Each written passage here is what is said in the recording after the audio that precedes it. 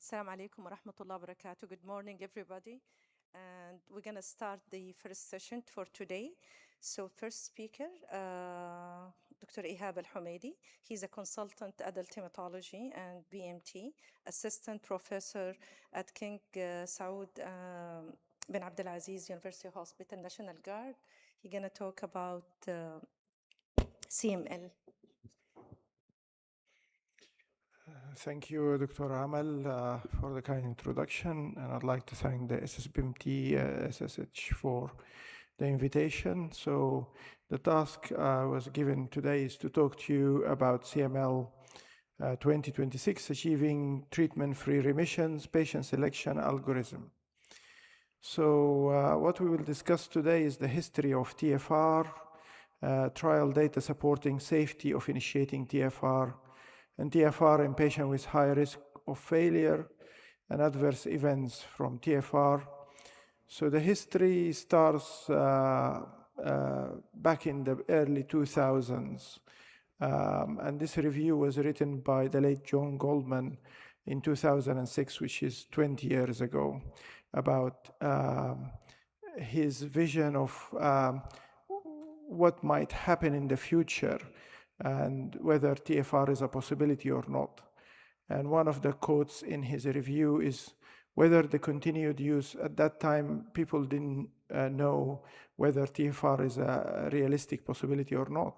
And what he said is whether the continued use of imatinib in a patient who has not yet acquired population of mutant stem cells, so only cells that have got the BCR-ABL, will prevent disease progression in the long term, in which case such patients may prove to have been operationally cured, thus foreshadowing the development of TFR in the future.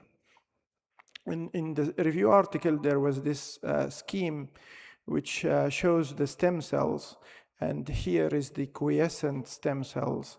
And when we do allogeneic bone marrow transplant, we replace these stem cells with donor stem cells, and that's how we achieve cure in CML by allogeneic bone marrow transplant, which was the way in late 90s and 2000s.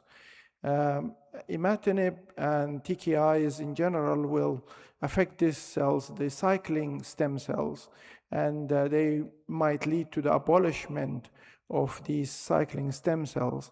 And whether this abolishment will lead to long-term remissions and maybe curing patients, some patients, is what was thought about in that time. So in 2002, there was this paper, a follow-up of cytogenetic remission in chronic myeloid leukemia after cessation of interferon alpha, which was the treatment of choice in the 90s. And this has shown that some patients who stopped interferon alpha and they were in complete cytogenetic remission, they had no relapse. 50% of these patients did not relapse for more than 2 years after stopping interferon alpha. And they were wondering whether these patients are being cured of their CML with interferon alpha. 2 cases in 2004 reported in the literature, and these 2 cases, one patient remained in a long-term remission after stopping imatinib, and the other patient relapsed. So people were thinking whether stopping imatinib after some time will lead to a long-term remission. So in 2007, this was the first trial of TFR. 12 patients were enrolled in this trial. And the first patient enrolled remains in molecular remission 20 years after starting TFR until today. And this is one of the longest reported cases of TFR was from this trial in 2007. And then after that, after 2007, several trials became using TFR with different indications, with different rules. And these are some of the trials that have been reported to date. And the EuroSKI is the largest trial to be reported, more than 750 patients in this trial. And the majority of the trials actually report a success rate of about 40 to 60%. So we'll discuss the largest trial that was reported. The rules for this trial was that the patient should be on TKI for 3 years or more and should achieve a deep molecular response defined in this trial as an MMR of 4 for a year or more, and no history of TKI failure. The follow-up was doing PCR every 4 weeks for the first year, and then follow-up with 3 monthly PCR. So this reported the primary endpoint was molecular relapse-free survival. Molecular relapse was defined as the PCR level goes above 0.1, which is MMR3. And what has been achieved is that after 6 months, 61% of the patient were free of relapse. The secondary endpoint was to look at those who relapse in the first 3 years, and those who are free from relapse were 46% of the patients. And this is the curve reported in the article. And the second thing that is important in any TFR trial is to see if there are any patients who actually progress or die of reinitiation of TKI, that's saying they develop blast crisis. And you can see here the red line is patient discontinuing TKI. This is the mortality of these patients, and that's not been increased compared to the general population, telling us that it is safe to stop and do a TFR on some patients. This is the patient's overall survival, and also how quickly the patients went back into remission if they lost their MMR. And you can see that there is a separation between patients who relapse within 6 months of stopping versus patients who relapse after 6 months. And this table will show you how quickly patients go into molecular remission after their relapse. And 28%, those who relapse within 6 months, will go into remission in 3 months. And after 6 months is 52%. So telling us those who relapse after 6 months will go quicker into remission when you restart the treatment. And again, there is a difference between 6 months and less than 6 months and more than 6 months, 71 and 92, but at 1 year, 85% versus 96% getting into remission. So who lost MMR after 3 years of follow-up? So there are patients who lose their MMR even after 3 years of follow-up. And in this EuroSKI, 111 patients lost TFR after 3 years. 11% of these patients lost it in 3 years after the first 3 years of follow-up. And the reason for loss of MMR is if their MR4 is lost. So patients whose molecular level is 0.1 to 0.01 during these 3 years tend to lose more their remission. And patients who maintain their MMR4, only one patient lost their PCR after 3 years. So maintaining an MMR4 is a very good prognostic value at 3 years. So conclusion, the study defined the stopping criteria for CML who achieved durable remission. Preferred cutoff at 6 months is TKI duration of 5.8 years. So if you have TKI for 5 years or more, then you are good prognosis. And MR4 at 3 years is a good prognosis. So if you maintain MR4 at 3 years, is a good prognosis. So this is another trial of ASTIM trial. And in this, they've also shown again that those who maintain MR4, 18%, will only see loss of their PCR if they don't maintain their MR4. If they lose MR 4.5 on 2 consecutive readings, also is a bad prognostic indicator. So conclusion of this study, the vast majority of patients who maintain TFR for 2 to 3 years have not lost MR4 over the period of time. The risk of relapse is very small if you maintain MR4 at 3 years. And nevertheless, ongoing patients, even after 3 years, can still lose their PCR-able level. Who's good risk from these studies? Analyzing MMR maintenance on the entire 36 months, duration of TKI. So patients who maintain TKI for longer have a better outcome. Duration of deep molecular response is a good prognostic factor, and peripheral blood blasts at diagnosis is a good prognostic factor. And finally, patients who have the E14A tend to do much better than those who have the breakpoint at E13A.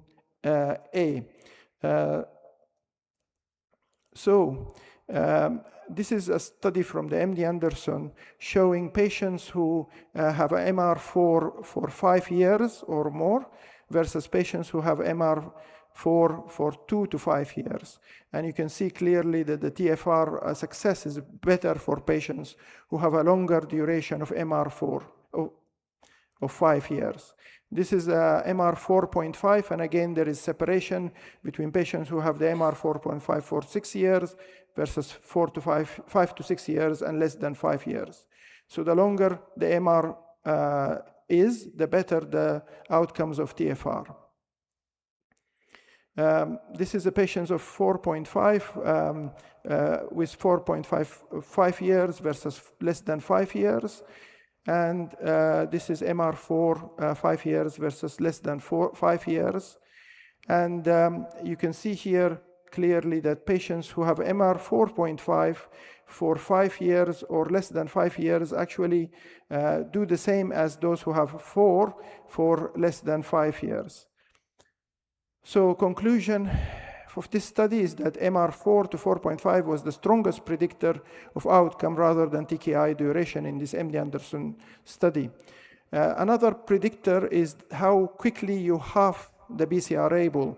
And the quicker you halve the BCR-ABL at the outset, the better the prognosis of these patients.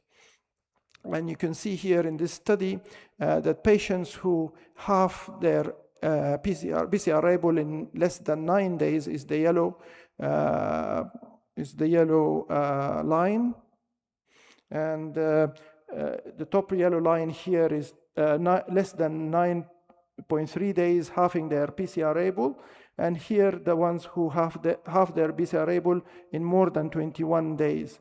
So the quicker you halve your BCR-ABL, the better your outcome with TFR. This is, again, a statistically significant difference between those who have their BCR-ABL in less than 12 days versus more than 12 days. This is a meta-analysis showing that adding interferon for more than 12 months increases the benefit of having a TFR. So adding interferon to a TKI tends to improve the TFR rate later on. Another predictor in this meta-analysis is those who achieve MR5 tend to have a better TFR outcome. Another factor that was found in this observation study is that patients who have a second-generation TKI treatment rather than imatinib tend to have a better TFR rate, and this is a good predictor having a second-generation TFR. So what are the poor risk factors for achieving a TFR? Is high LTS risk at diagnosis, history of accelerated phase blast crisis, warning signs of not following the ELN guidelines, and having a failure at 3, 6, or 12 months is a bad risk, switch to second generation TKI for resistance, a total duration of treatment of less than 5 years, and a non-optimal duration of molecular response, less than 2 years and less than 3 years, and a use of 3 lines of TKI, and a history of BCR-ABL mutation. So all these are risk factors, but they shouldn't stop us from doing TFR. According to this study, Italian study, even those with zero risk is the black line, and you can see their TFR is better, while those who have 3 of these high risk factors still achieve a good TFR, but they are lower than those who actually have zero risk factors. So patients who failed to achieve a deep molecular response, this study was looking at this type of patient, can we still do TFR for them? And if they didn't achieve a deep molecular response, they changed them to second generation TKI like nilotinib. And they've shown that if they achieved a deep molecular response, they still can achieve a successful TFR. What about the second TFR? Those who fail to their first TFR, can we do a TFR a second time round? And this study shows that yes, we can do a second TFR, but the success rate is lower in the second TFR of 35%. This is a study, again, looking at those who failed their first TFR and getting dasatinib. And again, the probability of TFR is 61% at 6 months and 46% at 24 months in second TFR. Those who lose their TFR after 6 months tend to do much better than those who lose their TFR at less than 6 months.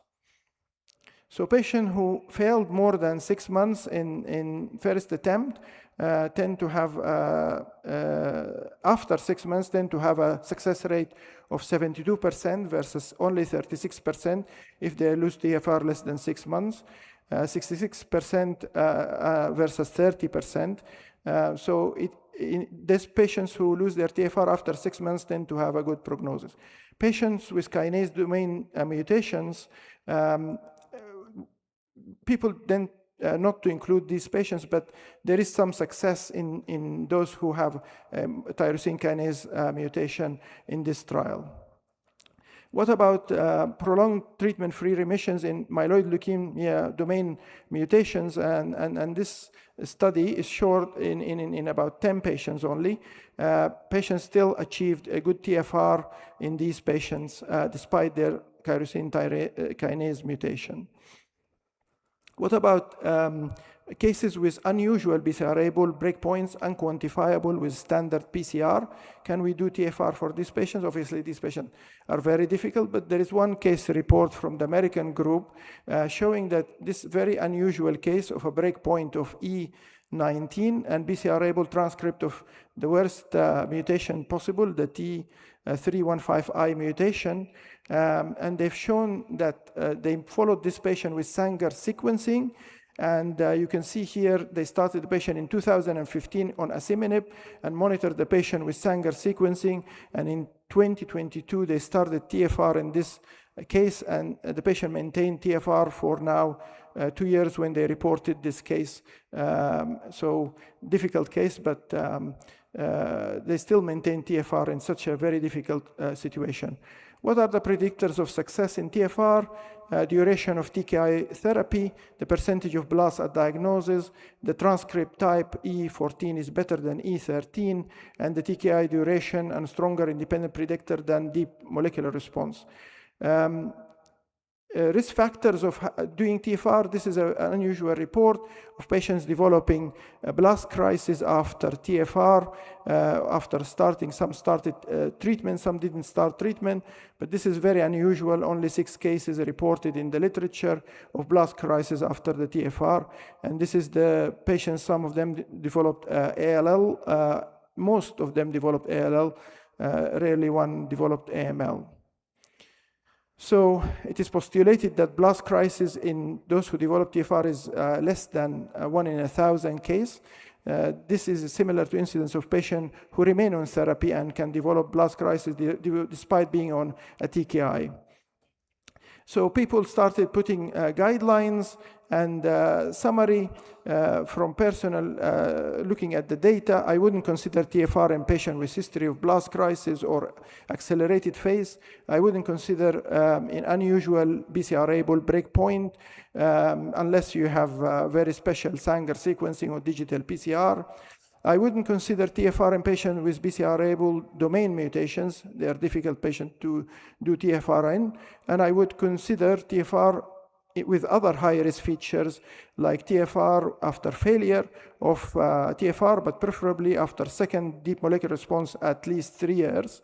I would wait longer to initiate TFR and require deep molecular response, and maybe 4.5 rather than 4.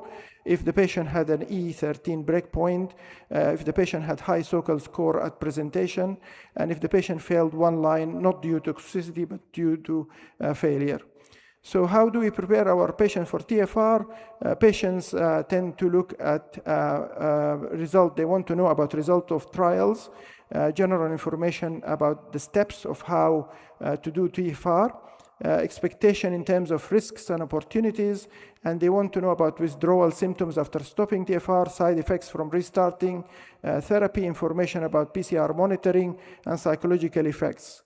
So what is withdrawal symptoms? It was first reported by Johann Richter, and withdrawal syndrome is when happens in about 20 to 40% of patients who stop TKI. The primary symptoms are mainly newly onset of worsening musculoskeletal pain, which may include joint pain, arthralgia, muscle pain, myalgia, pains in the shoulder, hips, extremities, feet, and sometimes resembling polymyalgia or including muscle tenderness, occasionally accompanied by pruritus or rash. And the onset and duration is about 1 to 6 weeks after stopping a TKI. They are usually mild to moderate grade 1 to 2 and severe grade 3. The pain is typically transient. The management is usually, it resolves spontaneously within few weeks to even a few months. Sometimes the patient needs analgesia like non-steroidal anti-inflammatory drugs, and sometimes they even need, if they're grade 3, they need steroids. Risks of failure, longer duration prior to TKI therapy, older age, history of musculoskeletal issues, female sex, and possibly Dr. lower Ihab, body. you're almost done. Okay, I'm concluding now. Possibly lower weight and BMI, and prior use of higher report with second generation dasatinib. PCR-able frequency is 3 monthly first year, and this is, we'll skip this. The escalation strategy. Some studies have shown that patients might benefit from halving the dose for 1 year and then stopping. Don't stop suddenly.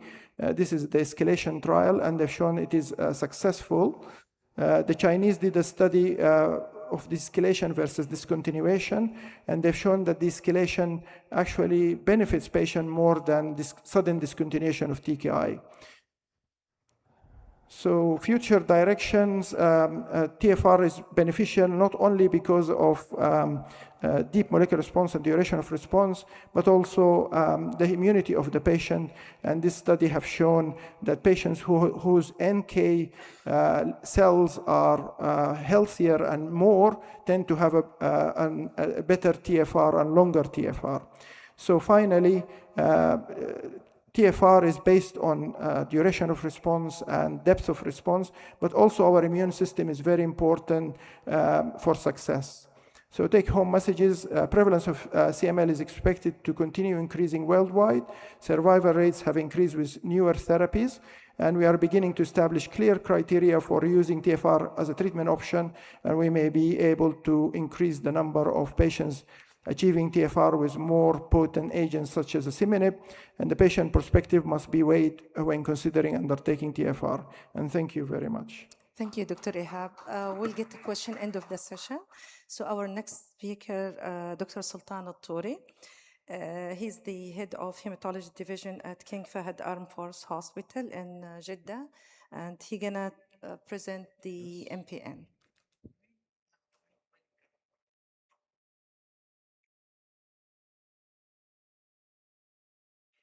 Thank you everyone for coming so early, and thanks for the organizing committee for inviting me for this talk.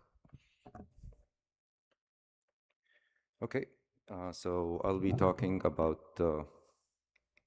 so it's mainly MPN JAK inhibitors and versus new pathway inhibitors, and when to switch therapy as a clinical guide. So this is our outline, compare efficacy and safety of JAK2 inhibitors in myelofibrosis and also in MPNs, review emerging non-JAK pathway inhibitors, and define practical triggers and clinical algorithm for switching therapy. So where do we stand today? I mean, modern diagnosis integrates morphology with rigorous genetic testing, moving beyond clinical suspicion to a molecularly defined entities.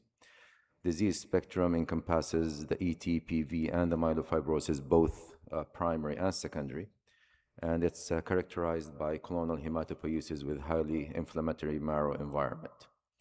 The clinical burden, the patients have a lot of challenges, including constitutional symptoms, progressive splenomegaly, and risk of thrombosis and severe cytopenias. Now we're depending more on NGS panels and finding high molecular or high risk molecular risks mutation, which significantly impacts the overall survival. As you see here, this is the driver mutations and other co-mutations that we could see. The current treatment landscape for AT and PV, they're still focusing mainly on thrombosis risk reduction. And standard of care includes phlebotomy, hydroxyurea, and interferon. For myelofibrosis, still transplant is the cornerstone of treatment. Treatment, and they're using for a cure rate, and they're using JAK inhibitors is the cornerstone for spleen reduction and symptom control. There are a lot of major unmet needs that we will discuss, but there are largely palliative, not curative, other than the transplant. And there are key gaps, including lack of true disease modification. So here we'll talk a few slides about the JAK inhibitors. So here are the approved agents. We have the ruxolitinib, which works mainly on the JAK1, JAK2. We have the fedratinib that spares the JAK1 and mainly works on the JAK2 and has a different also line of treatment, which is the FLT3 inhibition. We have the pacritinib, and mainly in severe thrombocytopenia patient, also spares JAK2. And we have the momelotinib, with other than targeting JAK1 and 2, also it has an ACVR1 blockage. This is them, the drugs side by side, and we'll go over them, the major trials very quickly. So first one is ruxolitinib, Jakavi. This is the pivotal trial is COMFORT-1 trial that tested ruxolitinib versus placebo, and the primary endpoint was met, which they used the spleen volume reduction by 35%, and it was met at 41% versus nil almost in placebo. They also used the total scoring system of reduction of symptoms by 50% response. And this is, they check the burden of the disease by fatigue, early satiety, and also abdominal pain. And there was a response of 45%. And it had a significant symptom burden reduction. Then they tested it against the best available therapy and in the COMFORT-2 trial. And here still it had good results. And it had long-term follow-up, confirmed sustained spleen response and survival advantage. The major side effects, anemia, thrombocytopenia, neutropenia, and there's an increased infection risk and long-term risk of non-melanomatous skin cancer. Still, but it's not disease-defining. It doesn't affect the burden of the disease. We have fedratinib, and it was tested in the Jakarta trial. This was in patients who are JAK naive, and still it met the primary endpoint of 36 to 40% reduction of the spleen, and also the symptom total scoring system was also met, and was an effective first-line option. Then it was tested in the post-ruxolitinib trial, period, mainly in refractory or relapsed patient, and there was demonstrated efficacy in patient resistant or intolerant to ruxolitinib. These are the adverse events. There was a lot of GI symptoms and also anemia. There is a boxed warning. Wernicke's encephalopathy. So this we should monitor thiamine levels before and during the treatment. Pacritinib helped because a lot of these patients, they start with low platelets anyway because of the myelofibrosis of the bone marrow. So here they tested in PERSIST-1 trial and PERSIST-2. And in PERSIST-1, it was against the best available therapy. They didn't put a platelet cutoff, but it was effective regardless of platelet count. And also it met the spleen reduction, consistent spleen reduction across all the subgroups. PERSIST trial, here they put a cutoff point for platelets less than 100, and it showed good efficacy also. So the most common non-hematological side effects, again, there is gastrointestinal and also there's cardiac events. So bleeding risk, we need to monitor coagulation, and also there's a cardiac toxicity with prolonged QT prolongation. Momelotinib was also a savior because a lot of patients have anemia to start with, and it was tested in the Momentum trial. And here it was tested initially against danazol, and also it met the scoring system for pain, for symptoms reduction, and also for reduction of the spleen, and it had a sustained efficacy over time. It has a unique mechanism of, other than the JAK2 inhibition, which is the ACVR inhibitory effect. By this, it lowers the hepcidin levels, increases iron availability for erythropoiesis. And this really distinctively addresses anemia of chronic inflammation. It was then tested against ruxolitinib for spleen response, and it was non-inferior, but it was superior for transfusion independence. Adverse events as listed here. Still, we have a lot of 4 approved, but there are still limitations of the JAK2 inhibitors. One is the biological limitation. It doesn't eliminate the malignant clone, so you're not really curing the disease. It's more of a palliative therapy.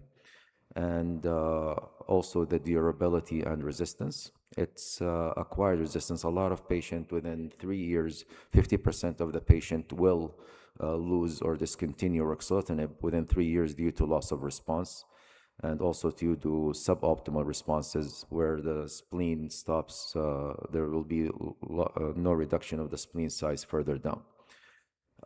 There's the toxicity profile, those limiting cytopenias, and also the infection risks, like we said, the reactivation of herpes zoster and the TB and opportunistic infections. There is secondary malignancies, especially the skin cancer, and needs a lot of follow-up. Also, the clinical endpoint has been debated and challenged that the surrogate markers that we're using is not representative, especially using the spleen volume reduction or using symptom control versus overall survival. And sometimes it's really disconnected with a real life. I mean, the spleen response does not always correlate with leukemia, transformation risk, or the fibrosis involvement. So we need more new endpoints like molecular remission, fibrosis resolution, and event-free survivals. The second section is the possible pathways to target beyond the JAK2 inhibition. So here we have a lot of immune dysregulation in myelofibrosis or MPN. As you see here on the right, primary myelofibrosis, polycythemia, and essential thrombocythemia, a lot of cytokine. This looks like a cytokine storm there. The elevated levels of pro-inflammatory cytokines are predictors of inferior survival and leukemia transformation.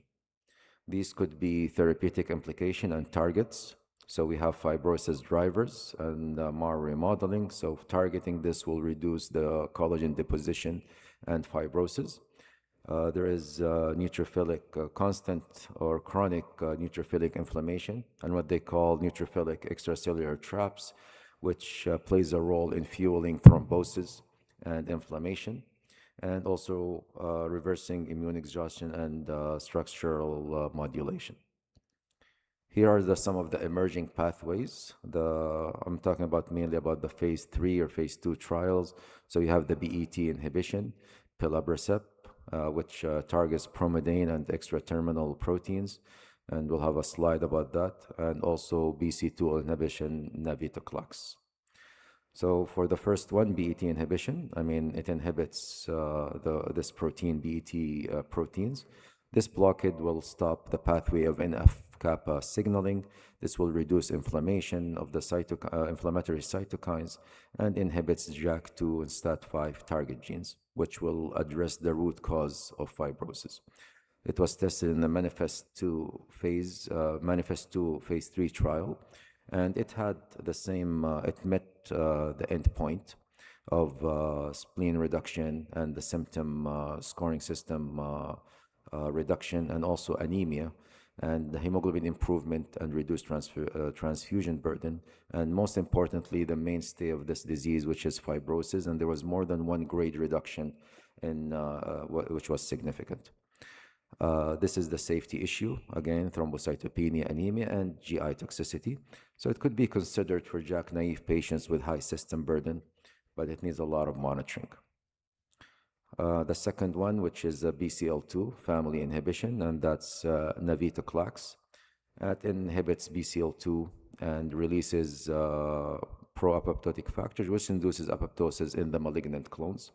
And this was also tested in the phase 3 trial Transform 1, and still it met the primary endpoints of spleen reduction and also the symptoms. Also, there was response in the fibrosis reduction, and there was also disease modification, and JAK2 burden was reduced. Side effects are there, and it could be a target patient suboptimal responders to ruxolitinib that have adequate platelet counts, because thrombocytopenia is a major issue. And it could be a strategy of an add-on to deepen the spleen and symptom response without switching the backbone therapy. Here is another pathway. This is all investigational. We have the MDM2 inhibition and the XPO inhibition. So for the MDM2, there is naftamadlin, and it disrupts the p53 interaction. So this will restore the p53 tumor suppression function, and so it offers a novel mechanism to target malignant clones and overcome the JAK inhibitor resistance. This was also tested in 2 trials, the phase 2 Boreas and also the phase 3 Poiesis. And it showed, and it was tested in the relapsed or refractory myelofibrosis patients, and also with a combo with Rux. And still, it showed good results. The Poiesis is still ongoing and should be reported within this year. And there was 48% of the evaluable patients, and the Boreas showed bone marrow fibrosis reduction. This wasn't a target before, but now we see it more with the new drugs that we see this fibrosis reduction. Again, here for the XPO selinexor, and also it induces growth arrest and apoptosis. And also it was tested and it had good responses, but these are still early trials.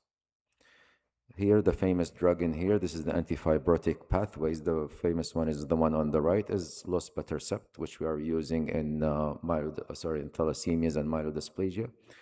So it's targeting anemia and myelofibrosis, and it promotes terminal differentiation of late-stage erythroblasts. So it rescues the cells from apoptosis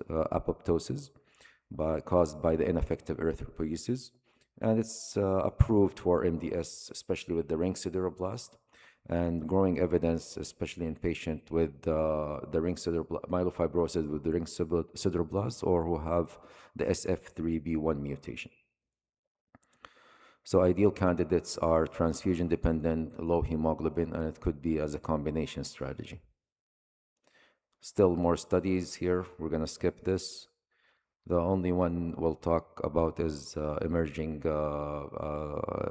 telomerase shortening, imetelstat. And here, competitively, it inhibits telomerase enzyme, and the MPN cells have elevated telomerase activity and shorter telomeres, so it could be a target. And it was tested in the IMPACT MF phase 2 trial. And it had a survival benefit. So complete remission was 10%, overall response was 30%, and there was a median overall survival of 21 months compared to historical controls. There was a molecular response and a good symptom control. Here, the last part of the talk went to switch therapy. So here we have to define treatment failure versus suboptimal response. Treatment failure is mainly, and this is in this point, switch is mandatory. So we have progressive splenomegaly, worsening symptoms, intolerable adverse effects, blast progression, and transfusion independence. Suboptimal response, here you consider switch, or you could put an add-on medication, and this is mainly an insufficient spleen reduction, partial symptom relief, dose limiting, cytopenia, or persistent leukocytosis. So here an algorithm, we should optimize current therapy before switching, adherence, confirmation, max tolerated dose is reached, and 3 to 6 months of trial duration and no reversible causes for failure. Then we go to profiling the failure pattern, which is it a problem with the counts? Is it a spleen size or is it the symptoms? And then depending on your phenotype, you could select your next line or the first line. So if you're having anemia predominant, you could go with the mimalotinib, severe thrombocytopenia, pacritinib. If there's retux failure or intolerance, you go with the fedratinib. Here is sequential therapy strategies. You could go from RUX to fedratinib in case there is failure or intolerance. You could go from RUX to pacritinib if you're with severe thrombocytopenia. Any JAK2, you could switch to momelotinib if you have severe anemia. For supportive and add-on strategies, you could add on especially lospatercept, especially for transfusion-dependent patient as an add-on. This is some of the combination therapy approaches. It's mainly for to deepen the response. So you could add the liprocept to ruxolitinib, again navitoclax to ruxolitinib, especially if you have good platelet count. And as we said, the lospatercept for spleen size and anemia. On the right side, this is mainly investigationals, but these are possibilities. This is just a small case. You have a patient who's on RUX. He has a big spleen, which is progressive. Symptoms worsening, platelets, hemoglobin. And here you could switch to pacritinib for the platelets, add lospatercept for the anemia. This is some of the algorithms, just for the sake of time. So the clinical pearls and monitoring. So baseline assessment and prophylaxis. Mandatory thiamine B check before fedratinib due to Wernicke's encephalopathy risk. Herpes zoster prophylaxis recommended. And annual skin surveillance for non-melanoma skin cancer is essential. Dosing strategy, start low, go slow in cytopenic patients, but aim for the maximum tolerated dose. Suboptimal dosing is a frequent cause of perceived treatment failure, and this will burn our bridges in treatment therapy. Response tracking every 12 to 24 months following the spleen reduction, volume reduction, and the scoring system, symptom scoring system, and watch for switching signals. Summary, JAK inhibitors remain the cornerstone. First line selection is driven by cytopenia profile and symptom burden. Novel pathway shows promise, not really ready for the prime time or the takeover from JAK2 inhibitors from the beginning.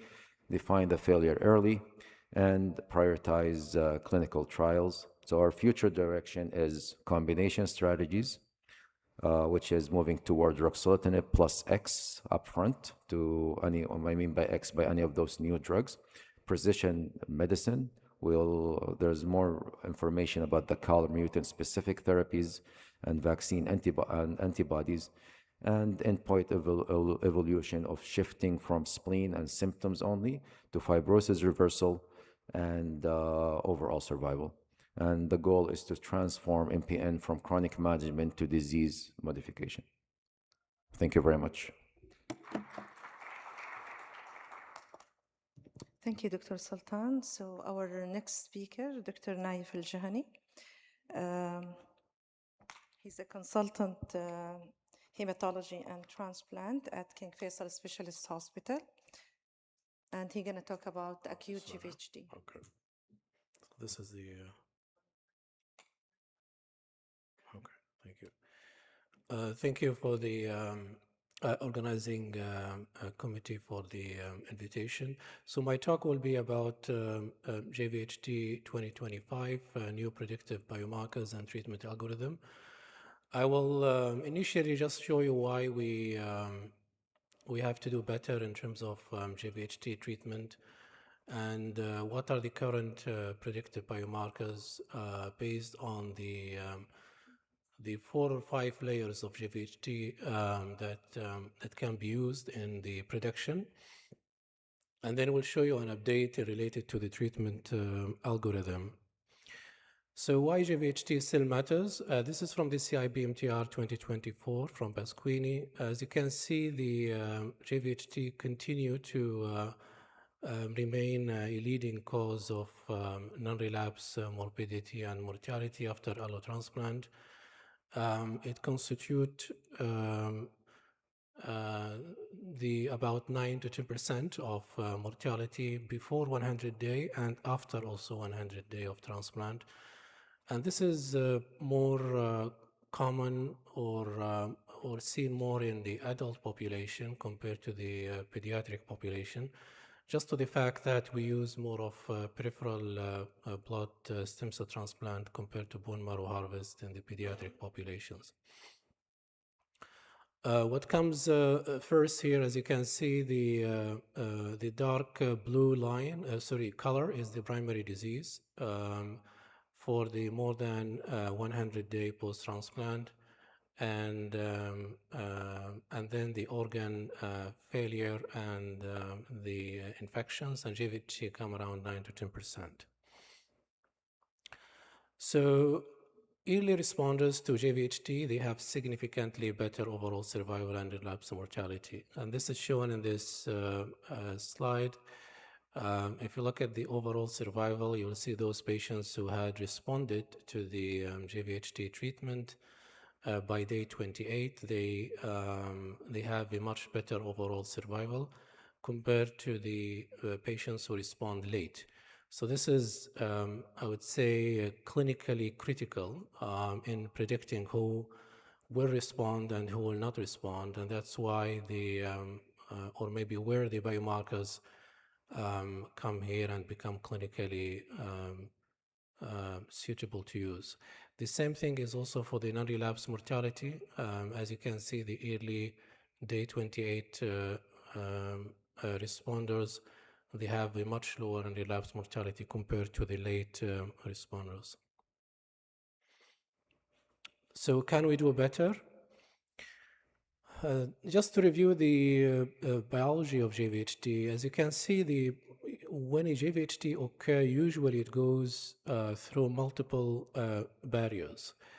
And you don't have to wait until the patient has already passed all the barriers of active GVHT to start treatment. You need to kind of try to get what are the early signs of something wrong is happening in the patient. So usually, typically what happens is the epithelial dysfunction starts first. This is an example from a gut GVHT. And then an inflammatory reaction will happen where the different inflammatory cells will be recruited to the area. This includes T cells, alloreactive T cells, macrophages, neutrophils. Subsequently, there will be endothelial dysfunction, which usually a later sign of JVH. And that's why you see in patients with severe JVH or multi-organ JVH, they will develop endothelial kind of a syndrome, which include transplant microangiopathic TMA or transplant-associated TMA. So that's why the acute or chronic JVH are usually risk factors for development of post-transplant TMA, because endothelial dysfunction usually is a late sign or a late manifestation of acute JVH. And lastly will be the microbiome disruption that happens, and that would be kind of the last part that lead to in the biology of JVHT. So based on that cartoon, we can classify the JVHT biomarkers into 5 major classes. The first one is the plasma biomarkers, which include the epithelium, as I showed you on the previous slide, and the inflammatory cells. The representative examples are the 2 important biomarkers which constitute now what we call it the magic algorithm probability, which I'll discuss in the next slides. Those are the 2 important biomarkers to know about, the ST2 and the REC3A. And we have other plasma biomarkers under the epithelium and inflammatory cells. like the soluble tumor necrosis factor receptor alpha, interleukin 6, and CL9 and 10.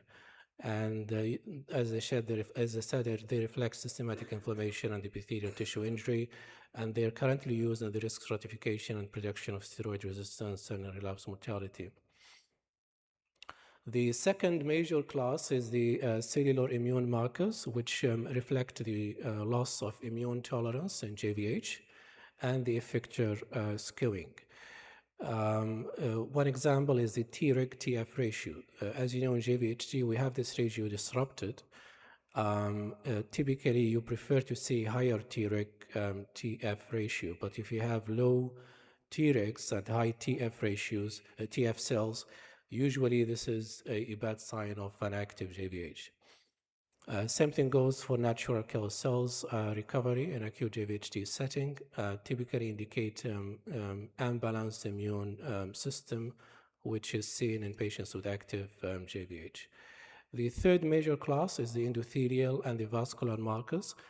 We have three major biomarkers, the Ang2 and the soluble thrombomodulin and the von Willebrand factor. And they reflect endothelial activation and microvascular injury. And they identify patients who are very high risk for multi-organ failure from JVHD, and they can be used as an adjunctive risk modeling. The fourth major category is the microbiome and metabolics, and they reflect usually barrier integrity and immune hemostasis disruption. Typical loss of the normal microbiome is an adjunctive sign of, or maybe it's another kind of risk predictor for gut JVHD. That's why maybe there is, for example, lots of talks about the use of prophylactic antibiotic in transplant, because it may disrupt the microbiome and increase the risk of acute JVHD. And the last one are the genetic factors, and those are pre-transplant, so this is before JVHD occur. We'll discuss them in another slide, but typically related to non-HLA immunogenetics. For example, if you have two patients, same age, same sex, they receive the same conditioning, they have the same diagnosis, but one of them develop JVH and the other does not develop JVH. And that's could be the reason is the underlying genetic factors. So as I showed in the previous slide, this is just an expanded slide for the key plasma biomarkers in JVH. The first two are the two major ones that are the core component of the MAP score for risk stratification. You can see the rest and their clinical significance in JVHD and their clinical use. The single cell immune profiling, as I showed them in the previous slide, the Treg-TF ratio, the alloreactive T cell chronotype, and this is interesting. Sometimes in patients with JVHD, if you have typically you will have alloreactive T cells, attacking the recipient, and those specific clones, they can multiply and they can expand and persist in the recipient, leading to more damage and more active JVH. Inflammatory versus exhausted T cell states. This means if you have a patient with a JVHD who has a more of inflammatory T cell state, he will be having a higher risk compared to those who have exhausted T cell state. Both they can have JVHD, but those that they have inflammatory T cell state are at higher risk of having more damage. So it's like an inflammatory phenotype specific for specifics of inflammatory phenotypes of T cells. The tissue-resident immune cells, this is interesting. Sometimes the specific tissues like skin and gut, they have very distinct tissue-specific immune signatures that attack that specific tissue. And that something interesting to know. I don't know, maybe later we could have like an earlier tissue that can detect a specific marker inside the tissue and can be maybe helpful in prediction of steroid resistance and outcome of that patient. Moving to the next category, the endothelial injury markers, the Ang2 and the soluble thrombomodulin and the von Willebrand factor. Those are the biological processes reflected by those biomarkers, as you can see. As I mentioned, typically endothelial injury is a late sign and indicative of severe GVHD and steroid resistance and non-relapse mortality. So if you're able to detect those biomarkers, any patient at, like, let's say, at the beginning of GVHD, which is very unlikely, but maybe at a later stage, like 7 days after GVHD, that's usually tells you that the patient likely will progress and you need to have a different approach rather than waiting or giving a standard of care of treatment for second line. And then we have the microbiome and the metabolics biomarkers. I briefly discussed them in the previous slide. Those are the features: reduced microbial diversity, SCFA producing bacteria, and bile and metabolism, tryptophan AHR pathway, and the microbial derived metabolites. Most of the microbiome biomarkers are still at research phase, not clinically yet used in the clinical trials that are focused on biomarker assessment in GVHD. And the genetic and the polygenic risk in GVHD, as I mentioned, the non-HLA immunogenetics, but you have other reasons why specific patients, because of genetics, they can have different outcomes and different severity of GVHD. And this slide summarizes those genetic factors that can have different outcomes in different patients. Okay, so lots of talks about biomarkers and biology. Now how this can be translated into clinical practice. So now we have something called magic algorithm probability. It has been there for a while. I don't think I didn't use it myself, but because you need to send it to a reference lab, and which we don't have it at the current time. But what is it exactly? It's a biomarker-based risk model developed by the MAGIC consortium and integrate the two biomarkers I mentioned under the plasma markers category, the ST2 and the RIC3A. And what it does, it can predict steroid resistance and non-relapse mortality in acute GVH. And it's used clinically now for risk stratification at GVHD onset and in biomarker-driven trials. It can guide you for early escalation versus standard therapy decision. This is just how it is mathematically calculated by the research labs.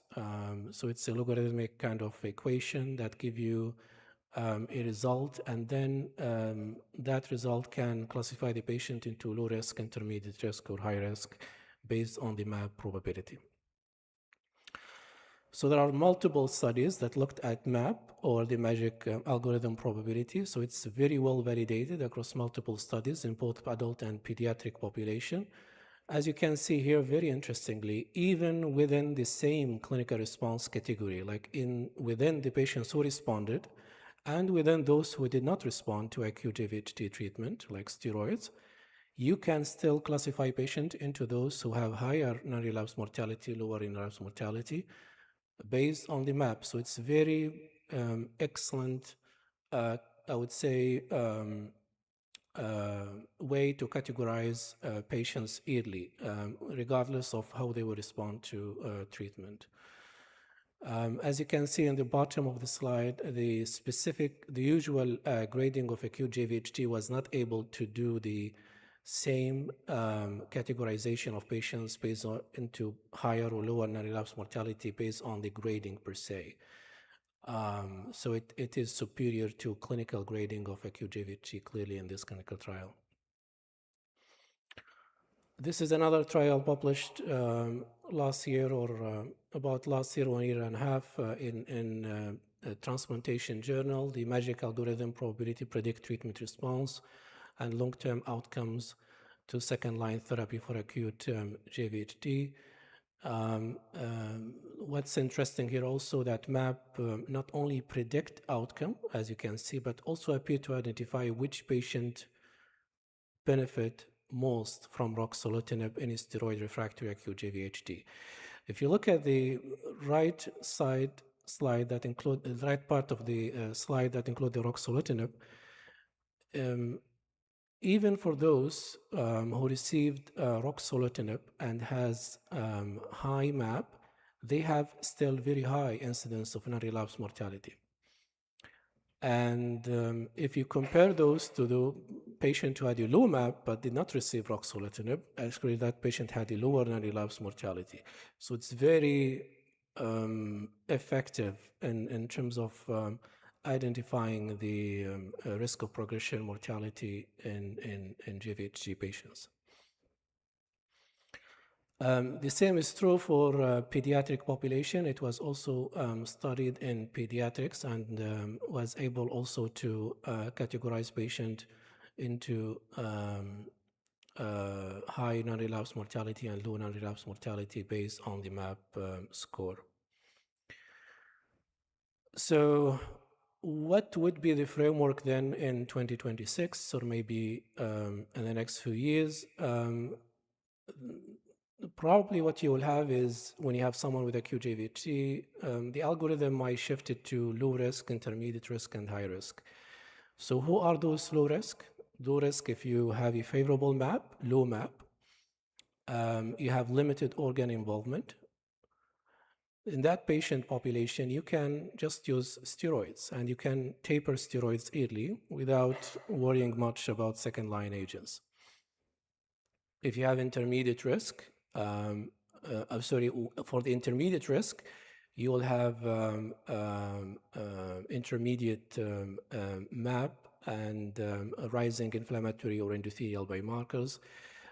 In those population with intermediate MAP score, steroids plus early add-on therapy might be better compared to waiting for steroid to fail in likely a significant proportion of patients in this category.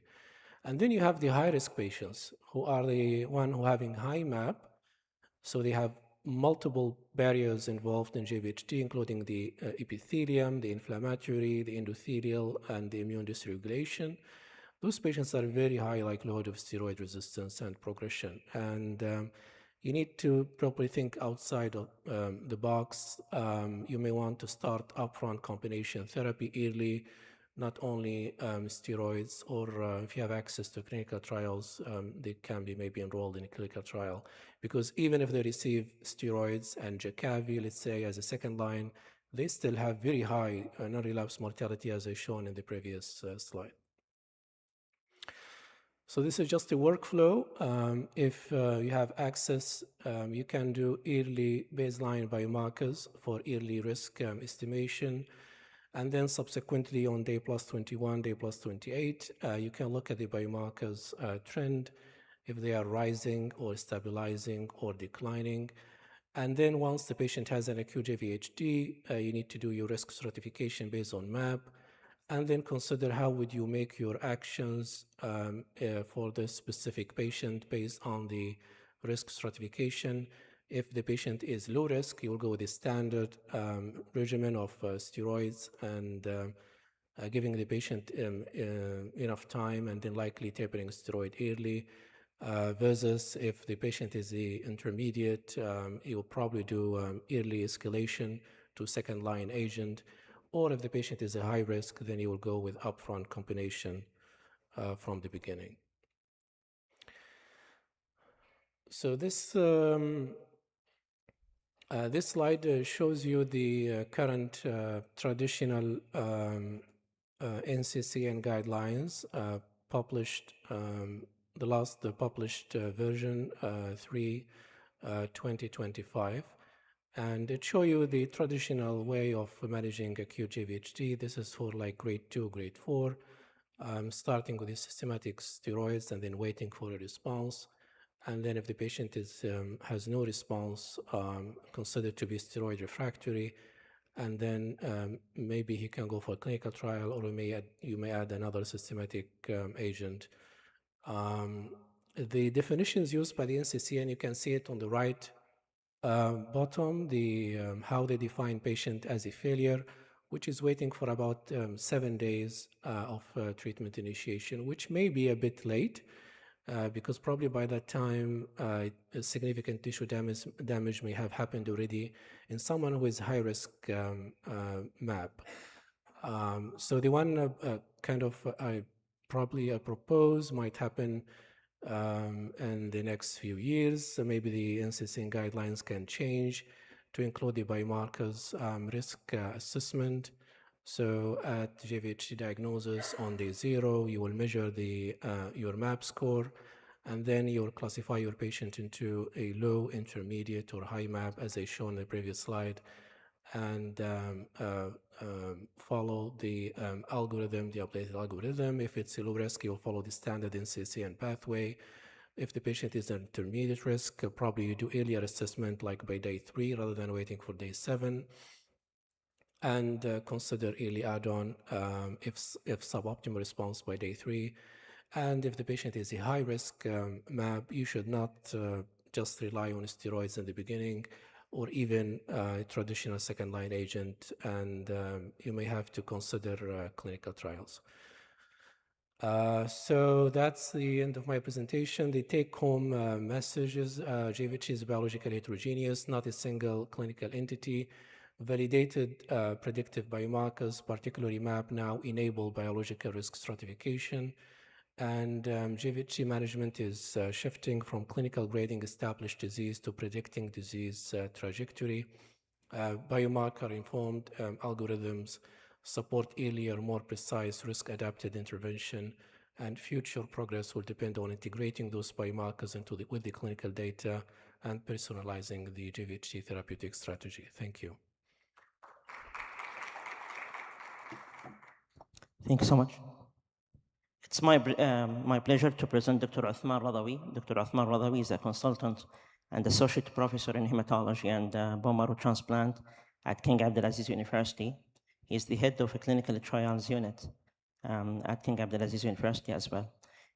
He's going to talk about eosinophilic disorders in general.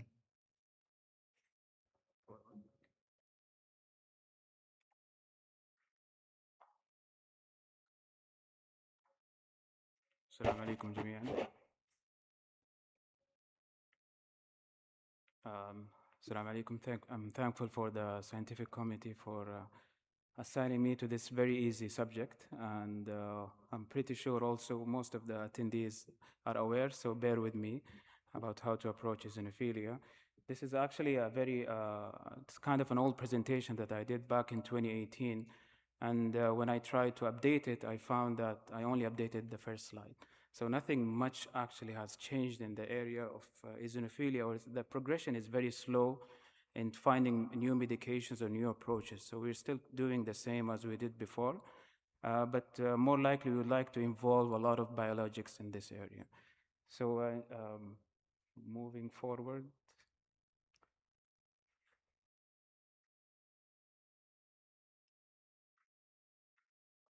My dear, any?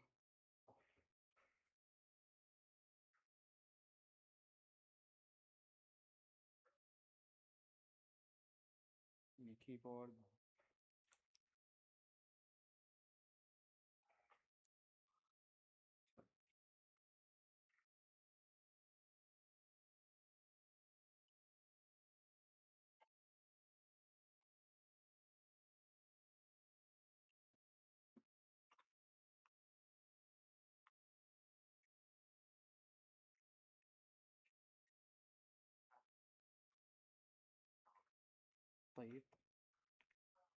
So for the objectives today, inshallah, we're going to be focusing more on hypereosinophilic syndrome, but at the beginning, inshallah, I'll try in a short period just to explain a little bit of basic sciences and the eosinophil itself, as it's one of the most fascinated cells we can see under the microscope. So definitely we know that it has a major function in parasitic infections, and as well as in modulating the innate and also the adaptive immune system. tissue hemostasis. We even started to know that actually it plays a role in even forming blood clots and DVTs. So patients with hypereosinophilic syndromes are more prone actually to develop DVTs as well.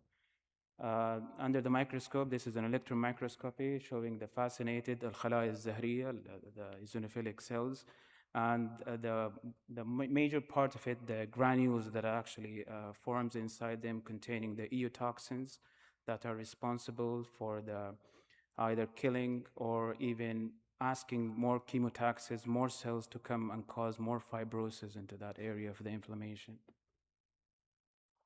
So whenever they are activated, those eosinophils, which we want them to be activated whenever there is a need, otherwise we want them to stay dormant. They are fascinated killers, so they direct cytotoxic, and also, as we mentioned, asking more cells to migrate into the tissues, causing more inflammation and hence more fibrosis. So 3 phases. I'll try to skip going back to going directly to the summary, which this picture actually. So you have maturation of the bone marrow, and the maturation is morely modulated by interleukin-5, which is going to be the more directed, individualized therapy we would like to go through, or targeted approach. The migration then from the bone marrow, when it's mature, then to the peripheral blood is also modulated by interleukin-5.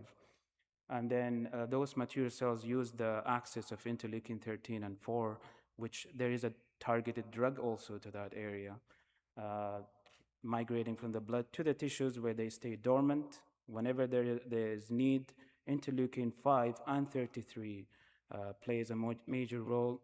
So this is why anti-interleukin-5, inshallah, we'll be talking more as a serious or a fascinated drug actually into stopping this activation whenever it's not needed. Interleukin-5, 33, 4, 13, those are the mere biologic therapies that we would like to target for those eosinophils. Hypereosinophilia has multiple terminologies that have been used.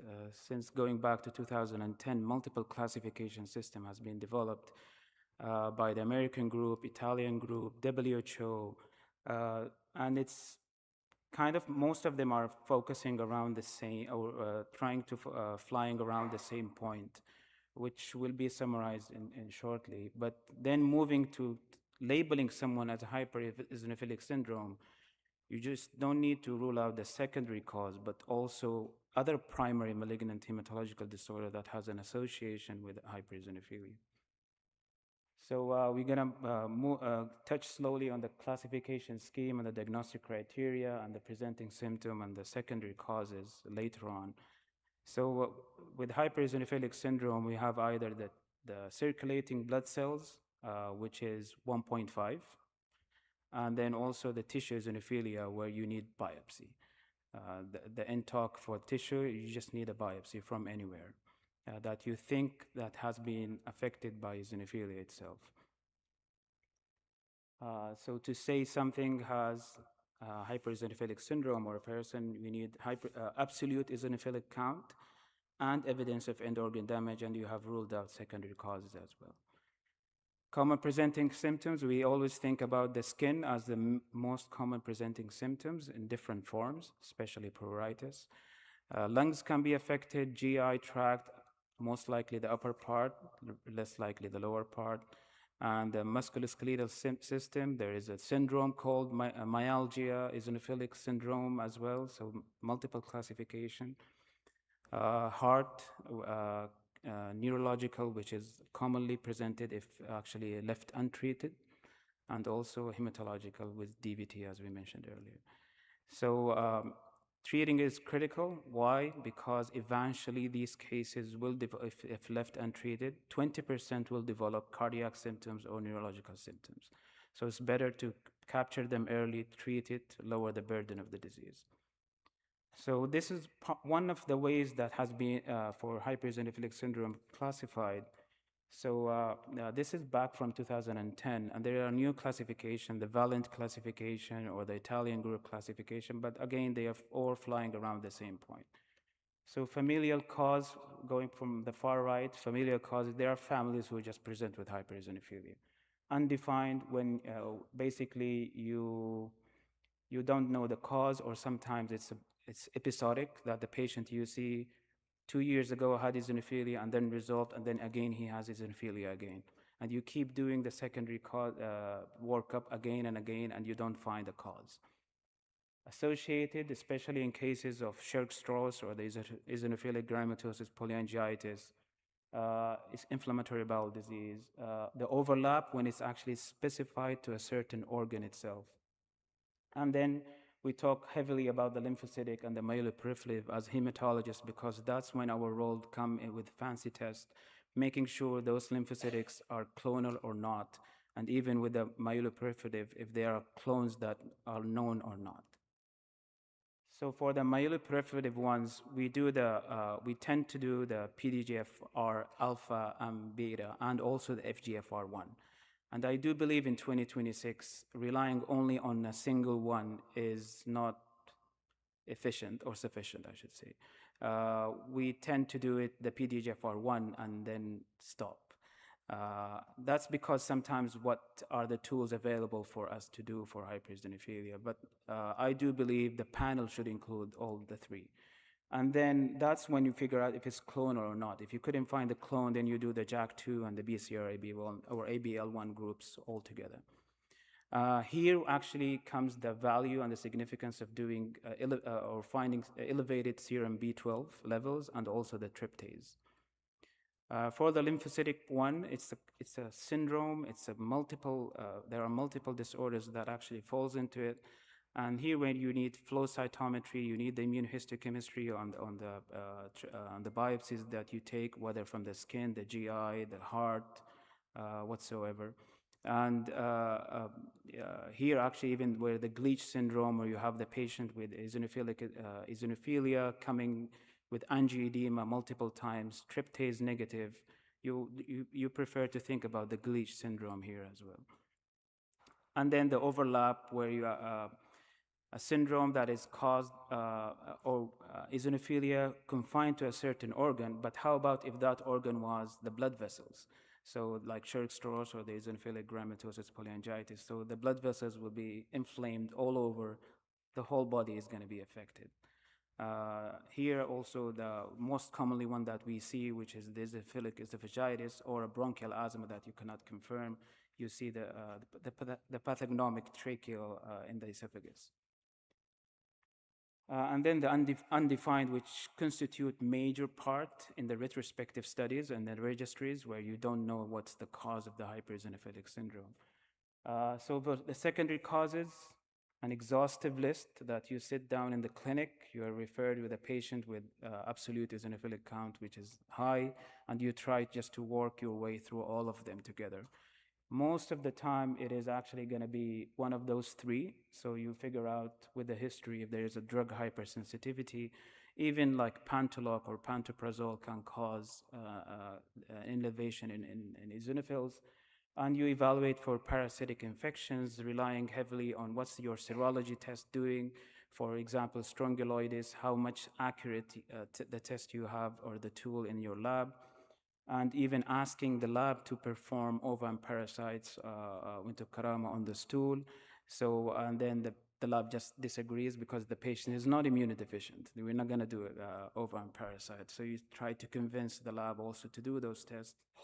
And you also evaluate for neoplasm, especially when it's a severe eosinophilia. Most of the time it is associated with malignancy like lung cancer or breast cancer, as we've seen multiple times. So you generally evaluate with the history first, and then because there is a part of it is a familial history of it just runs in their family. But you go with a CBC with differential, and I would like to stop here mentioning 3 points with the CBC. I think in 2026, again, we should not order CBC without differential. I don't know why each lab is still doing this without a differential, because then you will never find out if it's actually hypereosinophilia. The second one is basically those labs that report percentages rather than absolute eosinophilic count. But what's good about it, they are still labeled they put the letter H or critical or something, asking the physician actually to do the absolute eosinophilic count with his own calculator. And then the third one is the project I did with medical students was basically asking them, how about we do a QI project in our own lab, asking to put a flag on whenever there is a hypereosinophilia just to consult internal medicine, sorry, or consult pediatric, general pediatric, or consult hematology, just for the hematologist to keep a follow-up. Because actually the definition of eosinophilia is not only finding one reading of 1.5, but if it's persistence over 1 month as well. So you need a follow-up for your patient as well, just to make sure the patient is having persistent hypereosinophilia, necessitating workup and test from your own part. You would like to do a peripheral smear looking at if there is an associated malignancy, sorry, or hypereosinophilia. Flow cytometry to figure out the markers. Ovum parasites, the ANCA for the Shirk-Strauss, and the serum IgE, strong alloid, ESR, CRP, absolute neutrophilic, anti-nuclear antibodies, the B12, the tryptase, the HIV serologies. Those are all important to be done when you evaluate a patient for hypereosinophilia. And I would like just also to say, in a governmental hospital, maybe it's easy. In a private hospital, acquiring approval from the insurance, you have to list all these, and you will be lucky if you get them all. Then if you think my patient is having an organ involvement, it's better to figure out non-invasively how to do those evaluations with the troponin, with the serial ECGs and echo, pulmonary function test, urinalysis, according to the organ you're targeting. Then if you think I might have an end organ involvement, you go through an MRI, biopsies, anywhere. Even biopsies actually do have certain criteria. For example, in the GI, for the esophagus, you have to take 6 random biopsies from different places. Then you can confirm if the patient is having eosinophilic esophagitis, for example. So a single biopsy is not enough. Focusing here on where to get the sample for the molecular test for PDHFR, alpha, beta, and FGFR. Should it be the bone marrow, or can it be done from the peripheral blood? And also that perspective, you do it if you have a huge count, enough eosinophils in the peripheral blood, then you can do it from the peripheral blood. But then you're still gonna miss probably an associated hematological malignancy from the bone marrow itself. So ideally, it's better to do a bone marrow for hypereosinophilia. It sounds scary for a patient who is young.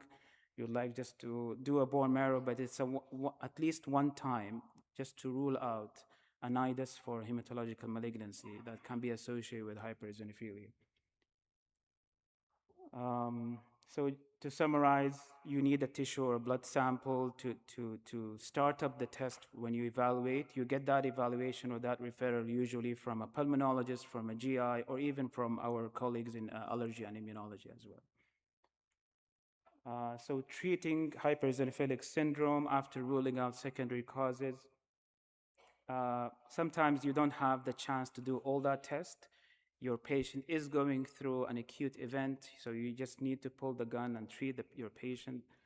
So basically, you'd like to start with high-dose steroids. Sometimes it's kind of like prednisone, 1 milligram per kg per day. But sometimes you're treating a patient in the intensive care unit. You have to give intravenous doses of steroids. You can use, and there are certain factors that actually tell you the patient with hypereosinophilic syndrome is actually going to be severe enough to be treated. So having hepatosplenomegaly, age, hemoglobin less than 10, or evidence of cardiac involvement, elevation in tryptase or B12, any of these factors, a single one, will push your patient to high mortality.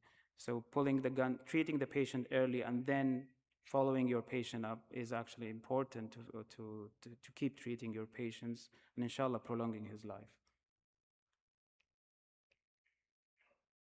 So figuring out the molecular pattern, so PDGFR1 or FGFR1 will help you also selecting the treatment for your patient, and all the 3 has to be done, because even if you did one of them and it's negative, for example, the PDGFR1, you're giving your patient imatinib as a first line that is going to help your patient.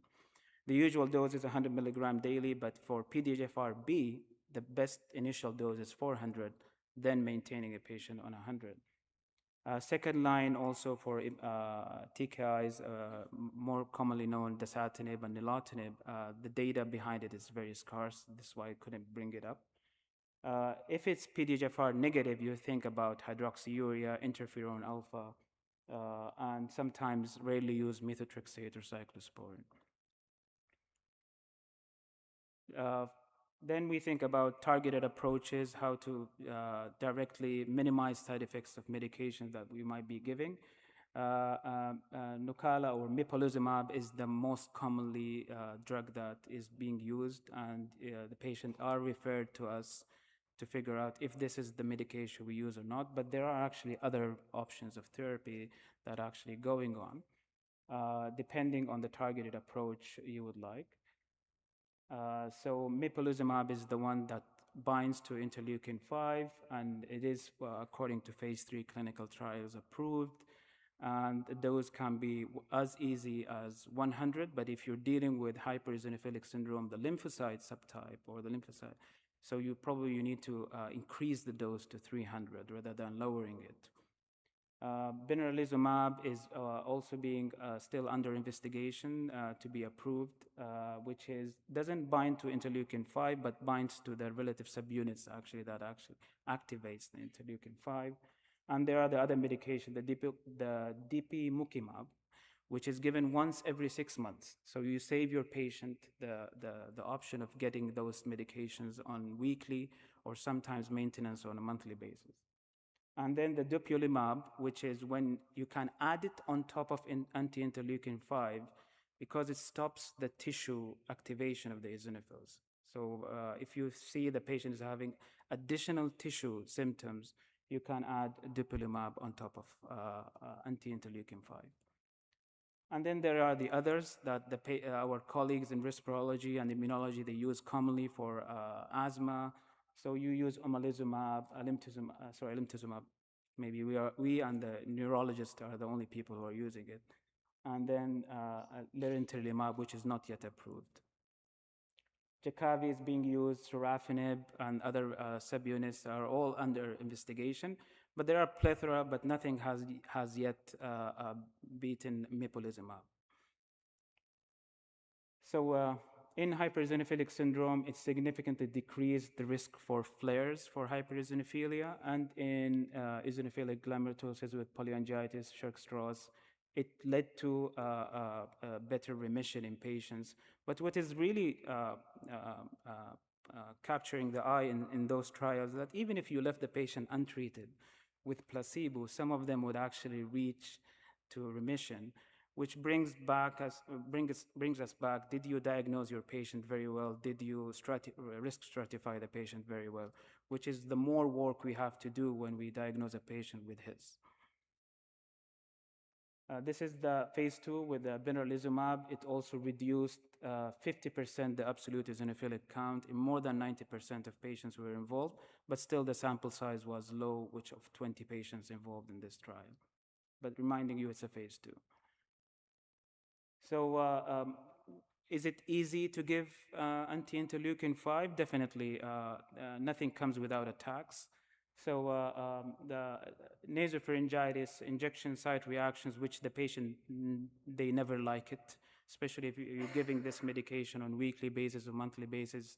They always try to avoid it, especially if you're trying to deal with a teenager. They always try to avoid it, as I see commonly in my clinic.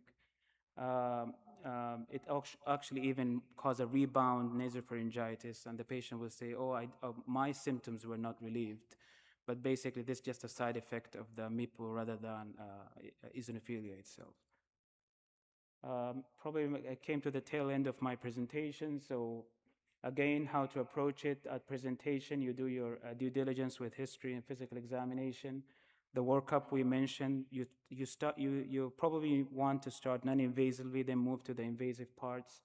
If you couldn't find out the cause, sometimes you have just to pull the gun and treat the patient with steroids, and then look at, later on down the road, and then think of what type of HIS I am dealing with. Is it a lymphoid, idiopathic, overlap, myeloid? And accordingly, you want to pick up your choices of therapy rather than just give everyone mepolizumab. So prompt treatment should be individualized, and the new emerging therapies are coming on, but they're not coming fast. So it becomes very slow that changing the guidelines into the area of eosinophilia. Shukran jazeelan.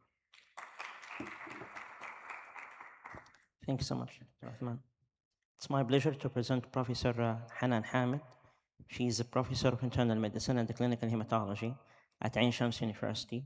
She is the vice president of Egyptian Society of Hematology and one of the founders of adult hematology and bone marrow transplantation service at Ain Shams University. Thanks so much. Bismillah ar-Rahman ar-Rahim. First of all, I'd like to thank the organizing committee for giving me the great opportunity to be with you today. What I'm going to do today is to speak about another sector of neutrophilia other than chronic myeloid leukemia. Actually, the classification of leukemia and lymphoma have been started as early as 1949 during the American Medical Association annual meeting in Atlanta City. And as you see on your right-hand side, the primitive classification of leukemias and lymphoma. Then we start to progress via the FAB classification, WHO classification, till 2022, when we start to have two classifications, WHO, what's called HEM5 and ICC classification. With the WHO classification, this is the myeloid proliferation and neoplasm. We have chronic neutrophilic leukemia and myelodysplastic myeloproliferative neoplasm with neutrophilia, which was previously called atypical chronic myeloid leukemia. This is what we are focusing on today. But we have two important other categories with increased white blood cell count, which is chronic myelomonocytic leukemia and chronic juvenile myelomonocytic leukemia, and they are put in different categories in the classification. In the ICC, as I said, again, chronic neutrophilic leukemia is a category by its own. So what characterizes chronic neutrophilic leukemia? Chronic neutrophilic leukemia is BCR-ABL negative. This is the most important thing to know about it. Clinically, most of our patients, if we see them early, could come without any symptoms for something else, or accidentally discovered by doing CBC for those patients. But they are having persistent neutrophilia, bone marrow hypercellularity, and hepatosplenomegaly, especially splenomegaly in 3/4 of the patients. Isolated neutrophilia have been identified by the WHO as the hallmark or most important manifestation of chronic neutrophilic leukemia. In the peripheral blood, we will see a lot of neutrophils. In the bone marrow, aspirate and atropine, we will have granulocytic predominance with totally absence of any dysplastic manifestations. Megakaryocytes are normal, represented, and the cells show unremarkable morphology to differentiate chronic neutrophilic leukemia from pre-fibrotic myelofibrosis with increased neutrophils in the peripheral blood. So we have to be sure that there is no dysplasia in the bone marrow, no abnormality in the count or the shape of megakaryocytes. The molecular pathogenesis is mainly by positivity of colony-stimulating factor 3 receptors. This is the sine qua non of chronic neutrophilic leukemia. And let us see this receptor, which is something miraculous. Subhana Rabbi al-Azim, سنريهم آياتنا في أنفسهم. So let us, what this receptor composed of. It is composed of extracellular domain and transmembrane domain and intracellular domain. And each of these three components of the receptor could have a different phenotypic mutation. And look at that. When we have the transmembrane proximal mutation, particularly 618I, this is more common with cases of chronic neutrophilic leukemia and maybe progression to acute myeloblastic leukemia later on. But when we have the phenotypes, different phenotypes of intracellular mutation of these CSF3 receptors, those patients are more liable for myelodysplastic syndrome with subsequent progression to acute myeloblastic leukemia. And this is the most amazing. The extracellular domain mutation is usually associated with not neutrophilia, but neutropenia, particularly with severe congenital neutropenia and chemotherapy-induced neutropenia.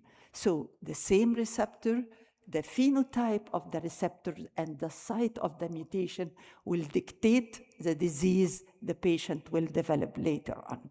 And according to this article published in 2024 educational book of the ASH, chronic neutrophilic leukemia in the red panel, showing that cases of CNL having CSF receptor mutation, more than 80 to 90% of cases, while other different myeloid malignancy are having rare or absent or less than 20% CSF mutation. So the lion's share of mutation of CSF3 receptor is present in cases of chronic neutrophilic leukemia.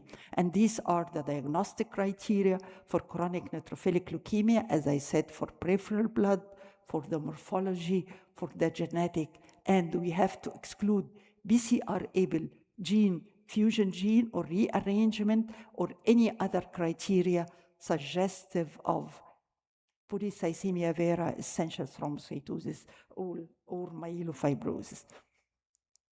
Is it only CSF receptor mutation? No, we have very important three other mutations, and the most important of them is B53, which is a bad mutation in any hematological malignancy, and ASXL1, because this is again another bad prognostic mutation in any myeloid malignancy.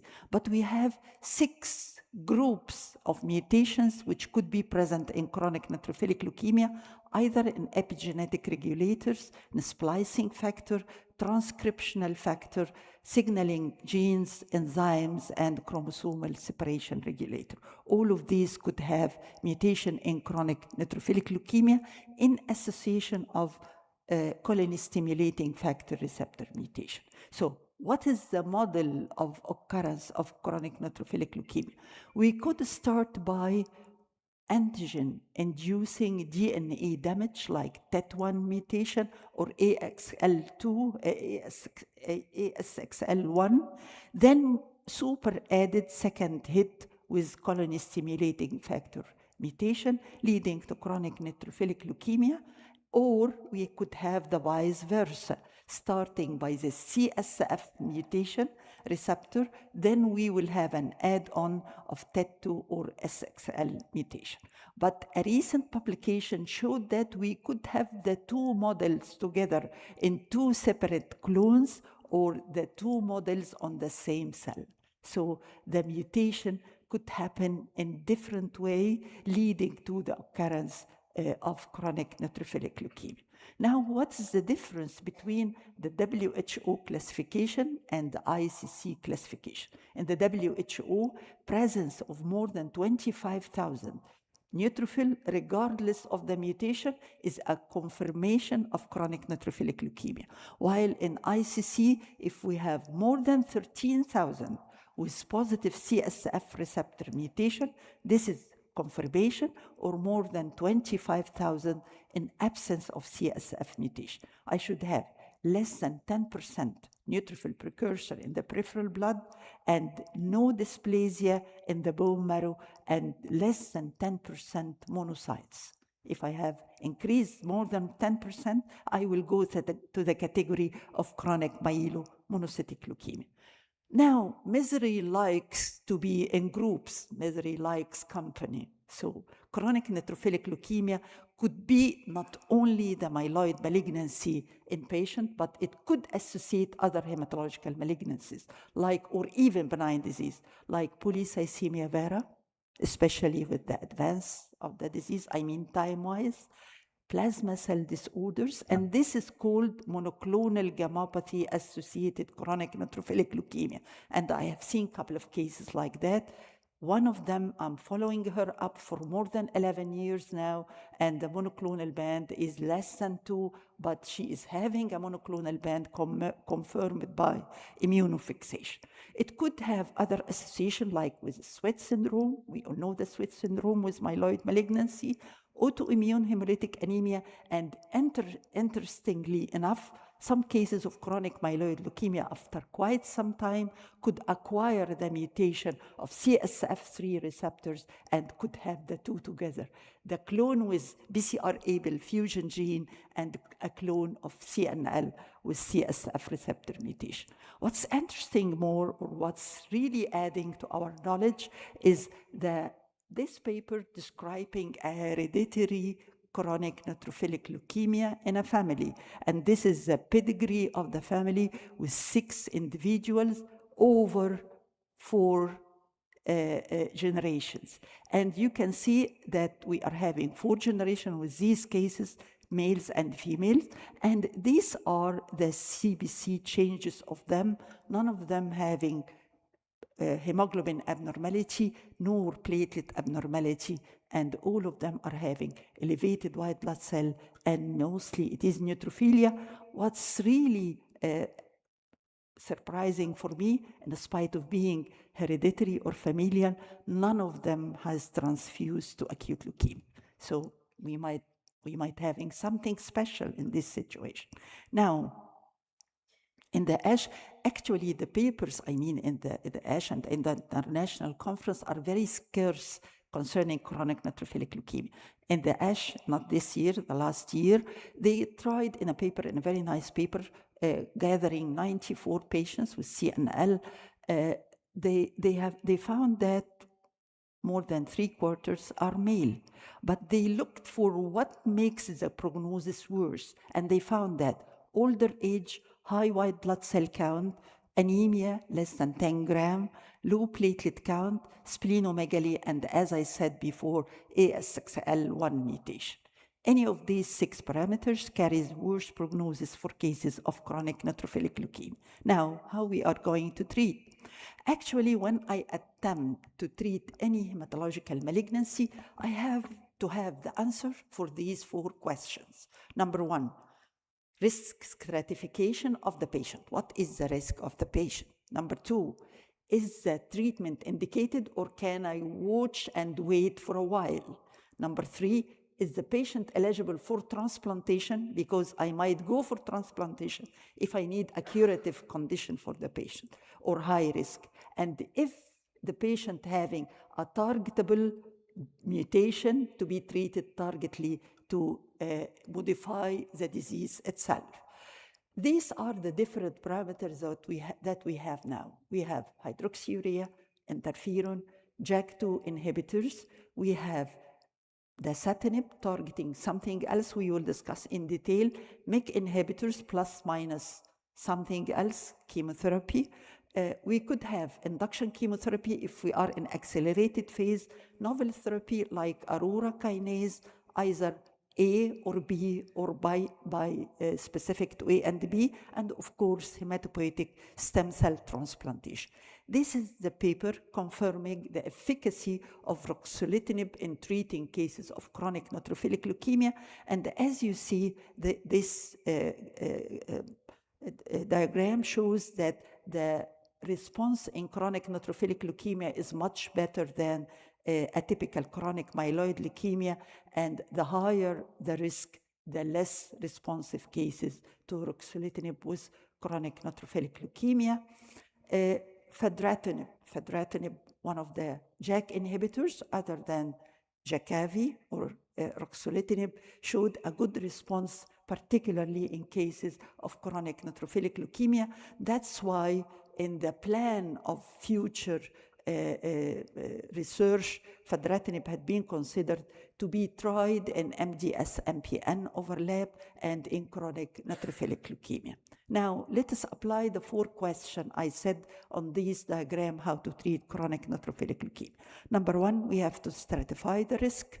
Number 2, we have to see if we are having uncontrolled neutrophilia plus minus splenomegaly and symptoms. Number 3, therapy mostly with either hydroxyurea or JAK2 inhibitors. And now let us go to the targeted therapy. If we have CSF3 receptor mutation, we will consider SERC kinase inhibitor. And the best for that in the the TKI or JAK inhibitors is the dasatinib. And we can give again cytoreduction with hydroxyurea. If the patient have CSF proximal membrane mutation, we will go for cytoreductive with hydroxyurea treatment. So if it is truncal, we will go for dasatinib or hydroxyurea. If it is proximal, we will go for hydroxyurea or Jakavi. To sum up, as the updates by NCCN guidelines, chronic neutrophilic leukemia with CSF3 mutation, first line hydroxyurea or ruxolitinib, and second line vice versa, ruxolitinib versus hydroxyurea. Third line, prepare your patient for allotransplantation or supportive care alone. If the CSF3 unmutated, only hydroxyurea is our choice. Second line will be transplantation. In the last ASH, few weeks ago, another very nice paper showing the response of treatment, not the bad prognostic markers. They collected 44 patients, 20 of them were asymptomatic, 13 of them were constitutional non-specific symptoms, 20 of them have just accidentally having leukocytosis in the CBC. Splenomegaly was present in 2/3 of patients, hepatomegaly in 17%, and lymphadenopathy in less than 10%. Now, the white blood cell count was median 52,000. CSF mutation was present in almost 90%. And now, SSBMT1, which is characteristic of atypical chronic myeloid leukemia, made a difference in the response of therapy. And hydroxyurea alone or in combination of something other than ruxolitinib give response rate 68%. Second line ruxolitinib 39%, hydroxyurea second line 25%, and even few patients have received hypomethylating agent because they came across a couple of cases with plastic transformation. White blood cell response was more than 50% reduction, with 78% with hydroxyurea, while with ruxolitinib 60% alone. And the abnormal mutation plays very important role here. Patient with SSBMT mutation gives 0% response to ruxolitinib, while male sex gives 40% response with ruxolitinib, comparable to females gives 100%. So SSBMT, the gender of the patient, will make a difference of the first choice for treating those patients. Transplantation have been done to 7 patients, 4 were alive, and the death was 1 veno-occlusive disease, 1 CNS relapse with AML, 1 with something not related to the disease at all, and the overall survival in those patients, transplanted patient, was longer. My second challenge is what we call before atypical chronic myeloid leukemia in 2016. Nowadays, juvenile myelomonocytic have been moved to MPN, and typical chronic myeloid leukemia have been renamed as MDS-MPN with neutrophilia. In those people, CSF receptor mutation is very low, 10 to 20%, but they are encountered more with SSBMT, ATNK1 mutation, EZH2 mutation, and ASXL mutation. And as I said, these have been renamed as MDS-MPN with neutrophilia. Now, the peripheral blood and bone marrow, we will have the most important observed thing is the dysplastic changes, abnormal shape of the neutrophils and progenitors in the peripheral blood and in the bone marrow. And we have to diagnose that with absence of BCR-ABL or other markers of myeloproliferative and presence of the specific SSBMT1 and TK1. Now, the difference between WHO and ICC, again, in the WHO, I have to have promyelocytes, myelocytes, and metamyelocytes could be present more than 10% in the peripheral blood. In the ICC, they are emphasizing that cytopenia could be present as well in advanced disease. They are differentiating between what to find in the peripheral blood. In the WHO, emphasizing that basophils should be less than 2% to exclude even the possibility, remote possibility of chronic myeloid leukemia, while in the ICCI, they said that eosinophils should be less than 10% to exclude clonal eosinophilia with such condition. And of course, we have to exclude all the genetic mutations which could be due to one of the three major myeloproliferative neoplasms. The treatment is almost the same. We will go through the three questions and the treatment algorithm is the same, but here we are using in the differentiating mutation, we use JAK2 and we could use RAS. For RAS, we could use MEK inhibitors, and it is still investigational, or cytoreduction by hydroxyurea, interferon, or hypomethylating agent. For uncontrolled cases or accelerated phase, we will go for allotransplantation. Now, neutrophilia other than chronic myeloid leukemia, in the context of myeloid malignancy, of course, chronic myeloid leukemia is the first possibility. Chronic neutrophilic leukemia is there. Myelodysplastic myeloproliferative neoplasm overlap with neutrophilia previously known as atypical chronic myeloid leukemia, chronic myelomonocytic leukemia, and we always shouldn't forget the pre-fibrotic myelofibrosis with increased neutrophils in the peripheral blood and even neutrophil precursors in the bone marrow. So to conclude, neutrophils other than chronic myeloid leukemia exists both in MPN, MDS, and overlap. They have characteristic morphology, classification, and molecular aberration.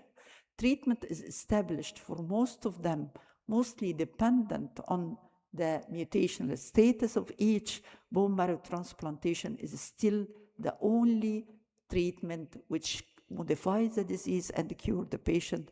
Drug therapy is evolving with new groups of targeted therapy in clinical trials. Some of them have been approved. And that's my last slide. Thank you very much. Thank you so much, Prof. Hanan. I would like to invite the speakers to join us on the stage for discussion and the questions.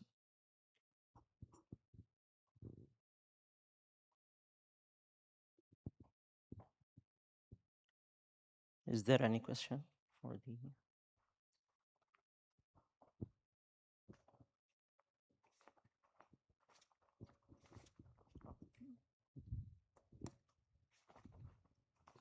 Yeah, great talks, all actually. I have two questions. One for Dr. Osman, the hypereosinophilic syndrome. It's interesting that sometimes it presents with, different organ manifestation, with a lung or GI or whatever it is. And that would be a diagnostic challenge. So I wasn't sure if pathology was part of the workup. Sometimes would always be eosinophils, circulating eosinophils or increased eosinophils, or you could just present, or they could present as organ manifestation or infestation, and then pathology is needed, and then sometimes they don't end up with hematologists. They'll be treated by whatever organ involved. And I have another question, maybe that's until regarding the switching to from ruxolitinib to other agents, do you need to gradually taper off the ruxolitinib? Please. Usman. So I'll go with the question for eosinophilia. So actually the definition is basically either or. So you can have actually affected end organ damage with tissue biopsy alone without having circulating absolute eosinophilic count that are more than 1.5. So, but to acquire a biopsy is always like kind of a step that is done later on, inquiring about a single organ damage or sometimes it's very hard even to get a blood vessel biopsy sometimes, unless if it's another condition that is being mimicking eosinophilia. So I think maybe the easiest way is just looking at the CBC, having eosinophilic count, and then moving forward. Usually it tends to be later on when you actually have IgE levels and including tryptase, and the patient circulates between you and between the hematologist, sorry, and the immunologist and whatever organ is being involved, whether eosinophilic esophagitis, GI, and the cardiac. I don't know who's going to be brave enough to go and just do a cardiac biopsy to ruling out other conditions other than amyloidosis, but to figure out if it's eosinophilia, did the sample go to the pathologist to look for staining it for eosinophilia or not? It has to be pre-specified earlier. I just want to comment. We have patient who has eosinophilia, and he was 15 years old. And then after doing the whole workup, and we did upper scope, it turned to be schistosomiasis, just believe it or not. And that patient was resident in Taif. So just regarding the parasite and parasite specifically, we have to think about it, though it's rare. Especially. He was 15 years old and he was a resident, like he lives all his life in Taif. So I wonder from where he get the schistosoma.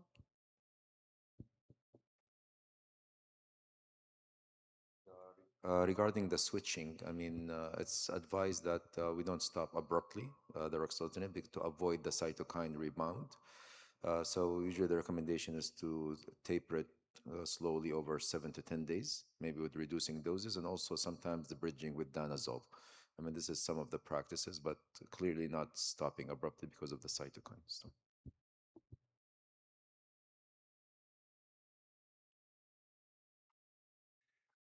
Thank you, everyone, for the great talks. Dr. Athman, I have a question regarding the eosinophilia. I think it's more of a practical question in day-to-day eosinophilia encounters. Harnessing the best time to send for investigations, sensitive investigations such as the FGFRs and the JAK2 and whatnot from the peripheral blood versus doing a bone marrow biopsy in a timely fashion. Weighing this against starting therapy because there's a very acute indication for that. How do you think this interferes with the quality of the test you send? If you started steroids, for example, the next day you see the eosinophil counts dropping dramatically, or it's normalized actually, would you still go ahead, do a bone marrow biopsy, send peripheral blood? How do you balance this in day-to-day practice, I guess? Thank you, Umar. Definitely it's a tricky time when you're actually going to try to do this, especially if you have patients who's referred to you from a different center. They did a bone marrow biopsy 10 years or 15 years ago. You ask them, can you bring that sample again? We can do additional tests on that sample. They don't want to go through bone marrows. And then you need, as we mentioned, you need to pull the gun to give the steroid. The steroids you're giving is going to be for long term. When exactly you're going to do the test? Well, luckily, alhamdulillah, those molecular tests are not going to be affected by steroids, but you need to get enough sample. So peripheral blood is not going to be enough. So you have to repeat the bone marrow and do it from an aspirate sample. So honestly, practically, as you mentioned, it's very tricky, especially you want your patient to keep following up with you, and you need a very sooner clinic appointment. You need in the private, you need approvals from the insurance. So it goes through multiple steps, but this disease doesn't present acutely unless if there are certain flares. Admit your patients and do the workup quickly. Excuse me, can I ask you another question concerning eosinophilia, especially if it is clonal? I will change my career. خلاص. Okay, what I'm used to do is to go for FIP1L1 platelet-derived growth factor receptor fusion gene, which is present on chromosome number 5 and number 4. And I do as well FISH study for chromosome number 5 for platelet-derived growth factor receptor beta mutation. And this will if it is a clonal eosinophilia, I think it will give a good % of cases diagnosed. But do you do the same? Do you adopt the same to examine 4 and 5 chromosome number 4 and 5 for these two mutations? I mean, platelet-derived growth factor alpha and beta? Actually, yes, we do it. So I work in a center where actually we send those tests to Mayo Clinic. So we get the whole panel results back. But I do understand these limitations and it's not available elsewhere. But it gives a wide array of actually findings that you can point your patient. And I always wonder and keep asking myself, what if this patient came to a different place? I couldn't do all these tests. How am I going to manage the patient in that perspective? Assalamu alaikum. My question is regarding hypereosinophilic syndrome. What is the role of B12? You said we measure it in the medium or the moderate risk. I want to know specifically why. So in the myeloproliferative neoplasm, usually it's one of the indicators or signs that if you have a hypervitaminosis of B12, it's better actually to go and check if you have a myeloproliferative neoplasm clone. And in hypereosinophilia, the myeloproliferative part, B12 will be elevated as well, and it was shown as a risk factor to be dealt with. But these risk factors were adapted from retrospective studies. How you diagnose those patients, how late they presented to the care, how many hypereosinophilic patients went undiagnosed. So we have to take those into consideration as well. Assalamu alaikum. MashaAllah, whole question regarding hypereosinophilia. Really, we are meeting a lot of cases with undiagnosis for this hypereosinophilia. My question is any confirmed relation between COVID-19 and COVID-19 vaccination with hypereosinophilic syndrome? I don't know. Because I have one case, they did everything, and finally they said maybe this correlated to COVID-19 and COVID-19 vaccination. Yeah, I think we can easily correlate anything to COVID, even and we have seen a lot of DVTs and thrombocytopenias and lymphomas, and we kept correlating with COVID-19, and I don't think it's something that you can easily correlate right now, alhamdulillah. I have, I think, the last question for Dr. Ihab. What's the future TFR score? Should we integrate in the future TFR score the immune markers like NK and T cell phenotype instead of the molecular biomarkers? Yeah, thank you for the question. Yes, I think this is for the future. I think there are the markers for the duration, the depth, but it also needs the patient immune system to be balanced well to control the leftover BCR-ABL positive stem cells, because all the TKIs, they don't get rid of all the, however deep the response is. There are patients reported in the literature who actually have BCR-ABL lurking at the background at a very, very, very tiny level. And this is probably kept in check by the immune system of the patient. So I suspect that in the future, because of the sake of the time, I wanted to go into more details of how the immune system controls these clones of BCR-ABL positive cells.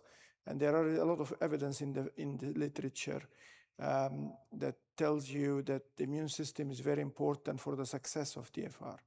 So I suspect it will be one of the markers to use in the future, which patient will be successful for TFR, which patients are not going to be.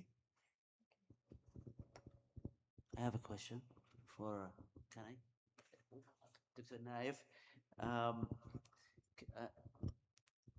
Could TMA be part of acute GVHD? Could be a manifestation of GVHD? So what's that? Thrombotic Oh, microangiopathy. TMA, yeah. I mean, there's this same mechanism, endothelial damage, etc. Right. And then how? I mean, would it lead to also biomarkers that could be implemented on other organs effects? Yeah, definitely. So TMA can be part of severe GVHD. And if you have a patient with acute GVH who started to show signs of early TMA, think that this patient will likely progress. And maybe he will have multi-organ kind of JVH. So it's an indicative of severe JVHD. Usually it's a late manifestation of GVHD because you have to go through multiple barriers, as I showed in the slide, the epithelium, the inflammatory, and then the endothelial and the vascular damage. So if the endothelial vascular damage has started, usually that indicates that the patient already in the medium to late stage of GVHD. So it can be a manifestation of it. And there are endothelial and vascular markers, as is shown in the slide, like the Ang2, the thrombomodulin, and the von Willebrand factor. They are still largely research-based, so they are not yet incorporated into clinically validated score for prediction, but might come in the next few years. It can be maybe used as a predictor also. And maybe complements. I haven't seen complements as part of the investigations or potential investigation for as a biomarkers. I mean, could also complements be in the roadmap? I think that would be under the endothelial vascular barrier injury, I would say. Yeah, that can be part of it also. Yeah, complement. Any further question? We have 5 minutes. And I have another eosinophilia question with JVH. So trying to linking your presentation to mine. so I have I don't know, maybe we can hear also from the audience and from the speakers. Like I have a case, someone who had significant eosinophilia, week 4 post-allogenic transplant for sickle cell anemia. So he had no history of MPN or eosinophilic syndromes before transplant. And on week 4, he developed significant eosinophilia. The absolute neutrophil count was around almost, I think it was like 8 to 10,000. So I don't know what your thoughts on it. Is that clonal? Is it reactive? I believe it is reactive, eosinophilia, and there are some reports suggesting that eosinophilia might be an early marker of acute GVHD. I don't know what are your thoughts on. My only thought came, what's the status of the donor itself? Was he tested for any clone? But I'll probably relay the question to my teacher in transplant, Dr. Sultan. I mean, as you said, I mean, it depends on the clone, any drivers that we see, but we've seen it as an early sign of GVHD, if you see it with a whole constellation of symptoms. We usually do the same. I mean, we test for the PDGFR alpha, beta, FGFR1. I mean, those patients part of a clonal evolution. No clear answer, honestly, because it's not very common.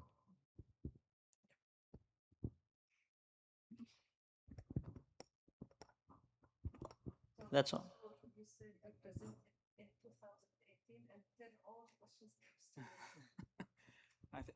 I do remember my mentor in transplant, Dr. Hoopsh, which Dr. Sultan knows. He told me if there is hypereosinophilia on the list and of the consultation, just run away from the room because you will never figure out the cause. But well, I have a question maybe for Dr. Ihab, or maybe for the group. I mean, for a young patient with newly diagnosed CML, do you still give imatinib or you give second generation? If the aim here, one has to ask himself the question, is the aim TFR? If it is TFR, then one has to go with a second generation or higher. Because the data shows that the success of TFR and the depth of DFR and also the number of patients that can achieve a deep molecular response is higher with second generation TKIs. Does the duration matter here? I mean, maybe if you wait longer with imatinib, you would achieve deep. Yes, the longer you wait, the better, but also there is clear evidence that the number of patients who achieve a deep molecular response to qualify the patient for TFR is less with imatinib than with the second generation TKIs.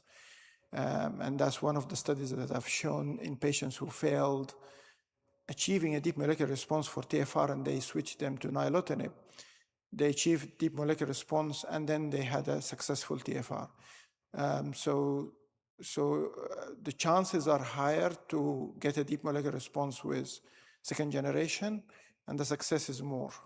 And that's why in a young patient, if my objective and the objective of the patient is TFR in the future, then I would go for second generation, especially if the ELTS score is high. Definitely, in someone with an ELTS score that is high and a young, then I would definitely go for a second generation. So there are groups that you would give imatinib then in this case, right? Which group? So the elderly, when the TFR is not my objective, then one can use imatinib as a first line. Also, it might be a possibility in young who have a low ELTS score, then maybe one might consider imatinib. Patients with vascular problems, maybe? Sorry? Vascular patient with ischemic heart disease. Yeah, cardiovascular risks is another way of stratifying patients. If they have high risk uncontrolled diabetes, hypercholesterolemia, then yeah, imatinib is the least cardiotoxic of all of the TKIs, yes. Thanks so much. Thanks so much for the speakers. We have a break for 15 minutes. Then we will restart at 11 o'clock with the second session.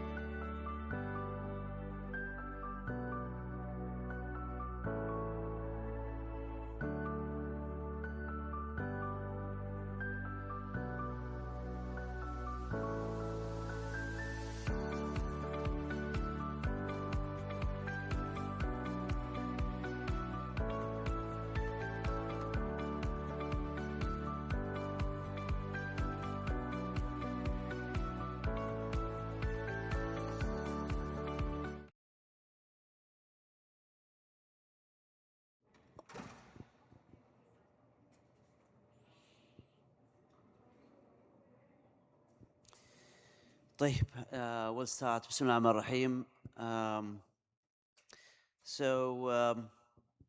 This session is about the Hematology Research Award presentation, and again, it's a pleasure to be joined by Dr. Ahmed Barifah, President of the Saudi Society of Hematology, and myself to present this research award. And I will give you just a brief overview about this research award and what is it all about. Well, as you are aware, the society recognize those contributions in research in general, and we have dedicated this research award to those researchers, first author or his designee, based on a committee selection in each of 5 disciplines. So we have 5 awards basically in hematology. 1 award per discipline. So the disciplines are clinical hematology, hematopathology, basic research with direct impact on hematology, stem cell transplantation, and hematology nursing. So any abstracts or research in those fields are candidates for the award. So the objectives of this award is to encourage presentations and appearance of the Kingdom of Saudi Arabia at international meetings at a competitive level, and enhance hematology research in Saudi Arabia, and to emphasize again the SSBMT commitment to establish medical research culture in Saudi Arabia and recognize highly performing researchers in the field of hematology. So the award conditions are the following. So presentations or abstracts presented at international meetings, and those international meetings of high caliber meetings like the American Society of Hematology, the European Bone Marrow Transplantation Society or Association, American Society of Blood and Marrow Transplantation, international conferences of malignant hematology. So we have selected highly recognized international meetings, and then the selection criteria are based on scoring system, and this scoring system gives a percentage of the scores to originality and methodology, significance in terms of research findings that should make a significant contribution to hematology science, impact on healthcare, peer recognition, that is, how high impact, for example, the journal that received this publication, and the impact of the conference that these presentation took place at. So these are mostly, and also we recognize the affiliation statements. Also, we give it a score. So we consider all SSBMT members are affiliated to SSBMT, and again, this is to encourage researchers to put the society's affiliation, the Saudi Society's affiliation, in their publication. One is to increase again the appearance of these societies at international levels, and again to have their link with the society. And there is a portal for submission of these research awards. So without further ado, I would like again to hand the microphone to Dr. Ahmed Barifah to announce the winners. Bismillah ar-Rahman ar-Rahim. Again, it's my extreme pleasure to announce the winners, and thank you, Prof. Ahmed Al-Askar and the SSBMT team for this initiative that value the research and in our hematology community and celebrate the big achievement that are better and better every year. We see lots of high impact research that is presented at an international level, and this is really encouraging, and we're very proud to see all these high caliber research. So I will announce the two winners first, and then I will introduce the first winner to come to the podium to present the research. So on behalf of the selection committee of the SSBMT Research Award 2025, I'm delighted to announce the winner in stem cell transplantation, Dr. Rahaf Salim from National Guard in Hospital in Riyadh. Her winning paper was presented in ASH 2025, entitled Letermovir cytomegalovirus prophylaxis in hematopoietic stem cell transplantation, real-world evidence from high endemic regions. So congratulations, Dr. Rahaf.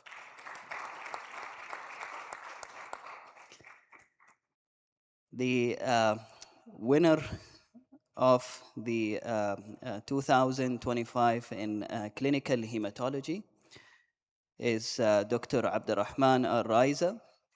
The winning paper was also presented in ASH 2025, titled A Quality Improvement Project to Optimize IVC Filter Use and Retrieval, Translating Guidelines into Practice. Congratulations, Dr. Abdurrahman.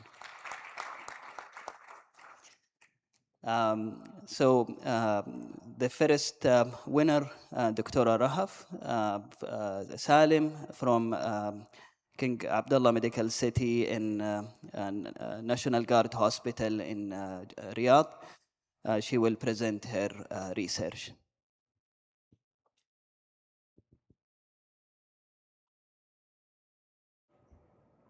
Assalamu alaikum. Thank you so much for this wonderful opportunity, and allow me to extend my great gratitude for this amazing conference and the entire organizing committee team. So our research was centered about actual real evidence and real-world experience about letermovir prophylaxis in cytomegaloviruses in hematopoietic stem cell transplant. So as we all know, the cytomegalovirus remains a main or significant complication following the hematopoietic stem cell transplant, particularly in regions with high CMV endemic areas. And so the CMV-specific antiviral agent has emerged as a promising prophylactic strategy to mitigate CMV-related morbidity and mortality, which has previously been shown to be 98% effectivity and effective in hematopoietic stem cell transplants and donors. So the aim of our study was to present real-world evidence evaluating this effectiveness of letermovir data. To go next. So this was a retrospective cohort study conducted at a tertiary center in National Guard Hospital in Riyadh, which is having a high CMV endemicity. And the study included patients who were adult and underwent allogenic stem cell transplant and were CMV seropositive prior to transplant. Sure. Okay.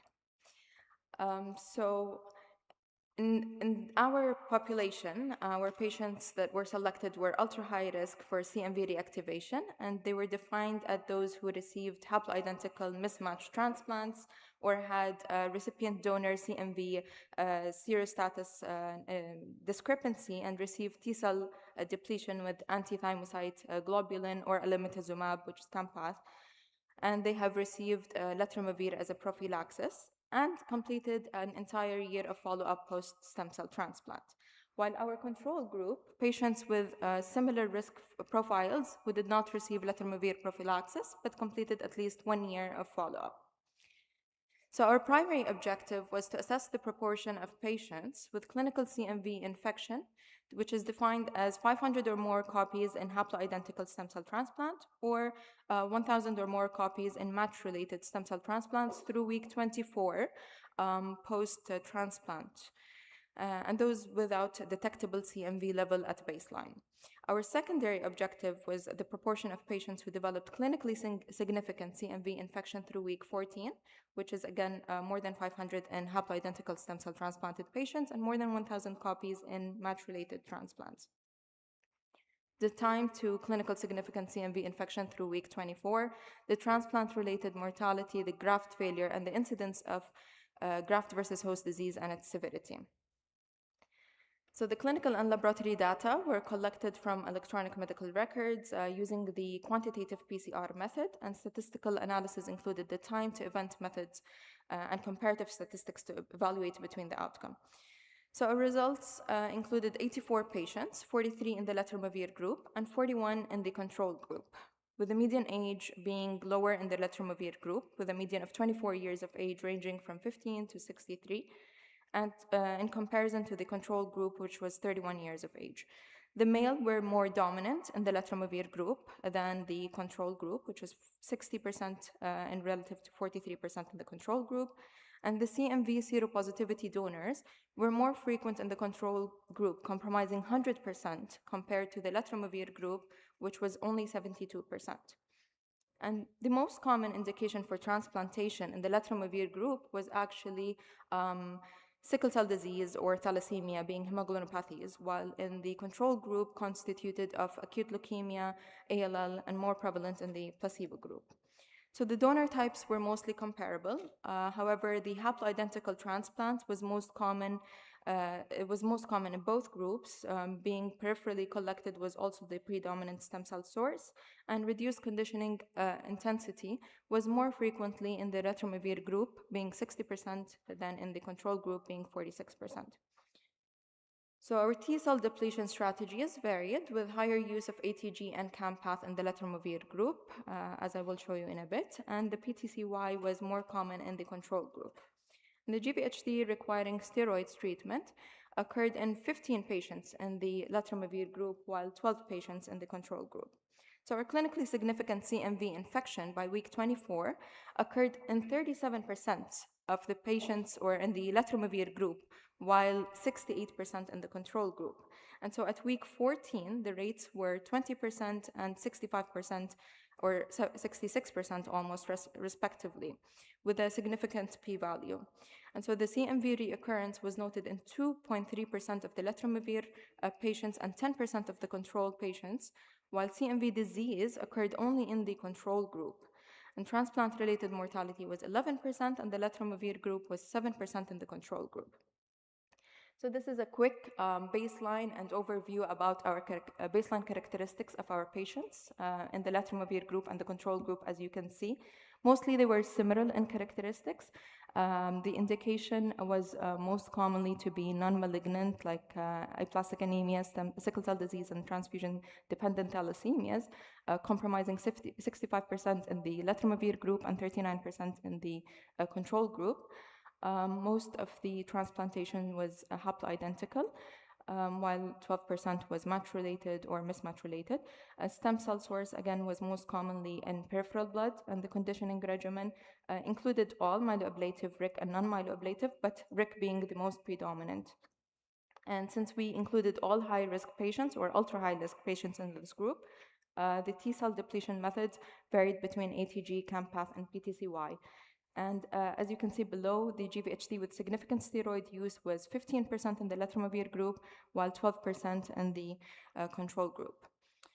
So to sum up, this was our outcome. So in the letermovir group, keeping in mind that this patient has been started on letermovir anytime between the day +1 from transplant to 1 month within the transplant duration. And so any CMV reactivation compromised 36 patients from, which is 84%, while 85% in the control group. And the median time to the CMV reactivation in the letermovir group was 12 days versus 10 days in the control group, with the primary endpoint being a clinically significant CMV infection, actually being 37% in the letermovir group versus 68% in the control group, which is a huge impact on our patients and populations. In terms of the secondary endpoint, the clinically significant CMV infection was 35% in the letermovir group, this is at week 14, and 66% at the control group. The recurrence rate was also lower in the letermovir group, and the CMV disease was lower as well. Now, the transplant-related mortality was 11% in the letermovir group and 7% in the control group, but not clinically significant.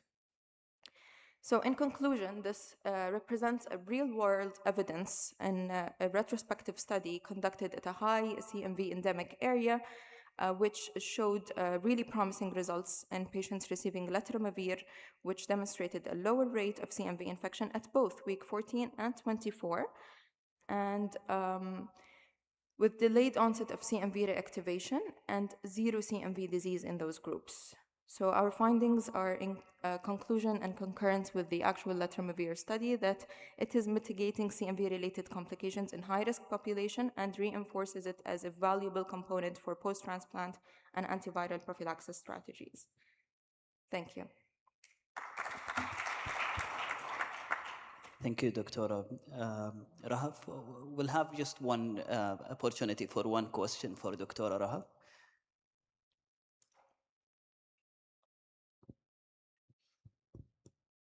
Very nice, Dr. Rahaf.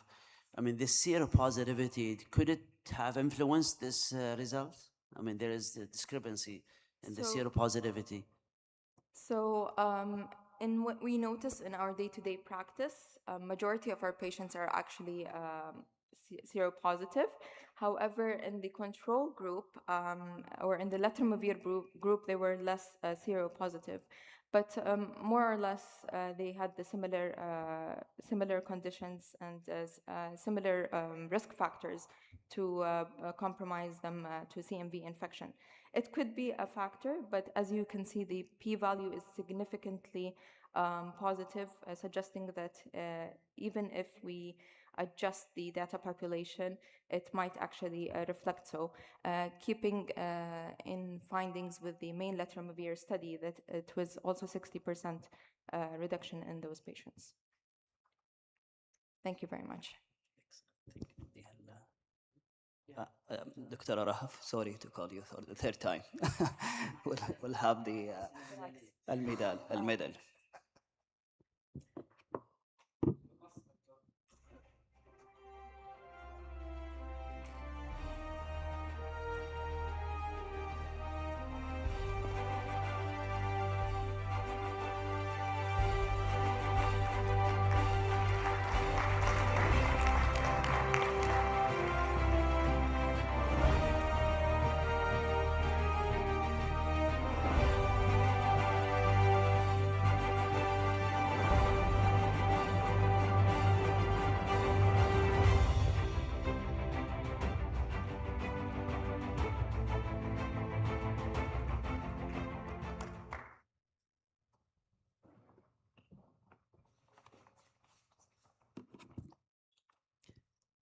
Now I would like to invite Dr. Abdurrahman Al-Raiza to present his winning paper entitled A Quality Improvement Project to Optimize IVC Filter Use and Retrieval, Translating Guidelines into Practice.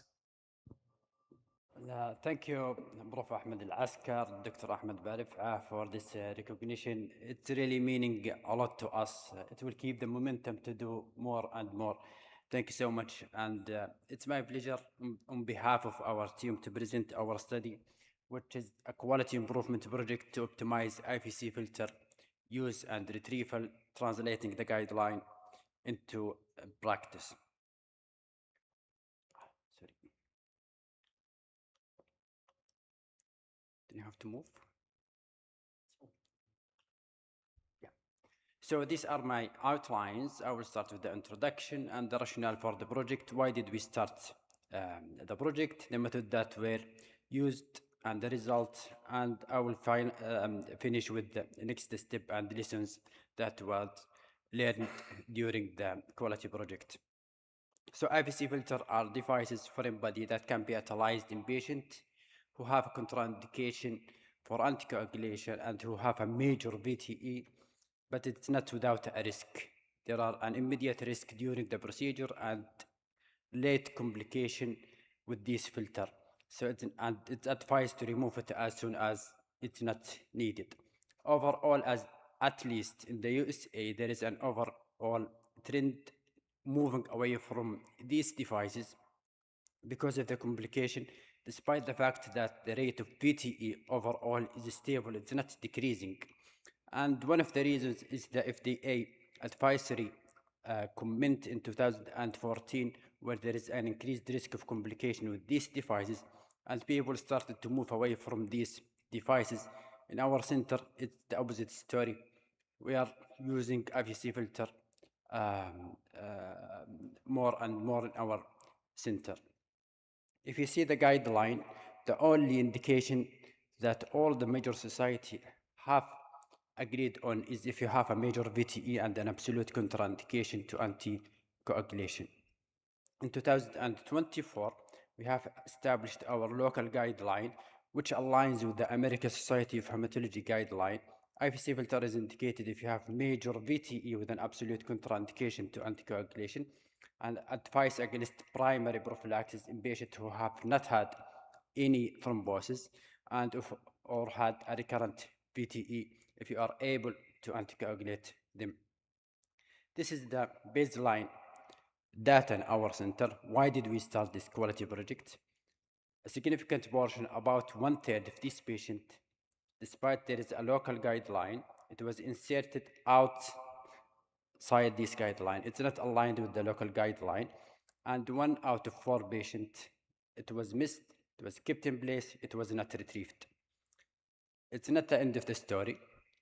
This is only the tip of the iceberg. There are major unmeasured consequences.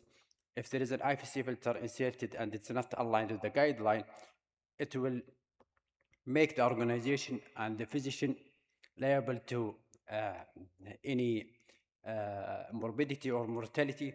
It will increase the organizational cost and other unmeasured consequences. So we have started this quality project at the Ministry of National Guard Health Affairs in Riyadh. So we have calculated the pre and post, which is 6 months in 2024, and the quality project is still running until now. These are the quality methods that were used, the 7-step from Harvard Medical School and the model of improvement from the Institute of Healthcare Improvement.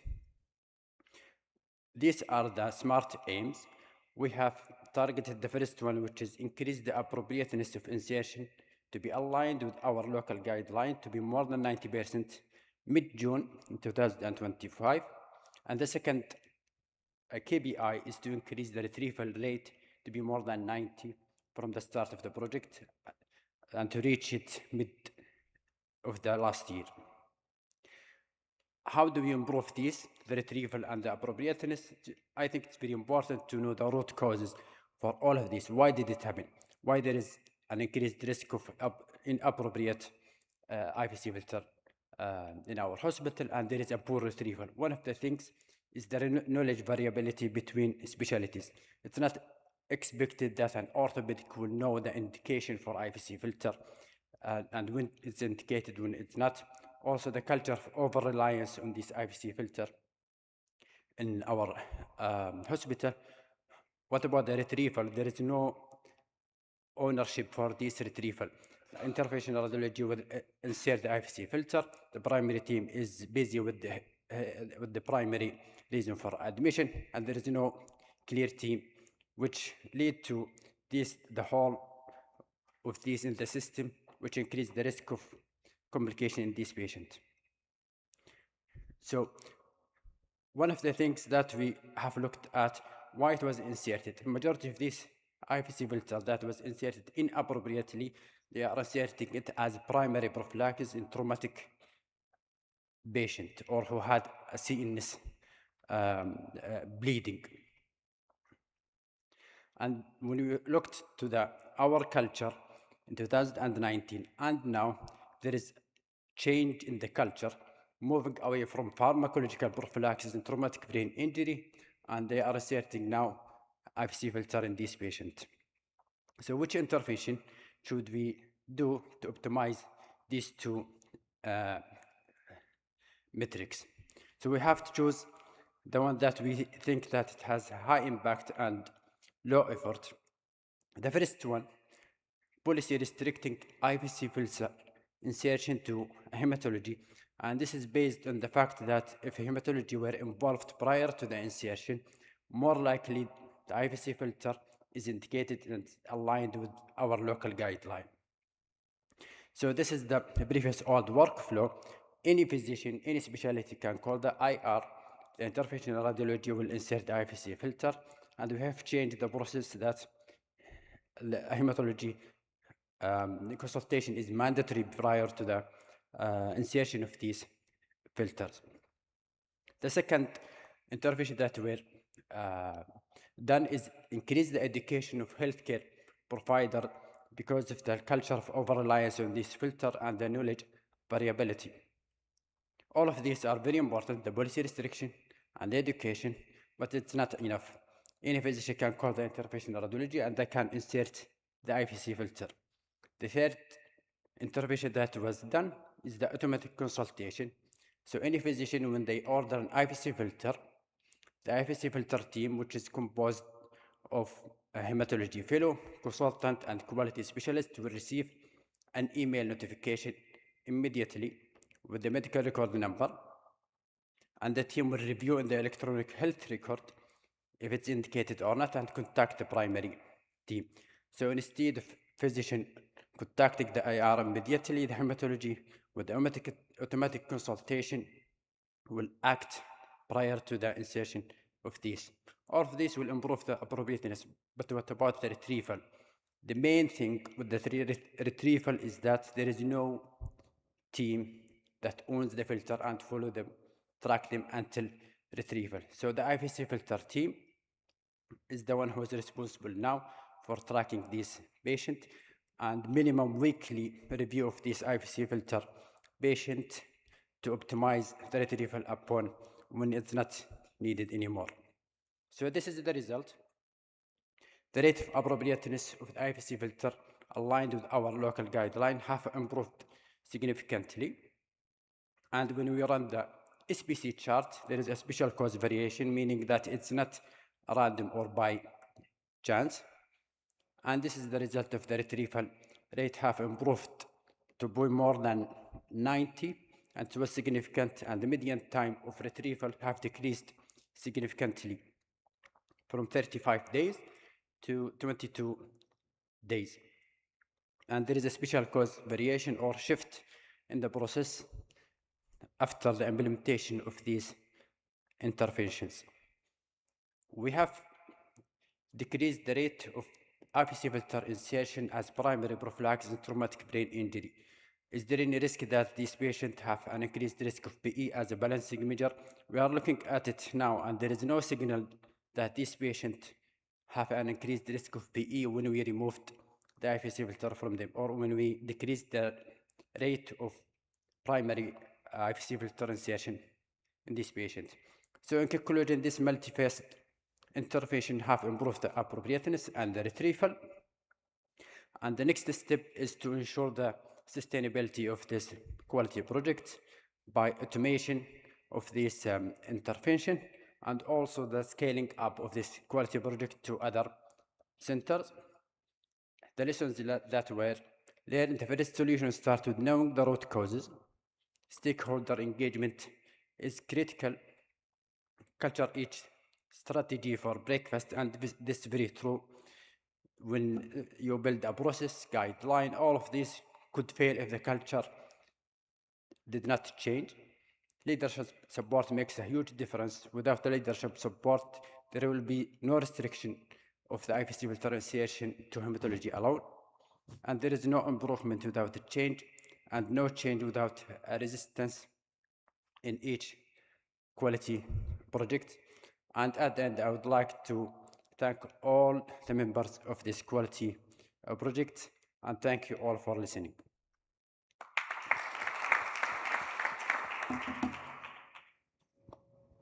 Any questions for Dr. Abdurrahman, Dr. Omar?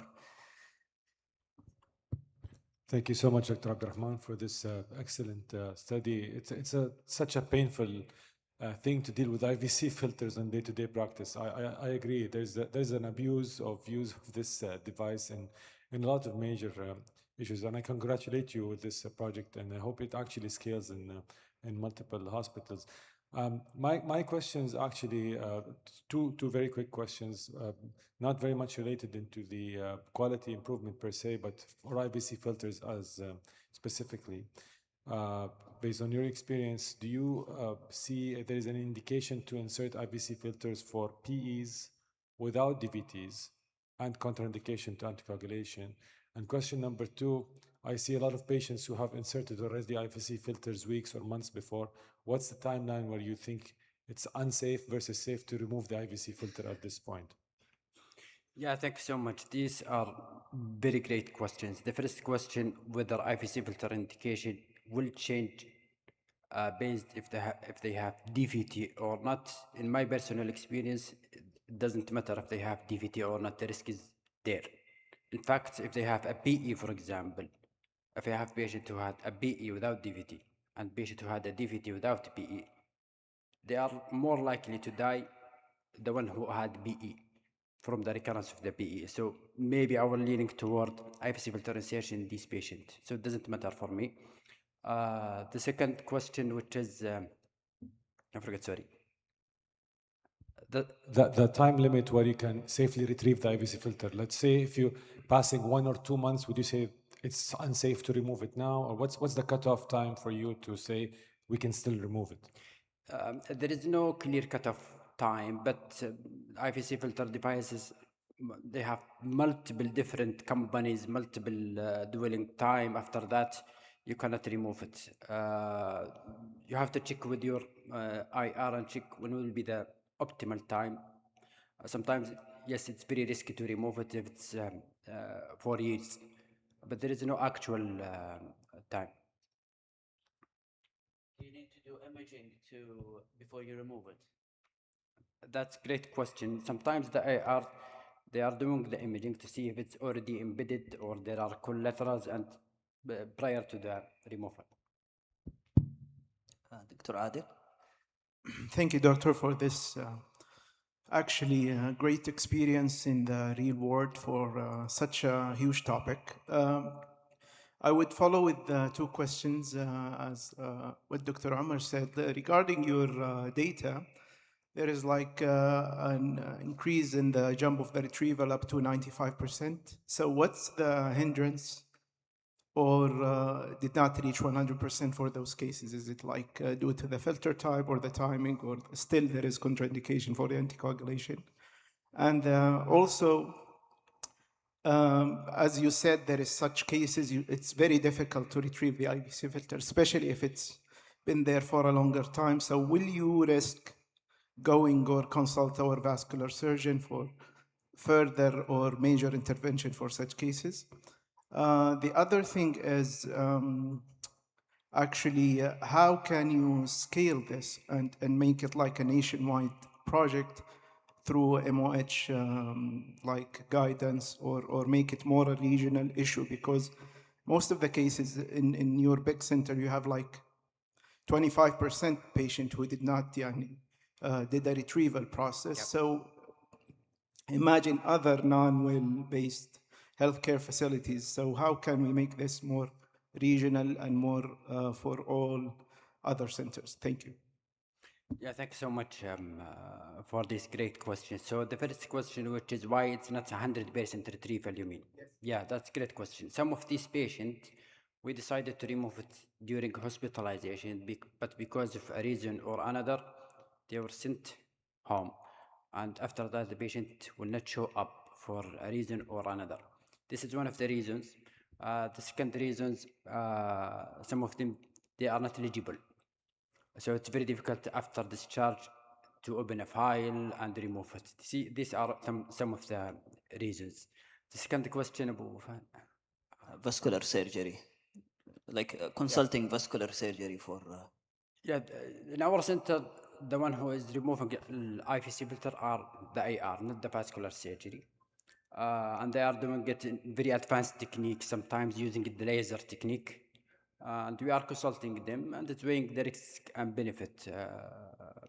The one who knows the risk and benefit for their procedure are the IR. Sometimes they are calling them. And how to scale up this quality project, it can be scalable.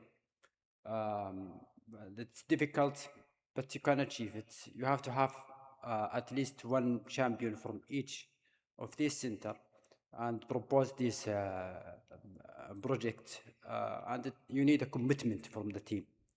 But it can be scalable. Excellent. Thank you so much, Dr. Abdurrahman, and congratulations again.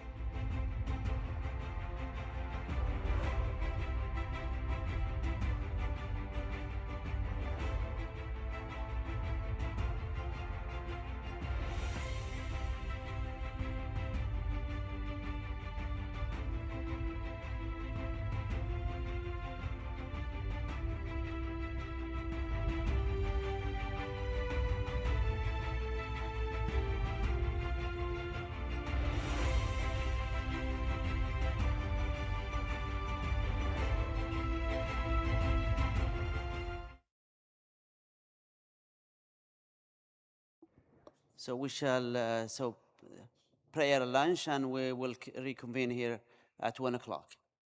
Thank you.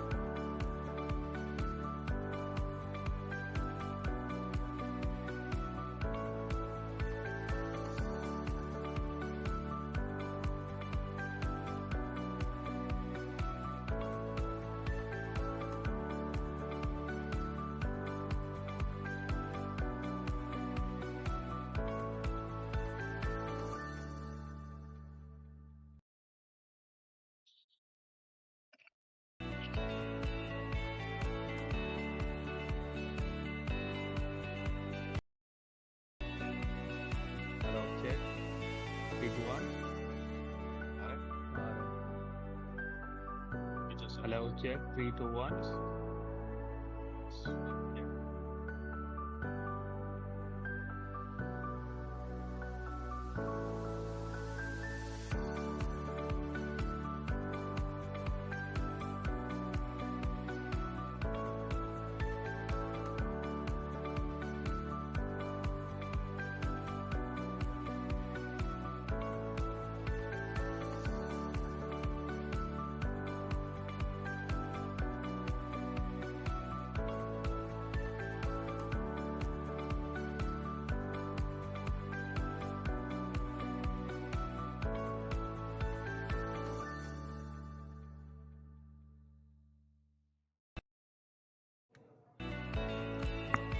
لا T T لا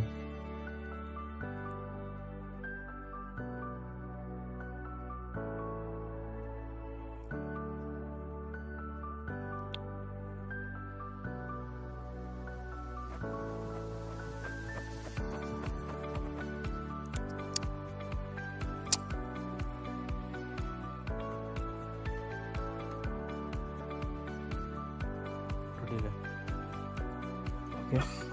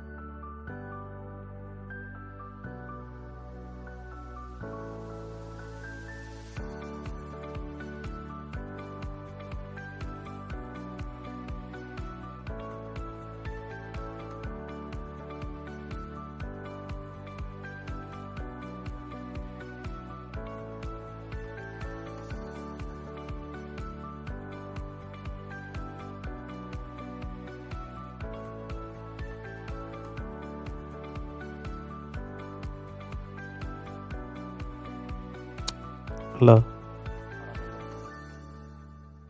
chi chi la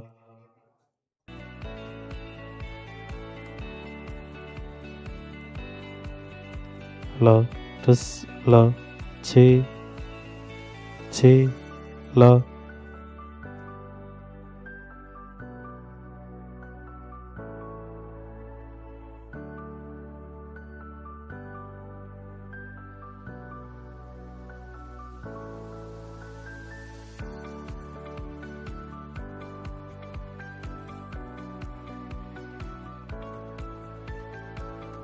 chi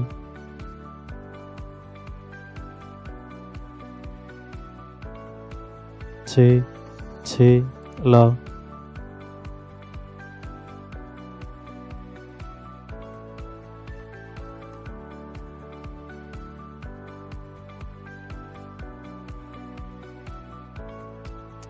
la tis la chi chi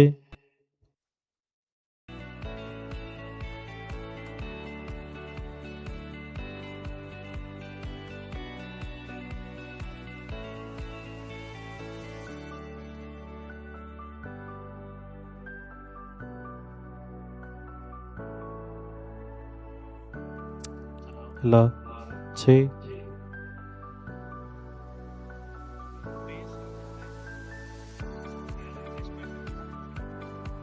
hello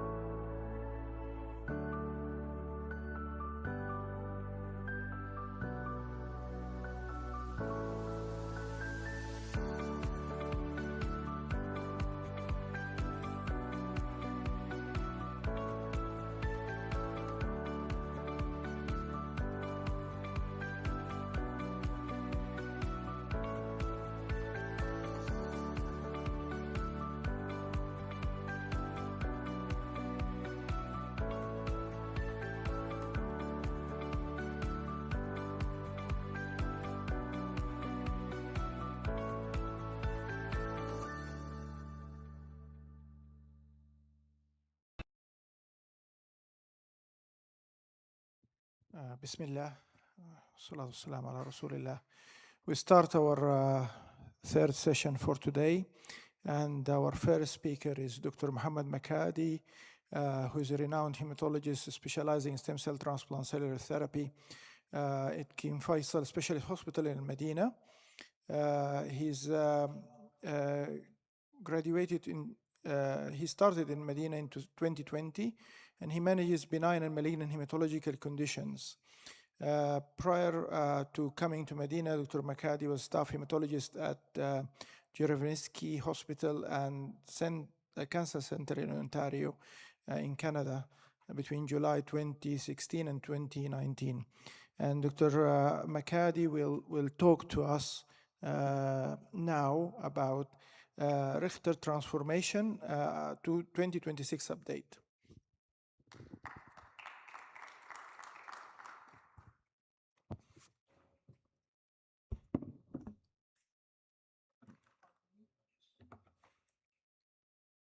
Okay. Assalamu alaikum wa barakatuh. Thank you, Dr. Ihab, for the introduction. Thank you, Dr. Askar, the scientific committee and the organizers for having me today. I'll try to keep everybody awake after lunch break by talking about such a dreadful disease, Richter transformation. These are my disclosures. So we know that Richter transformation or Richter syndrome is a consequential condition. Thankfully, it's infrequent. It will happen in patients with prior history of CLL or SLL. It's an aggressive lymphoma. It was first described in 1928 by Maurice Richter, hence the name. And most commonly, patients will develop the diffuse large B-cell lymphoma variant, like more than 90% of the cases, as you see here in the figure. A little around 10% will develop Hodgkin lymphoma variant, but there are also rare cases of other variants, like histiocytic sarcoma variants they are reporting. Majority of the literature about this condition and how to manage is driven by the diffuse large B-cell lymphoma variant. You can see here on the on the right side of the screen that majority of the cases will actually be almost more than 2/3 of the cases will be clone related from a prior CLL or SLL. The remaining will be de novo, so both conditions are happening without any clonal relation. As I said, it's thankfully that this condition is indeed infrequent, with an estimated annual incidence of around 1%, overall prevalence of around 10%. So these are the established risk factors that have been reported. Should they happen in these CLL, SLL conditions, patients are more likely to have Richter transformation at some point. So most important, if you look here, it's more about the bulk or the burden of the CLL, but also more important about the biology of the disease. I don't know if you're familiar with the stereotype B-cell receptor. So they have done a lot of studies on the type of the IGHV mutation, and they subcategorize patients into different subset. This special variant gene is called subset 8, and when this actually present, it increases the odds of developing Richter syndrome. Of course, CLL, SLL cases who actually harbor 17p deletion or TP53 are more likely to develop Richter transformation. Overall, regardless of what they're actually been exposed to, because these are the initial notion that exposure to certain therapy may hasten the transformation. This is actually have been proven wrong in the recent literature. So you're talking about an average time from diagnosis to disease of around 2 years for the large B-cell lymphoma variant, and around 6 years for the Hodgkin lymphoma variant. So this is a study that actually took CLL cases and analyzed Richter transformation timing, like can we actually see how soon this can actually happen in the presence of certain mutations. And they found the most likely mutation that will accelerate transformation to Richter syndrome is if the patient or the disease harbor complex karyotype, at least 3 big or significant aberrations. You're looking at around 30% risk of transformation by 10 years. When would you suspect Richter in your patient? If he or she is already on therapy and then suddenly the lymph nodes are enlarging, or you're seeing discordant response or progression, development of constitutional symptoms, which is not typical for CLL patient, rising LDH, and this disease tends to cause extranodal. I'll show you a very interesting picture of a published case where it can actually be, and of course, as the disease progresses within the bone marrow, those patients are expected to have worsening anemia and thrombocytopenia. PET-CT is very useful in Richter. It actually can help guide the diagnosis. So it shouldn't be relied on to diagnose the disease. You still have to get a tissue biopsy, but at least you should get it from where the disease is highly active. Like, for example, in a large meta-analysis, they have shown that if the SUV max at least 5 or more, it has an around 85% sensitivity for Richter transformation. But this is, again, this meta-analysis included cases even from the chemoimmunotherapy era, because we have to remember that with the more targeted therapy, when the disease progresses, it can actually cause rise in SUV max. So that sensitivity will go lower. If that patient was exposed, for example, to BTK inhibitor, it could actually cause a higher SUV max. So still biopsy is the most important guidance. So these are two cases. One is presenting concurrently here in figure A, and the other one is later on. You can see the difference in the SUV uptake between where the transformation is most likely happening and versus the left axillary lymph node. So generally speaking, when the clinical picture fits the phenotype and the laboratory derangement is actually happening, it's important to use the guidance of PET-CT. Studies have shown even if the SUV max is even exceeding 10, it's very highly suggestive, but it has to be at least more than 5, because less than 5, majority of case reports are saying it's unlikely for this to be Richter, but whether or not you need to biopsy those patients, this is according to the clinical judgment. So once the biopsy is done, it should be guided by the most avid site, and then you go further with tissue confirmation and then overall evaluation and therapy after that. So whether it's exogenal or incisional, you should get enough tissue for the hematopathologist to make the right diagnosis, because there are actually studies that have shown discrepancy between the diagnosis and the histopathological conclusion. So you need to consult with expert pathologists, because, for example, CLL with enlarged proliferation center can look like Richter, so they have to be familiar with this. Like the most recent updates are saying there has to be confluent of sheets of large cells. They look like centroblast or even immunoblast-like, so they have to look large enough and confluent enough.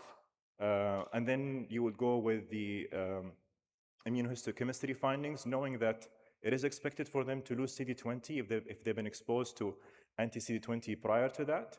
It is also expected that the CD5 and CD23 would not be as avid as in CLL cases. Majority of them will have non-GCB-like if you use the Hans algorithm. And this is an important phenomena, which is withdrawal of BTK inhibitor. Because if your patient has been on it, for some reason he or she stopped it, they can have manifestations that look like Richter, and reinstitution of BTK inhibitor can resolve this. So always rule this out for patients who are on BTK inhibitor. This is a peripheral blood showing combination of large cells and mature cells. Usually you would see this in advanced and sick patient.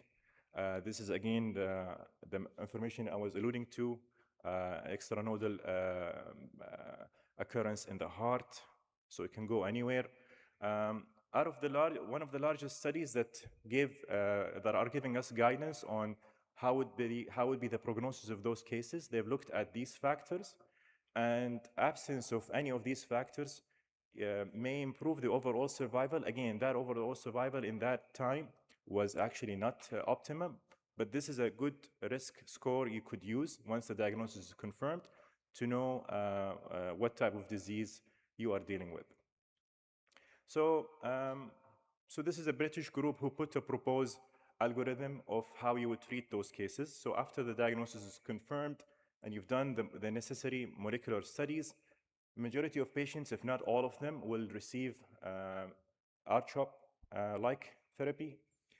You may consider observing rare cases who are actually CLL treatment naive, who achieved metabolic response. However, this is very rare, as majority of them will be patients who had prior CLL therapy, patients who had TP53 mutation, and more important, if you have access to a testing for clonal relation, there will be clonally related. Those are the ones you should consolidate with stem cell transplantation. Allo versus auto, I don't think there's any major difference. It's a case by case, of course.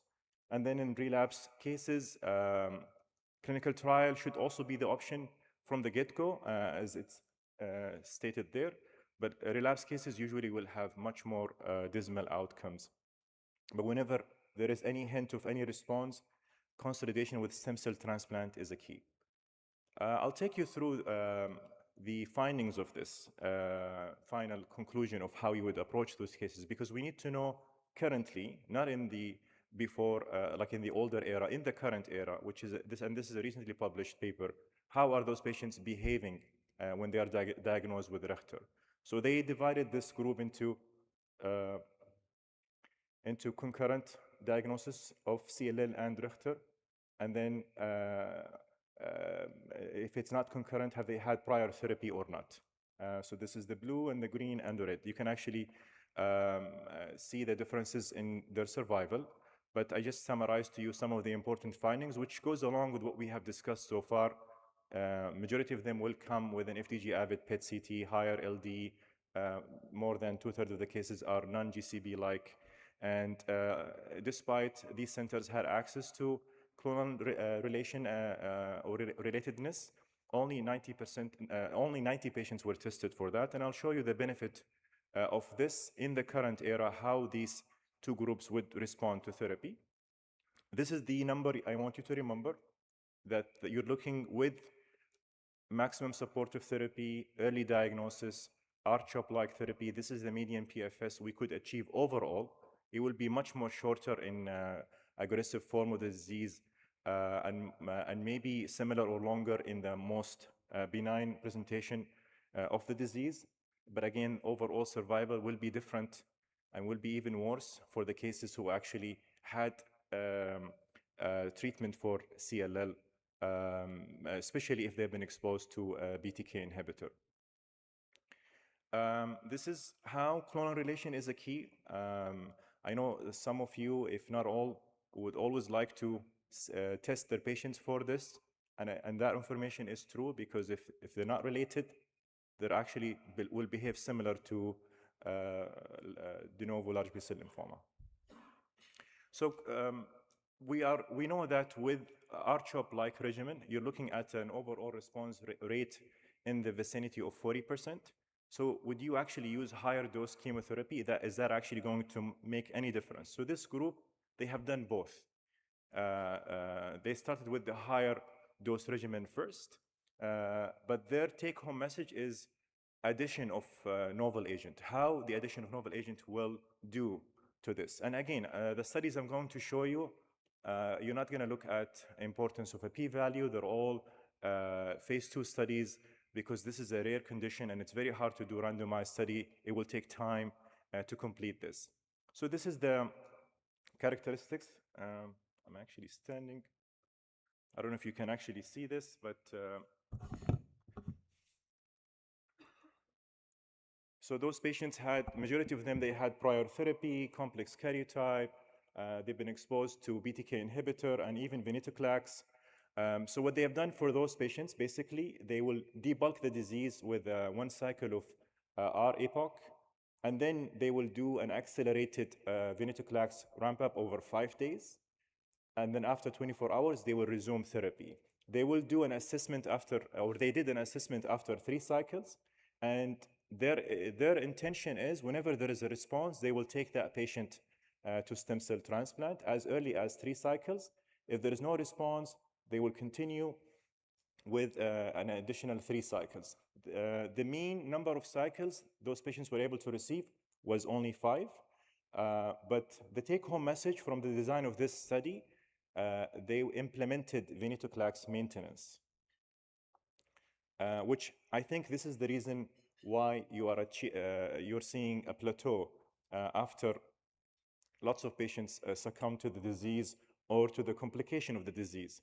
You can see here in the safety profile, lots of patients had neutropenia and febrile neutropenia, including infections. But generally speaking, if this regimen is tolerated, it has achieved deeper response measured by undetectable MRD. And with the addition of maintenance, maybe you can actually sustain that response, especially in the ones who cannot go for allotransplantation. So again, as I told you, this group, they tried to see, okay, what if we de-intensify? Can we back up and use R-CHOP again, but we will add venetoclax to it? It's the same design, except that now they're using R-CHOP. You can actually see, I'm going to take you to the next slide easier. You can actually see they have achieved similar responses. So again, it's a similar patient phenotype between the 2 studies. They were not comparing, they're just showing you the summary. This one with the VR CHOP is still ongoing. The VR epoch has already been published.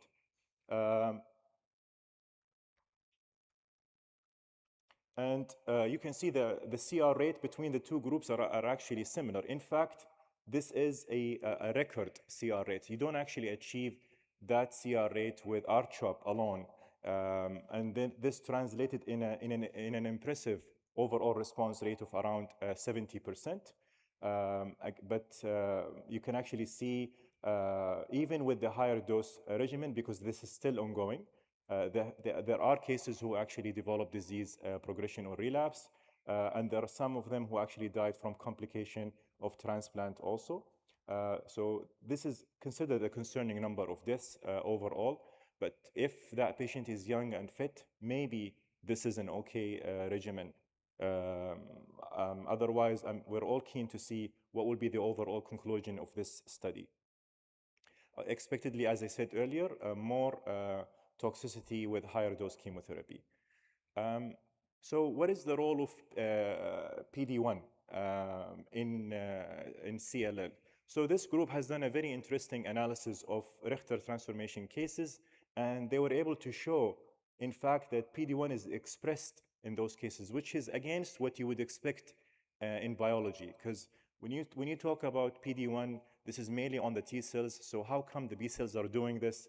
So Richter is another malignancy who can actually express PD-1.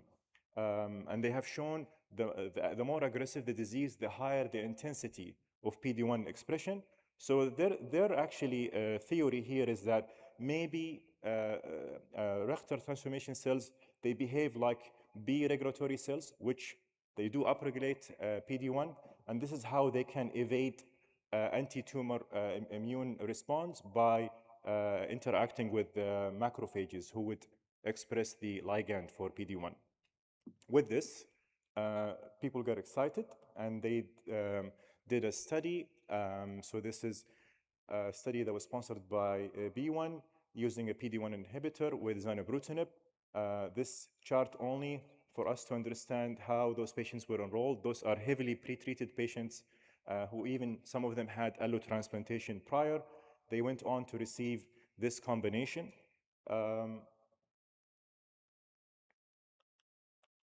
And yeah, this is just a summary. If that figure was very hard for you to see, again, what we would expect in those cases, most of them had 17p or TP53 mutations. Majority were unmutated, higher CLL-IPI risk score, a lot of complex karyotype, and as I said, majority of those patients were actually treated for Richter prior to this, which is summarized in the next slide. Some of those patients had chemoimmunotherapy prior to the trial. Some of them had targeted therapy, and that targeted therapy can be BTK or BCL2 or even the combination of both of them for CLL, and 20% of them were already treated for Richter, and this is now a relapse of Richter, so heavily pretreated. Despite this, you're actually still achieving an overall response of around 60%. But again, sample size is small.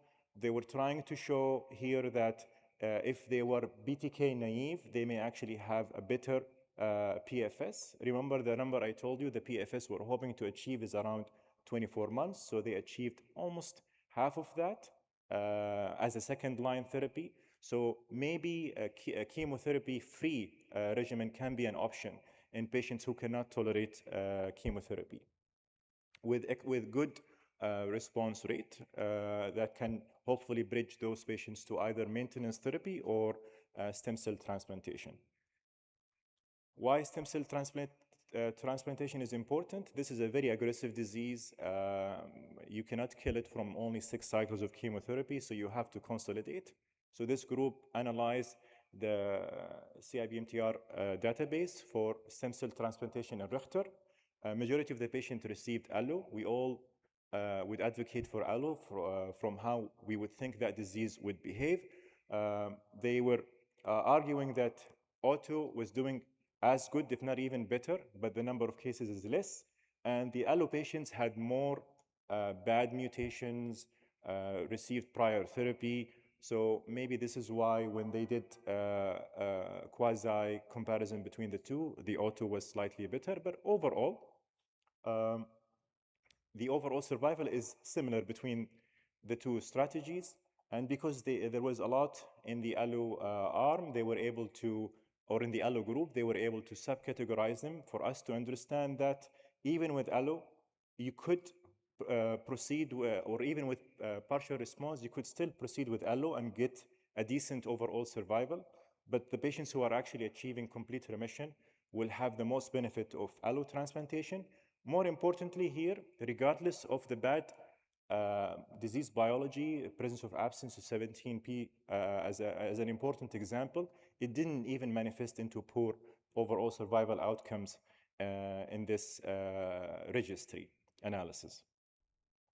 So in conclusion, Richter transformation or Richter syndrome, whichever you like to call it, especially the DLBCL variant, is an aggressive neoplasm. It continues to show with studies dismal outcomes.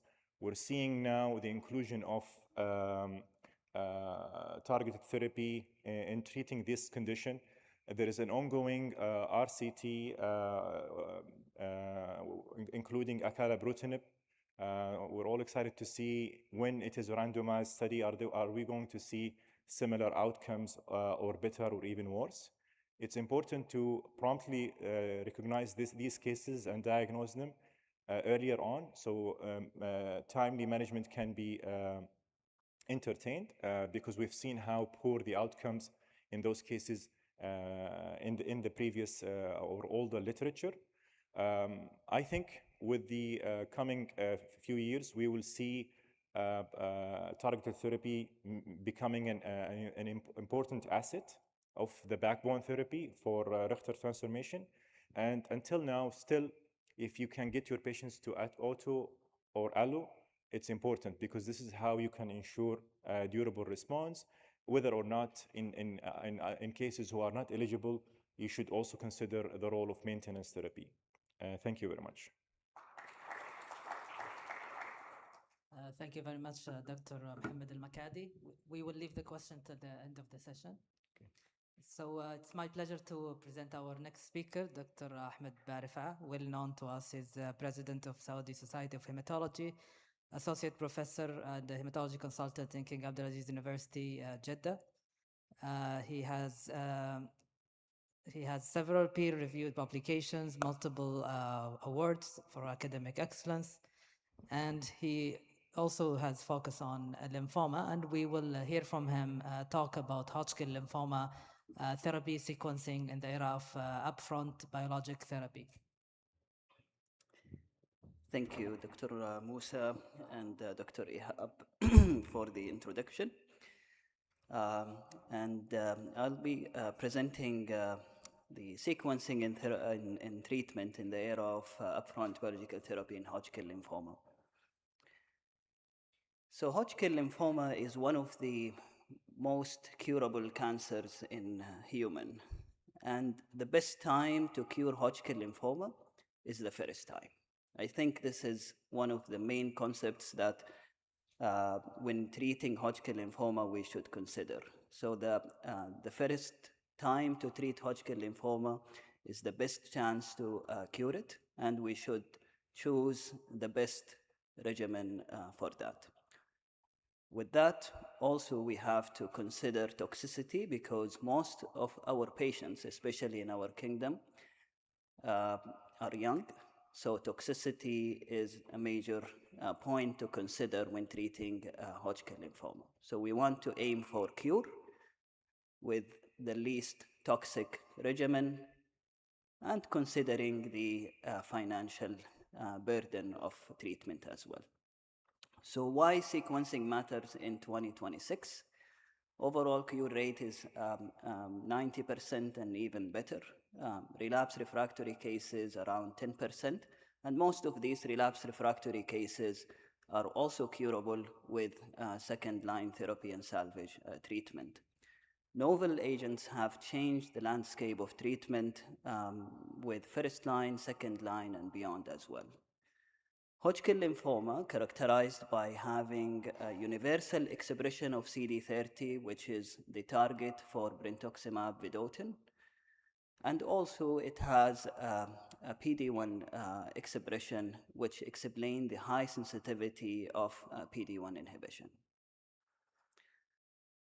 Role of PET and PET-adapted treatment has emerged as one of the cornerstone in treatment of Hodgkin lymphoma. PET scan or PET2 negativity after 2 cycles of treatment is now the best available prognostic factor in advanced classical Hodgkin lymphoma. So patients who are PET negative after 2 cycles, they do much better than patients who are PET positive, regardless of their IPS scoring on stage and age. So PET is very crucial in treating Hodgkin lymphoma. Our understanding of the biology of Hodgkin lymphoma is also evolving. It is known that only 5 to 10% of the tumor is cancer cell. The Reed-Sternberg cell represent only small proportion of the cancer. Most of it is inflammatory cells around it. So the landscape of the biology of Hodgkin lymphoma now is probably evolving into categorizing Hodgkin lymphoma into 3 groups. A group that is inflammatory or consists of an inflammatory reaction around the Hodgkin cells, and a group that is EBV related, and a group that is oncogenic driven. These 3 groups behave differently with newer therapies. With the most resistant group is the inflammatory group. So maybe in the future we'll see not a PET-adapted approach, rather a biology-adapted approach with circulating DNA monitoring, MRD monitoring, and that would be something to look forward in the future to decide which patient deserve more aggressive treatment or more enhanced treatment. Historically, the treatment paradigm consisted of ABVD for most of the cases of advanced classical Hodgkin lymphoma, or BIACOB or escalated BIACOB as a frontline option. Patients who relapse, salvage chemotherapy, and then autologous stem cell transplantation, and then allogenic stem cell transplantation reserved for patients who are relapsing post-O2 with high-risk disease. So the current approaches are changing. So for early stage favorable disease, the current approach remains similar, 2 to 4 cycles of ABVD followed by 20 gray involved field radiation. And this is driven mainly from H10, HD16, and RAPID trial. So with truly favorable PET-negative patients, you could omit radiation to give another 2 cycles of ABVD. This is very important when you select those patients because you will lose some PFS with those patients. So you need to select only the patients who are at risk of radiation toxicity, particularly young females who have a very favorable disease and a PET negativity. So no change in the early disease with favorable risk factors. In the early stage unfavorable disease, also probably no big change. 4 cycles of ABVD followed by 30 gray of involved field radiation.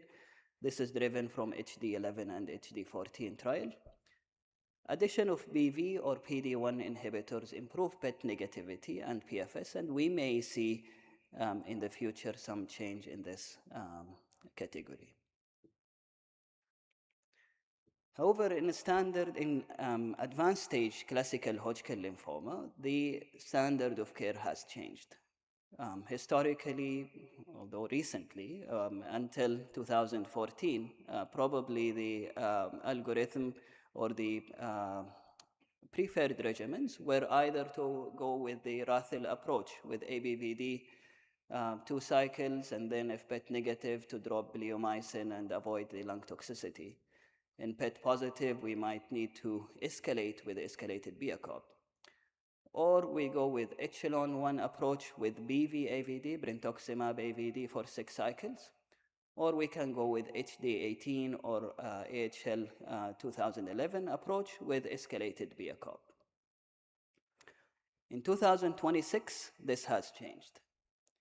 Now, the standard of care for advanced stage classical Hodgkin lymphoma, the preferred regimens are either to go with the S1826, Nivo AVD for 6 cycles, or HD21 BRICAD regimen, which include brentuximab, and it can have a shorter duration of treatment for some patients.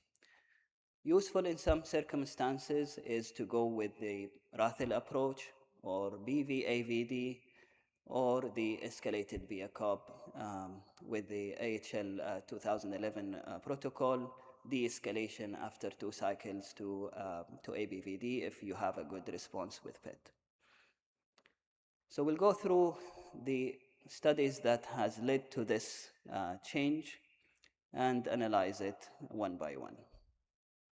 So key trial summaries in the beginning. For limited stage, NIVAL is a phase 2 trial that included Nivo AVD plus or minus radiation therapy for early stage disease, favorable and unfavorable, and showed progression-free survival at 3 years of 98 to 100%. So this is not yet a randomized clinical trial, so we still have a very good responses with the prior approaches. So we'll wait until we change our practice in the limited stage disease. There are other studies that are exploring the Nivo addition to AVD and chemotherapy in early stage Hodgkin lymphoma. Echelon 1 BVAVD, we have now the 7-year follow-up, which showed an overall survival benefit, which has led to BVAVD to be the standard of care in advanced classical Hodgkin lymphoma. HD21 compared a very good regimen in terms of efficacy, escalated BIACOP, in advanced classical Hodgkin lymphoma, with BRICAD, which is an enhancement of the escalated BIACOP, with removing brentuximab, removing bleomycin and adding brentuximab, and removing brocarbazine and prednisone and adding dacarbazine, dexamethasone. S1826 is the randomized clinical trial that compared nivo-AVD to a very good regimen, the Echelon 1 regimen BV-AVD, with excellent outcomes showing better progression-free survival at 1 and 2 years and 3 years now. So Echelon 1, just to remind you about the study and the outcomes, it's a multi-center randomized open-label phase 3 clinical trial, included patients with advanced stage classical Hodgkin lymphoma, randomizing them to either to receive brentuximab vedotin AVD versus ABVD, and the results initially showed better progression-free survival in the BV-AVD arm, and now after 7 years follow-up, it showed overall survival. And remember, it's very difficult to show an overall survival benefit in a very responsive disease to treatment. So overall survival benefit with the brentuximab AVD. Of course, febrile neutropenia and neuropathy were high in those patients. And this has resulted in adoption of first-line treatment of brentuximab-containing regimens. How about PD-1 inhibitions? So checkpoint inhibitors. Again, Hodgkin lymphoma is the single most cancer that has overexpression of PD-1 and highly responsive to that. So incorporating PD-1 inhibitor in classical Hodgkin lymphoma, the main study in advanced stage classical Hodgkin lymphoma is the S1826. So nivo-AVD with the same schedule as the usual ABVD or BV-AVD versus BV-AVD. It included, this is a very probably well done clinical trial in terms of inclusion criteria. So it included everyone above age of 12 or 12 and above. It also included high-risk patients. It was a multi-center international randomized clinical trial and randomized patients to either receive nivolumab AVD for 6 cycles versus BV AVD for 6 cycles. PET was not considered during treatment, and also patients receiving brentuximab mandated to receive GCSF. Nivolumab, it was optional. Baseline characteristics were balanced in both groups, and it included high-risk patients in about a third of the patients in both groups, so IPS 4 to 7. Side effects were probably equal in both groups. More neutropenia in the nivo arm because of less use of GCSF, and more neuropathy with the BV arm as well. Immune side effects, only the thyroid dysfunction was higher in nivo. Others were not really noticeable. Treatment discontinuation was more with the brentuximab because of neutropenia mainly. And at 2 years, the PFS benefit was significantly better with nivo-AVD, so 92 to 83 with BV-AVD. This is now has been updated, and 3-year follow-up is available, and still the progression-free survival with Nivo-AVD is better compared to BV-AVD, 91 to 82. It's around the same numbers so far. Not only the progression-free survival as a group, but subgroup analysis also showed all patients, younger patients, adolescent patients, older patients, they benefited from Nivo-AVD. Higher risk or low risk patients, presence of symptoms is also all in favor of Nivo-AVD. Overall survival benefit is the same, but it's excellent. Overall survival at 2 years is 98 to 99%, which is very reassuring for us as lymphoma physicians, as this is a very excellent outcomes in treating Hodgkin lymphoma. HD21 aimed to look and explore reducing the toxicity with escalated BIACOP with enhancing the outcomes as well. So patients were randomized to either to receive escalated BIACOP for 2 cycles or BRICAD regimen for 2 cycles, and then they will have a PET. PET negative patients will receive additional 2 cycles of the same protocol. PET positive, they will receive 4 cycles of the same protocol. This is a comparison between the 2 protocols, BRICAD and escalated BIACOP. Just simply, BRICAD is addition of brentuximab, removing bleomycin, and addition of dacarbazine instead of procarbazine, and dexamethasone instead of the prednisolone, aiming to decrease the toxicity of the steroid and the procarbazine later on, particularly infertility. The PFS was improved with BRICAD versus escalated BIACOP. BRICAD, 3 years estimated, or PFS was 95 and 94%, and escalated BIACOP 92 and 90%. So better PFS with less toxicity. Sorry, there was a slide here, but anyway, the toxicity or adverse event with BRICAD versus escalated BIACOP was significantly better. No significant admissions with neutropenia. Patients required GCSF in both groups. So some comparison between the 2 protocols, BRICAD and Nivo-AVD, from HD21 and S1826. The Nivo-AVD has less cytopenia, particularly anemia and thrombocytopenia, and less febrile neutropenia, and of course less neuropathy as well.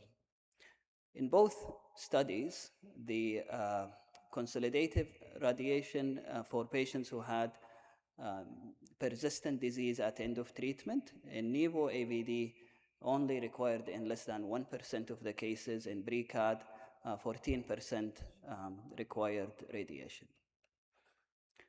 So that has led to changing in the standard of care in advanced stage classical Hodgkin lymphoma.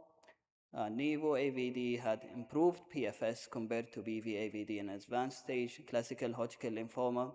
Nivo-AVD was well tolerated with few immune-related adverse events. Of course, we need time also to make sure that there is no delayed immune-mediated reactions. Less than 1% of patients received radiotherapy. Follow-up ongoing to assess the safety, overall survival, and side effect. Key steps toward harmonizing pediatric and adult therapy, and this is one of the few studies that included adult and pediatric in aim to unify the protocols. BRICAD improved PFS compared to escalated BIACOB in advanced stage classical Hodgkin lymphoma, and BRICAD was well tolerated with no adverse impact on gonadal function like escalated BIACOB. This is very important, especially in elderly patients. So they have lower tolerance to intensive therapy. Nivo AVD is now considered optimal in this group, very well tolerated. Sequential BV AVD plus BV is probably effective, but I don't see it used while the impressive results of Nivo AVD right now. BV Nivo chemo-free regimens under study considered in frail patients, especially that the duration of treatment or the duration of responses might not be optimal. So the impact of these frontline choices are very important on relapse. So patients might relapse and we will need to choose a second line therapy for them. So very important to define relapses, whether they have resistant disease, they relapsed on treatment with PD-1 inhibitor, or they had a relapse after achieving a remission. Salvage therapy must account for prior resistance. PET negativity post-salvage therapy is the most important thing. Before autologous stem cell transplant, aiming to PET negativity is probably the key in achieving remission.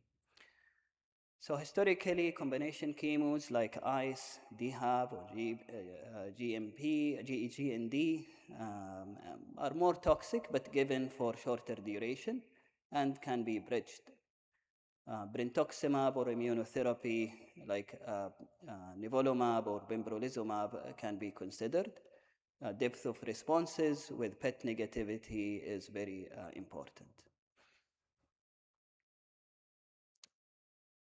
One point from this slide is that post-autologous stem cell transplant consolidation with the Athera trial is now, we need to select patients carefully for that, because if we are using frontline brentuximab therapy, like BRICAD or BV-AVD, we don't know how post-autologous transplant consolidation, if that will be of benefit, because all of the patients in Athera trial were not exposed to brentuximab as first line. So success rate in relapse refractory Hodgkin lymphoma varies with using consolidation or salvage therapy. With ICE, DHAB, 50 to 60% are cured. BV bendamustine or BV nivolumab or BV ICE can achieve 70 to 80% of cure, combining it with autologous stem cell transplantation. Pembrolizumab, GND, or nivolumab ICE may reach to 90% of potential cure. This is a phase 2 study that used nivolumab plus ICE as first salvage therapy in high-risk relapsed refractory Hodgkin lymphoma. So after nivolumab, the overall response rate was 81%, with CR 71%, and 2 years PFS and overall survival were 72 and 95% respectively, showing the importance of adding PD-1 inhibition to your salvage regimen. And probably when the patient is eligible to receive PD-1 inhibitor or brentuximab, the recommendation is to use PD-1 inhibition to the salvage regimen, as it has better CRs and better chance to achieve PET negativity. 1 minute, Dr. So last 2 slides. This is a study of chemo-free regimen. Brentuximab vedotin nivolumab as salvage therapy can be considered in frail patients who cannot tolerate chemotherapy, although the responses are high, but these patients need to have an autologous transplant as soon as they reach to the remission.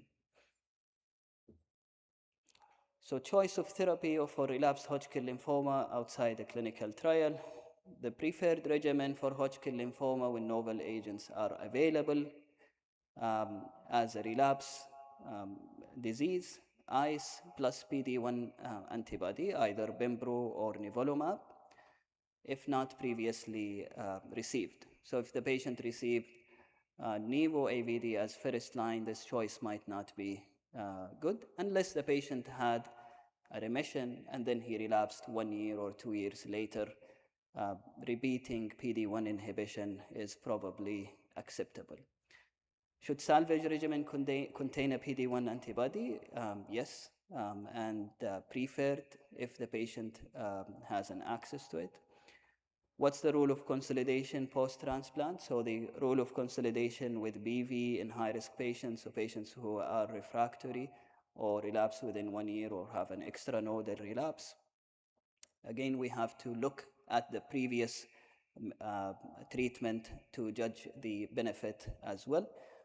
So remember, neuropathy is accumulative in BV, so repeating BV in patients who had already neuropathy might be of a limiting factor. So what agent should be used as consolidation? This is probably repeating the same point again.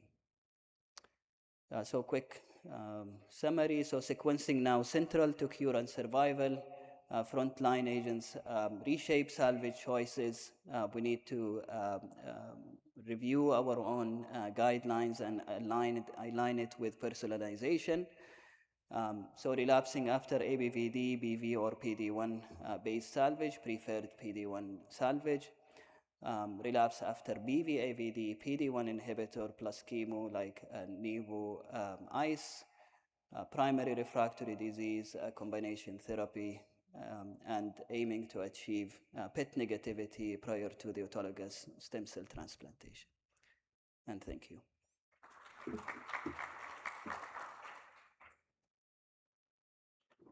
Thank you, Dr. Barifa. And we move on to the next speaker, Dr. Ahmed Absi. Dr. Ahmed Absi is a leading consultant, adult hematology BMT at Princess Noor Oncology Center. He's the section head of the hematology section.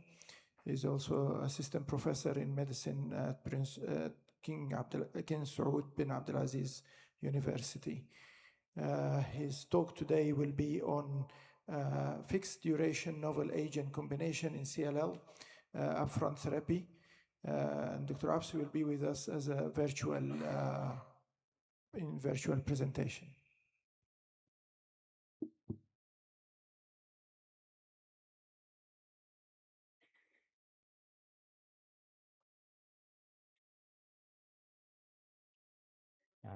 I really was hoping that to be able to be with you today. For the audio control, please can you mute your speaker because I can hear myself. Yeah, that's good. All right, so I'm supposed to be talking about fixed duration regimens and the upfront therapy, and I'll try to dig deep into try to analyze the best approach towards that concept.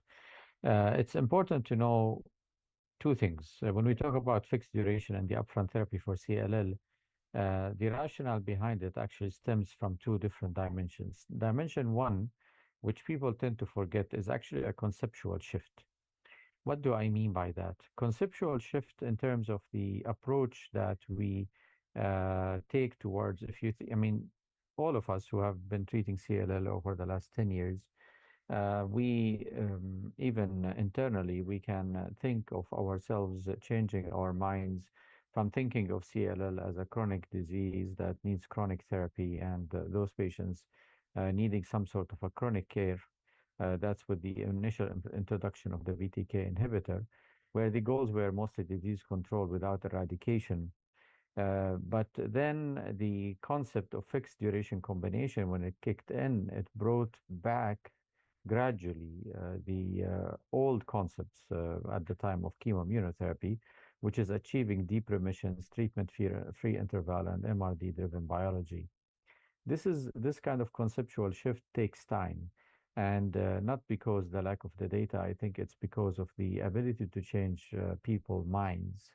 And we are talking about only within 15 years frame, the CLL has undergone three different conceptual shifts. From initially saying if the patient is fit, then you give a chemoimmunotherapy. If they are less fit, then you give continuous chemoimmunotherapy in the form of chlorambucil obinutuzumab or rituximab. Then in a continuous chronic therapy, now back again into fixed duration. So this conceptual shift is very important to keep in mind. But that's not alone, though. There is a biological rationale for also the fixed duration. BTKIs and BCL2 inhibitors both work synergistically in eradication of the CLL cells. You add on the top of that anti-CD20 antibodies, which do excellent job in debulking and MRD clearance. So let's take the story first of all of the fixed duration, and let's see how the progression actually started and how we reached here. So initially, I would like to call it the German way. The initial German way was concentrating on the fact that they wanted to look into three different concepts: chemoimmunotherapy, fixed duration, continuous therapy, and fixed duration venetoclax anti-CD20 antibody. At the time, nobody was still looking into the combination of BCL2 and BTK inhibitors. So there were two trials to know about, obviously. I'm sure that all of you know about them, the CLL13 and CLL14. CLL13 was mostly for young population. This is the Gaia trial. So this is young patients where P53 was excluded. So think about it as FCR eligible patients. Those patients were randomized between either chemoimmunotherapy, venetoclax, rituximab, venetoclax, obinutuzumab, both continuous for 12 months of venetoclax and time defined, sorry, for 12 months of venetoclax. And they compared, they added on the top an arm which was innovative at the time, which is the ibrutinib venetoclax obinutuzumab, a triplet. The CLL14, on the other hand, took patients who are older population and then randomized them between, and they allowed P53 in that population. They randomized them between either venetoclax obinutuzumab time-limited therapy for a total of 12 cycles versus chlorambucil obinutuzumab. In that clinical trial, again on the left you see CLL13, and the mutated subtype you can see that there was no difference in the outcomes between the triplet, the Gazyva, venetoclax, ibrutinib, or the obinutuzumab, venetoclax. The lines looked overlapping with each other. On the other hand, if you look at the CLL14, which is basically chemoimmunotherapy versus the venetoclax obinutuzumab, you can see that both arms were better than the chemoimmunotherapy, although in the unmutated subtype, there was a significant difference between both arms, even in the venetoclax obinutuzumab. So this is the unmutated data. On the left, you can see that in the unmutated subtype, there was a tendency again favoring the triplet over obinutuzumab Gazyva. So again, for the Germans, they took the model of obinutuzumab as their, I wouldn't say standard of care, but a preferred regimen based on the data that I've shown. At the same time, venetoclax ibrutinib was being investigated as a possible combination. and multiple phase 1 and phase 2 trials. The most famous of phase 2 was the Captivate, which is a single arm study giving the combination for a total of 12 months. It took patients who are mostly younger, or the GLOW study, which was the first randomized clinical trial investigating the combination against the chlorambucil obinutuzumab, and it took mostly older population, and it allowed P53 to be included in the study. If you look at the outcomes, the Captivate on your left-hand side, you can see that the gap between the mutated and unmutated was less than what we've seen with the obinutuzumab venetoclax, and with the best outcomes achieved in the mutated, ranging between 80 to 85%, the GLOW on the right. You can see again mutated doing better than the unmutated, both of which are doing better than the chemoimmunotherapy. So this is the mutated, this is the unmutated. Okay. At the same time, MRD was being investigated in CLL in general, and came the FLAIR trial, which was again a randomized clinical trial looking at the young population with CLL who are fit to receive FCR, randomizing them between either FCR and venetoclax ibrutinib, but with an innovative design of time-defined therapy based on MRD clearance. And you can see that there were a total of 5 stoppage rules. So the earliest an individual patient can stop would be 2 years, but it can be either 6 or more based on the MRD clearance. You look at the outcome, there was, if we compare it trial to trial, that's not always a recommended thing, but if you compare it trial to trial, you can see that the progression-free survival curves in the unmutated, which is on your left-hand side, look better than what we've seen in the previous two trials, the Captivate and GLOW, and it's around 90% range with the IV combination. Again, remember that the majority of those patients, as you can see at the bottom, would have received the continuous therapy model, if you want to think about it this way, to a period of time extending up to 6 years. So this is what we knew from ibrutinib venetoclax. Second generation BTKIs were being approved in the first line, and then combinations were being investigated. The first of which was approved in combination was acalabrutinib in combination with venetoclax, which was shown in the AMPLIFY trial. Again, AMPLIFY trial, it did not specify young or older. It allowed everybody to be included, older and unfit patients with a SEER score more than 6.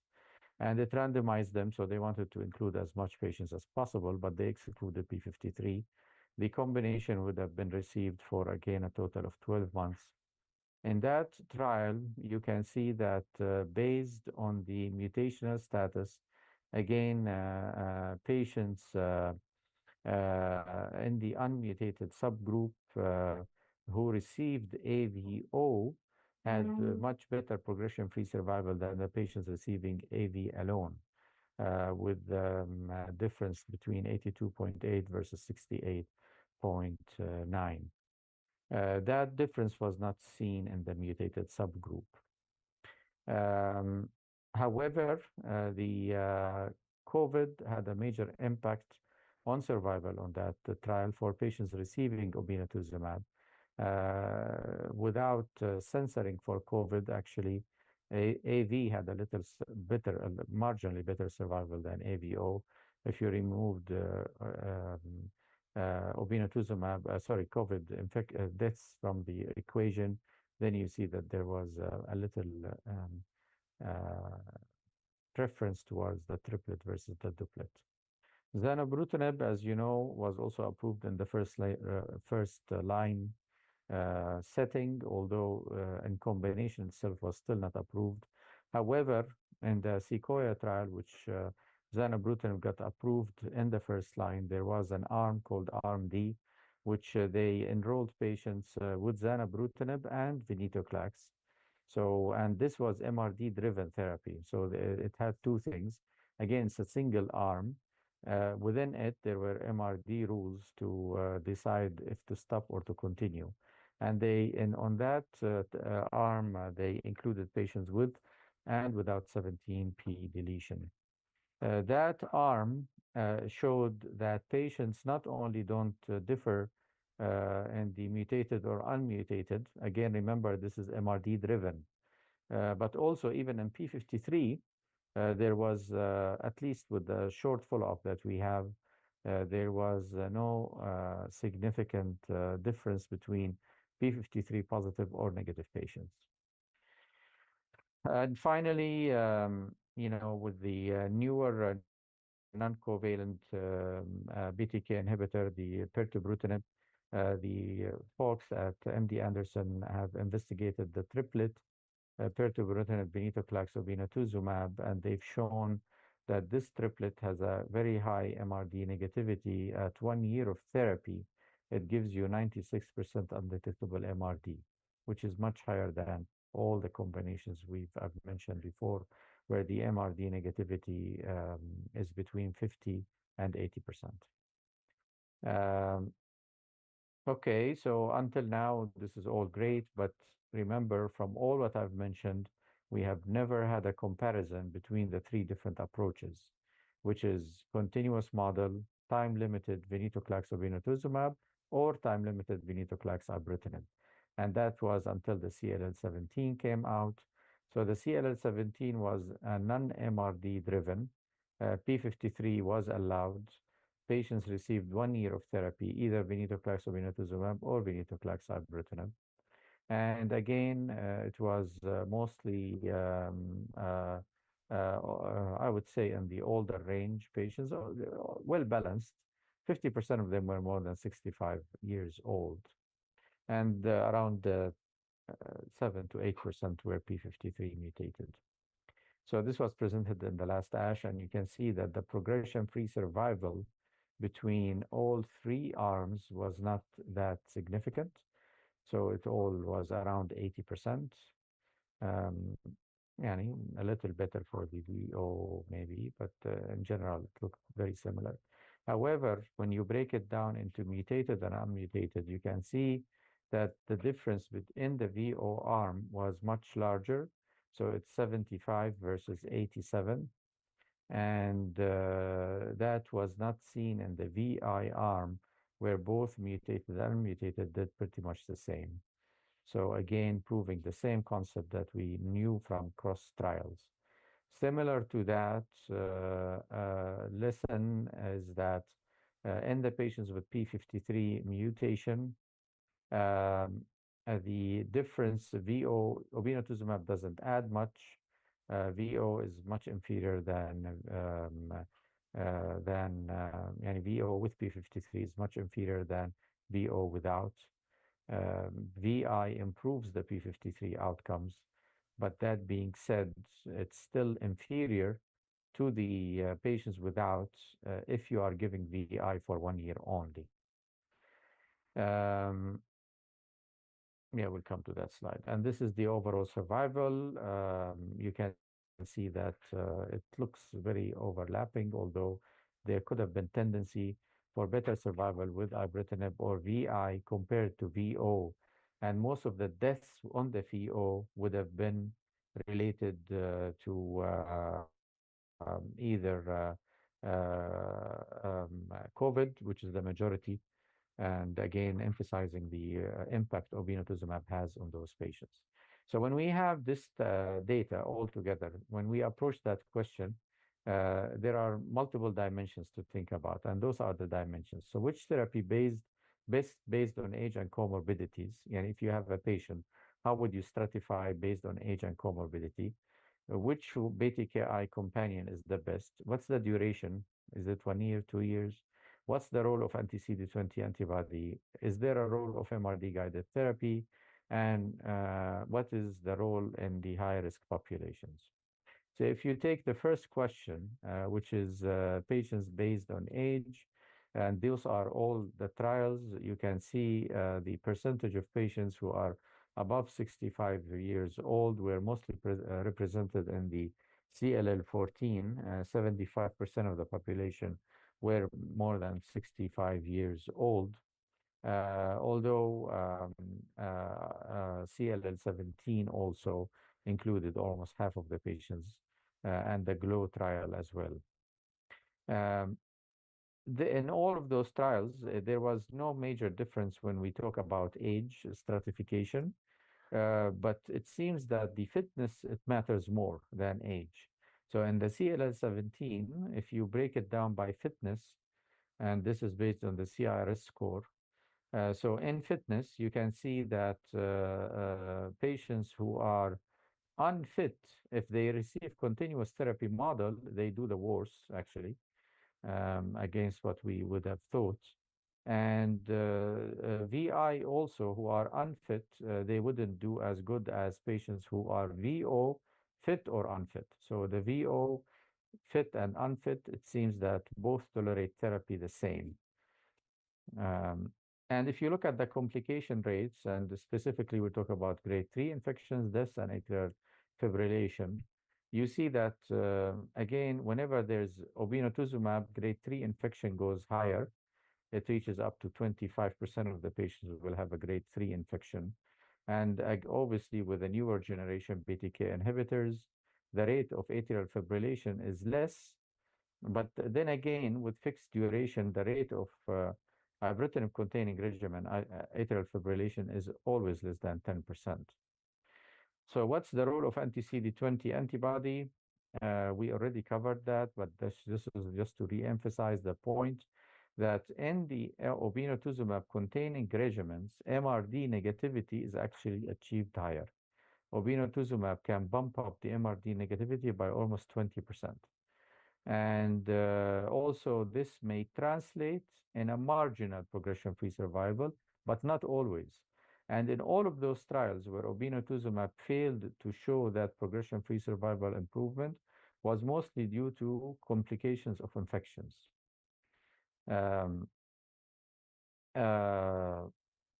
Okay. Again, this is obinutuzumab-containing arms.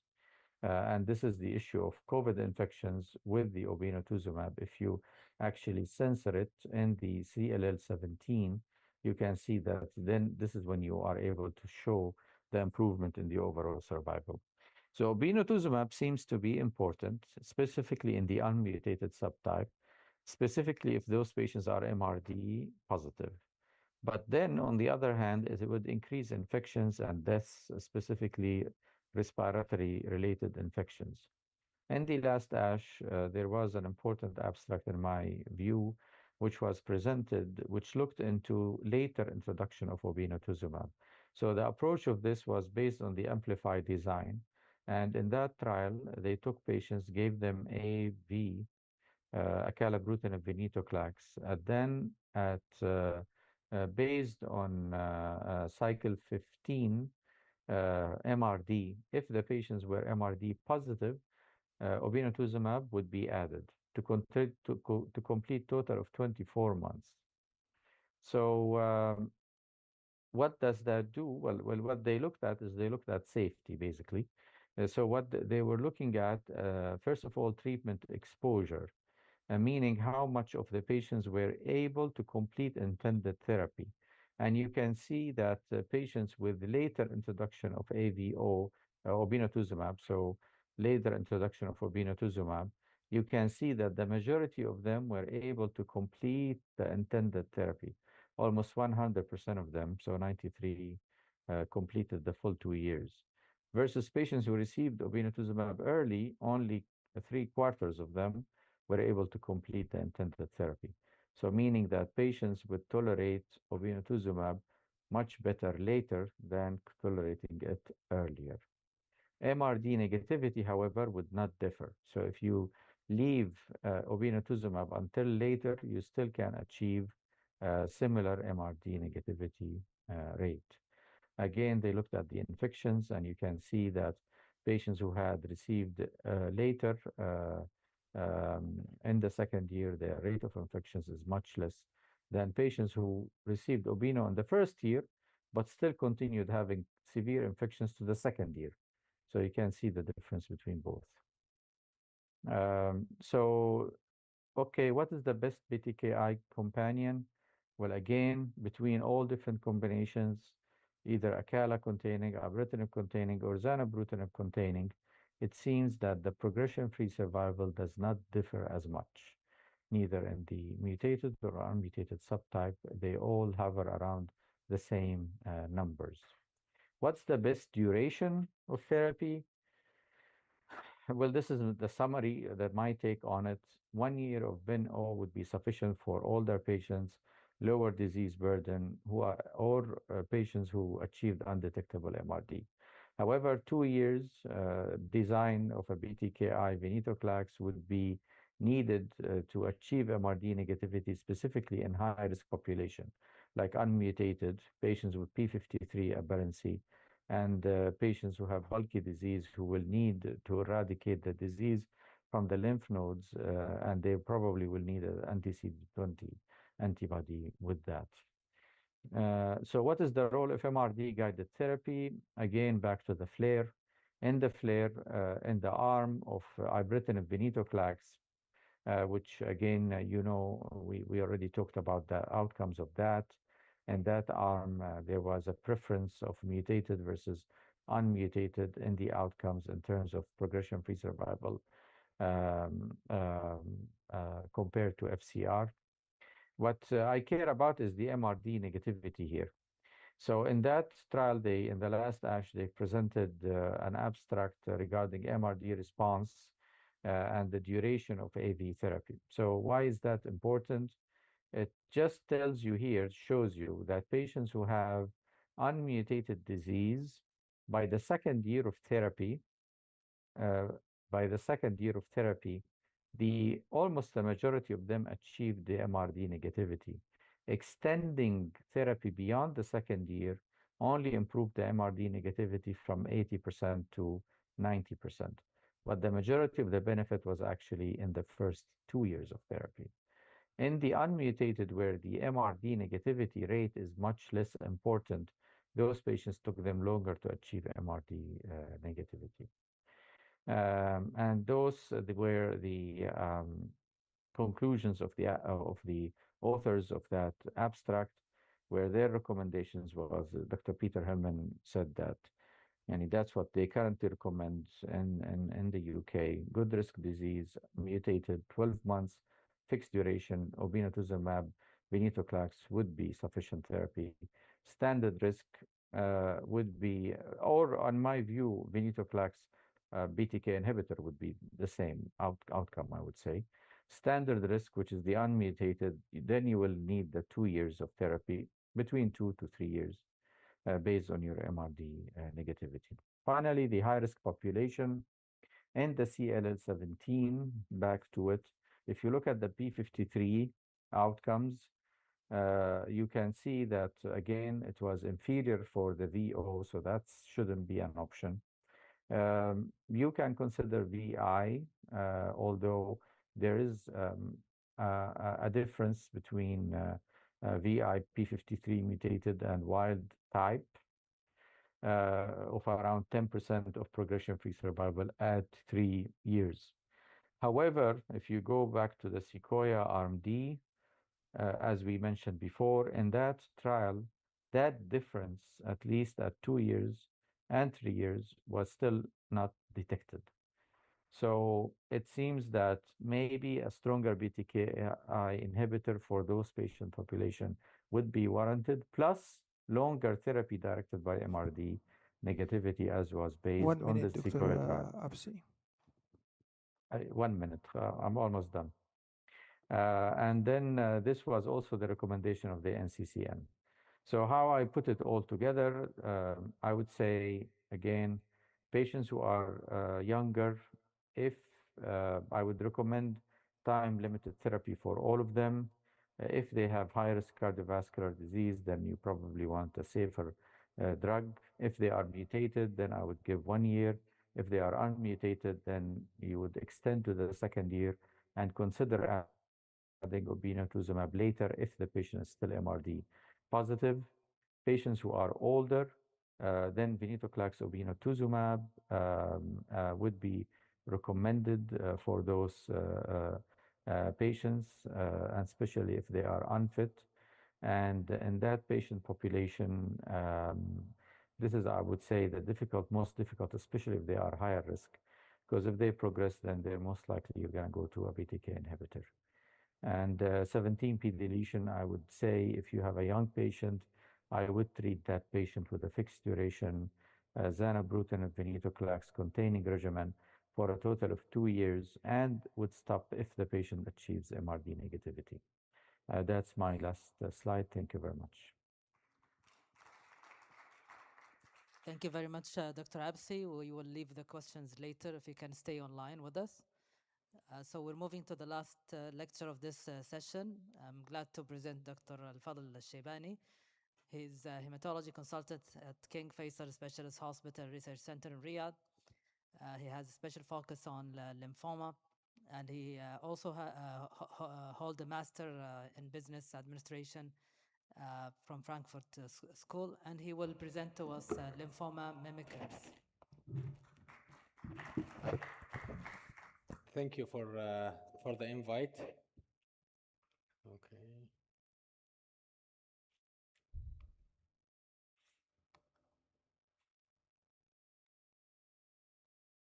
Okay. It's not she.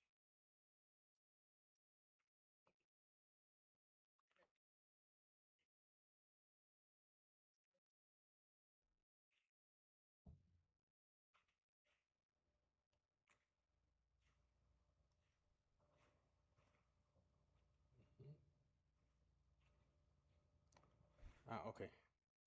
So we have it between. How do I go back? Okay. Thank you for the invite. I believe the tone for this will be a bit different from the prior lectures. I will try to stay we're a little bit behind. So basically what I will be discussing is different. I'm not going to discuss about lymphomas, upfront therapies, relapse therapy, CAR T-cell therapy. That has been covered already. What I'll discuss basically an issue that usually faces family medicines more than lymphoma specialists or hematologists. But still, as a hematologist, we are sort of the last resort that patients or even physicians go to evaluate a case with the lymphadenopathy. So the problem with this is basically lymphadenopathy is a common referral to hematology. Usually in a primary care setting, the incidence of malignancy is quite low. But however, in tertiary referrals, malignancy can go up to as high as 40 or 50%. So really distinguishing the self-limiting causes versus a life-threatening mimics is very essential, and discovering which is lymphoma or which is not. Not infrequently, I'm on covering consultation service and they consult me for a patient. We have someone with lymphadenopathy, we took a biopsies, it's not diagnosed, please come and evaluate. Make sure that we're not missing on something big, and this is what I'm trying here to discuss.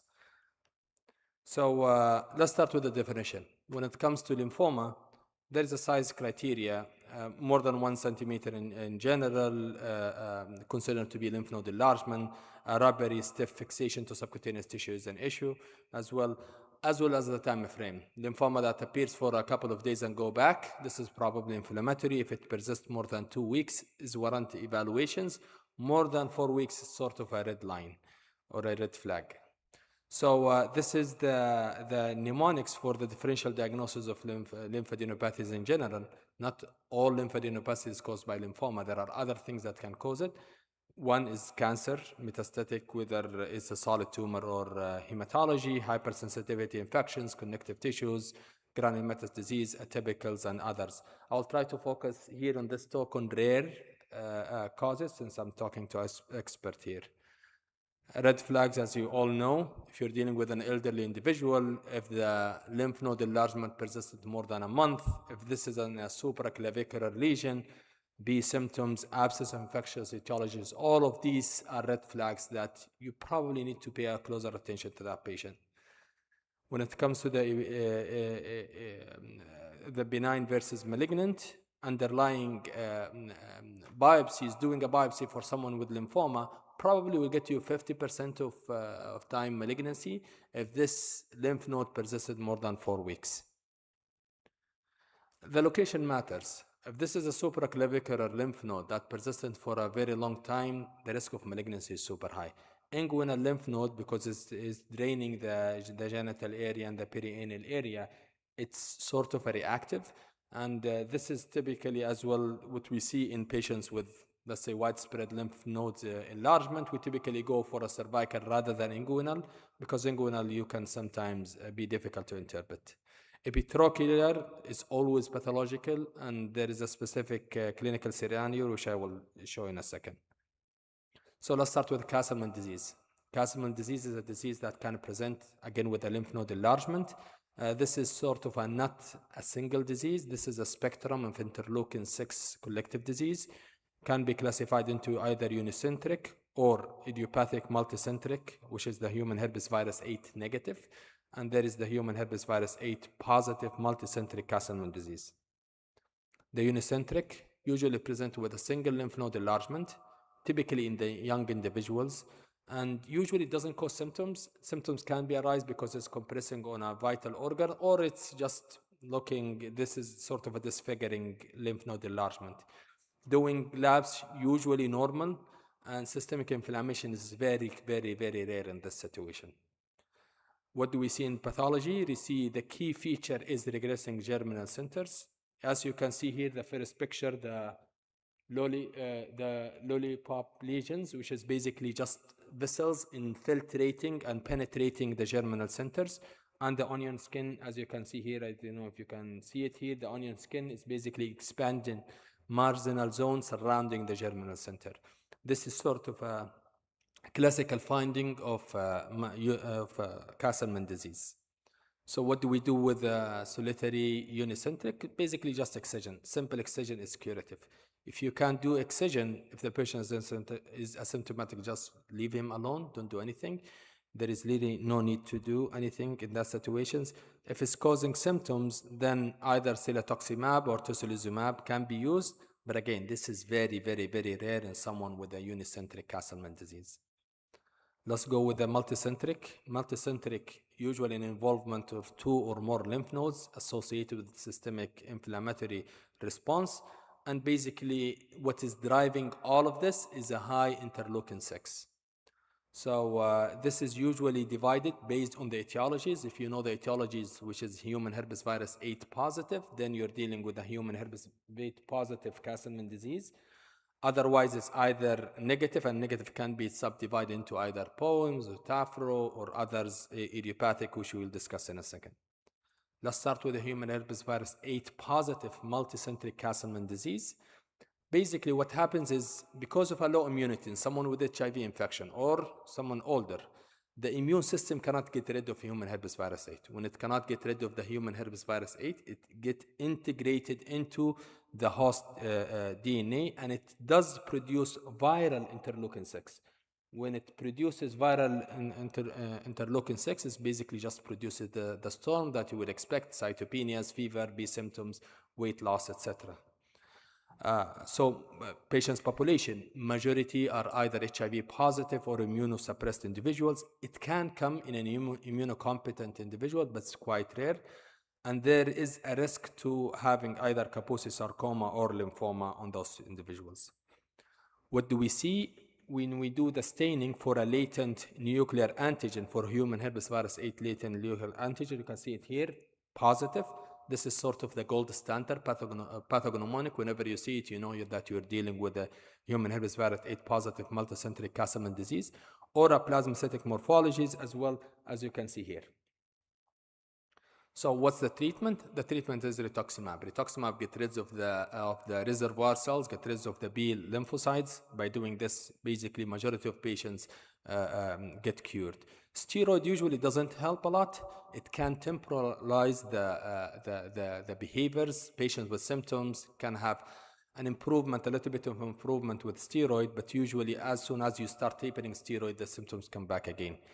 Of course, if the patient is HIV positive, then antiretroviral therapy is essential in the treatment of those individuals.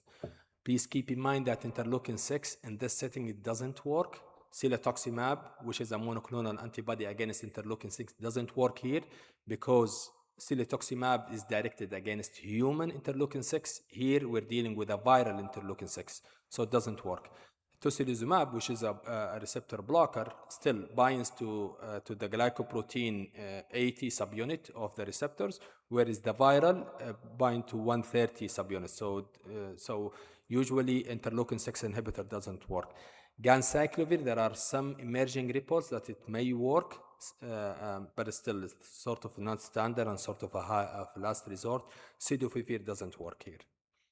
It's important to rule out the presence of a coexistent Kaposi sarcoma. These are, again, this malignancy is associated as well with the human herpes virus 8 positive, and it's present usually in around 13% of patients with Castleman disease. Let's go with idiopathic multicentric Castleman disease. This is the definition. Idiopathic is basically when you rule out the presence of human herpes virus 8, you rule out the presence of Bowen syndromes, and you rule out the presence of autoimmune cause. So basically, this is a diagnosis of exclusion. So this is the criteria. For the sake of time, I'm not going to go through each one of them, but there is a major and minor criteria, and there are subtypes, TAFRO subtypes, or idiopathic NOS subtypes. Let's go with the TAFRO syndrome, which is basically the thrombocytopenia and a Sarca fever, reticulin fibrosis. You see it in the bone marrow when you do the bone marrow biopsies and organomegaly. This is sort of a simple differentiation between the idiopathic and TAFRO. Platelet count usually in TAFRO symptoms is quite low, but the immunoglobulin is normal, and the morphology is sort of a hyperplastic atrophic. So what's the pathogenesis here? Again, it's an immune dysregulation, upregulation of mTOR pathways, as well as which drives basically interleukin-6 in the body. The treatment here is anti-interleukin-6 therapies with either cilatoximab, which is the only approved therapy that can be used in idiopathic multicentric Castleman disease. Tocilizumab can be used if you don't have access to cilatoximab, and the response rate is around 34 to 50%. Please make sure that we need to rule out the presence of Bowen syndrome on those patients, because if the patient has Bowen syndrome and you can radiate, radiation is probably going to cure the patient. You need to rule out the coexistence lymphoma. I had a patient of mine presented with a typical human herpes virus 8 negative, cytopenias, B symptoms, started him on tocilizumab, went into remission. He was happy, count recovered for 2 years, and then the symptoms came back again. Interleukin-6 was shooting up. And when do the PET scan and biopsy, turned out to already progressed to a lymphoma. So this is something that we really need to keep in mind. So what do we do in non-responder? Steroid can help, but steroid, again, is a temporary therapies. mTOR sirolimus can be used as well. There is an emerging data on sirolimus. And SHOP-like therapy is sort of a last resort. When tocilizumab or cilatoximab doesn't work, you can use them. Unfortunately, the response is short-lived and the disease tends to come back again afterward. Another mimicker for lymphomas is an IgG4 related disease. This is an immunomediated pro-inflammatory, pro-fibrosis disease that can affect any organ. Traditionally, it affects the pancreas, so it can mimic pancreatic cancer. It can affect the biliary tract, mimic cholangiocarcinoma, and of course, generalized lymph nodes, lymphomas. So this is a disease of a sort of an older individual in the 5th and 6th decade of life. Again, as I mentioned, the sites of involvement can be pancreas, salivary, orbit, retroperitoneal, classically causing fibrosis. So in someone presented with a retroperitoneal fibrosis of unknown etiologies, IgG4 need to be excluded because this disease tends to be very highly responsive to steroid. So the distribution can be generalized or localized for lymphadenopathies. It's usually non-tender and can mimic low-grade lymphomas or Castleman disease for that matter. What do we see in histology? This is the picture of the histology that you see in IgG4 related disease. Is basically a dense infiltration by lymphocytes and associated fibrosis. So the diagnosis relies on an increase in IgG4 plasma cells we look more to the ratio rather than the absolute increase. So IgG4 higher than IgG cells more than 40%, and absolute count in the biopsy, within the biopsy, more than 100. This is a mimicker for lymphomas. However, lymphomas, as you all know, is usually a monoclonal disease, so you will see light chain restriction, whereas an IgG4 related disease is basically sort of a polyclonal, so you wouldn't see light chain restriction. It's very important to check kappa and lambda to rule out before labeling a patient IgG4 disease. It's very need to rule out the presence of a coexisting or a lymphoma for that matter. We really need to make sure that we don't rely on serum immunoglobulin 4 because it tends to be normal, it can be normal in around 30% of patients. So we rely on IgG4 within the biopsy to diagnose the disease. And the treatment is simple, steroid, very highly responsive to steroid. Once you start steroid, the mass just shrink, and then you start taking off the steroid. It does tend to come back again with if the disease came back again, you can use rituximab. I had a patient of mine with an orbital IgG4 steroid. She was put on steroid for a very long time, developed cushingoid, diabetes, etc.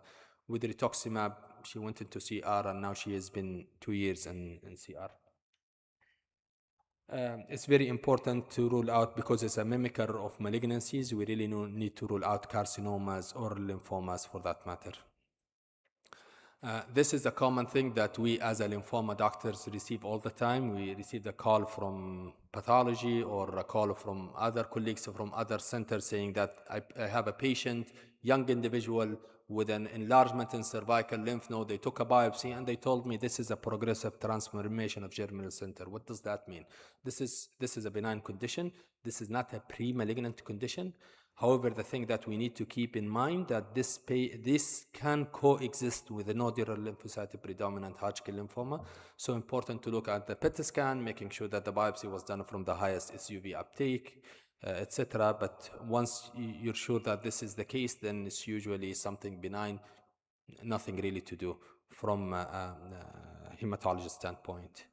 Another thing is florid follicular hyperplasia, which can happen usually in association with an autoimmune disease, rheumatoid arthritis, SLE, and HIV patients. Again, autoimmune disease is a predisposing patients to the presence of lymphomas.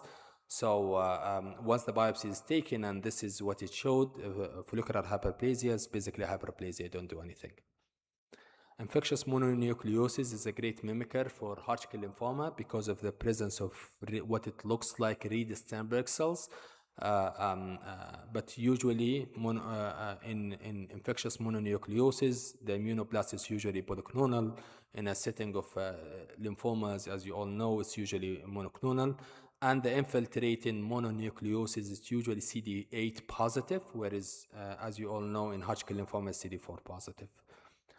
Another important thing that we need to keep in mind, although this is considered part of lymphomas, but this is an indolent lymphomas, EBV mucocutaneous ulcer, as you can see here in the picture. Usually it's present in the oral cavity and the GI tract. Biopsy proven EBV positive lymphomas happens usually in immunosuppressed or elderly individual. And the simple treatment for that is just withdrawing the immunosuppression is good enough. Usually majority of those patients go into CR. The thing with that is usually it doesn't really deserve much of a treatment, doesn't deserve R-sharp therapies or extensive therapies, and the prognosis is excellent. Kokochi disease used to be described in Asian, but now it's been reported in many different countries as well. This usually patients present with a cervical lymph node, fever, leukopenia, and when you do the biopsy, it showed necrotizing lymphadenitis. However, the key feature in this disease is the absence of neutrophils. So what you see necrosis, but you don't see any neutrophils within the biopsy. This is very characteristic of Kikuchi disease. The diagnosis relies on biopsies. However, there is in a pediatric setting, I believe a Japanese trial looked into, they sort of gave a proposal for a criteria based on the lymph nodes, size, the temperature, and beta-2 microglobin, and they claim that it has 100% sensitivity and specificity. However, because the disease is rare, still doing a biopsy is very essential, and the diagnosis is self-limiting. If you leave the patients alone, usually the disease will resolve within a month or up to 3 months. However, if the patient has high symptoms, giving steroid can speed up the recovery. Rosai-Dorfman disease, this is a non-Langerhans cell histiocytosis, again presented with a sinus histiocytosis and massive lymphadenopathies. Can present with usually in the neck area, painless cervical lymphadenopathies, and it has the characteristic of histocyte engulfing intact lymphocyte, and this differentiates Rosai-Dorfman from other histocytic disorders, and of course it's an S100 positive. Syphilis as well, I'm just speeding up because of the time. Syphilis is a great imitator as well for lymphomas. It can be in the inguinal and cervical. It has been named in the literature as the great imitator. And it's very important for someone with a lymphadenopathy, which we don't know the cause, to send for a syphilis, because if this is missed, it's very hard to reach to the diagnosis. In the past, this is for sort of a historical interest, and this is why I mentioned at the beginning of the lecture the epitrochial lymph node. In the past, they used to have the sailor handshake, in which they will shake the whoever is going to board the ship, they will shake their hand, and then they will check the epitrochial lymph node.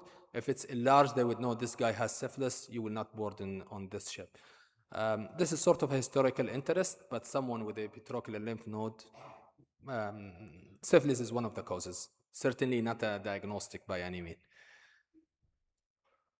HIV-associated lymphadenopathy, HIV predisposes patients to lymphomas. HIV patients, they do get infections, fungal, TBs, etc. And HIV itself can present with a lymphadenopathy. Very important to exclude human herpes virus 8 and TBs and other infections. Drugs can cause lymphadenopathies. The most famous of this is phenytoin. However, believe it or not, allopurinol, which we commonly use for tumor lysis syndrome, can as well cause a lymphadenopathy. Very rare, but it has been described in the literature. Phenytoin has been induced pseudolymphomas, can occur months after initiation, so the patient can be on phenytoin for a very long time, and all of a sudden they develop with the lymphadenopathies. And when you do the biopsies, you see paracortical expansion with a lot of eosinophilia, which give you a hint that this is probably drug-related changes. And switching the therapy from phenytoin to something else usually lead to regression of this disease. Silicone lymphadenopathies. Silicone is used for cosmetic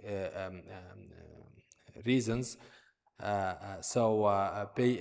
Females with breast implants or even for joint replacement, the silicone itself can go to axillary or supraclavicular lymph node, and when you do the biopsy, you see the presence of a multinucleated giant cell surrounding a reactive material, which is silicone. Last but not least, post-vaccination lymphadenopathy. I believe all of us have seen it with a mandatory vaccination for all patients. This usually happens with the COVID vaccines.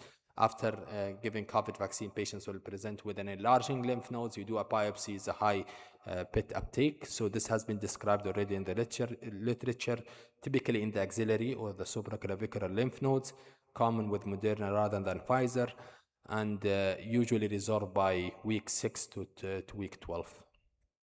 And the management here, PET scan is not diagnostic here. PET scan can actually throw you off because it will show hyperactive metabolic uptake in the lymph node.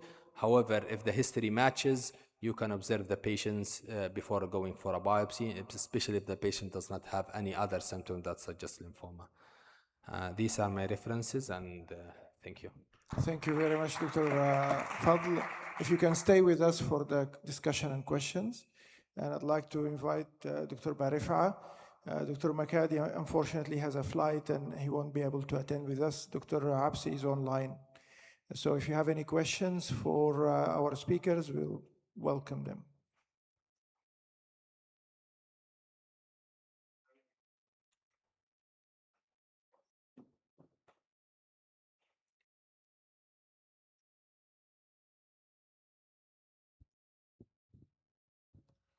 Thank you for all the speakers for the very elegant speaking. Regarding my question, Dr. Ahmed Barifa, regarding Nivo AVD versus BRICAD, which one you put as your first line for the patient?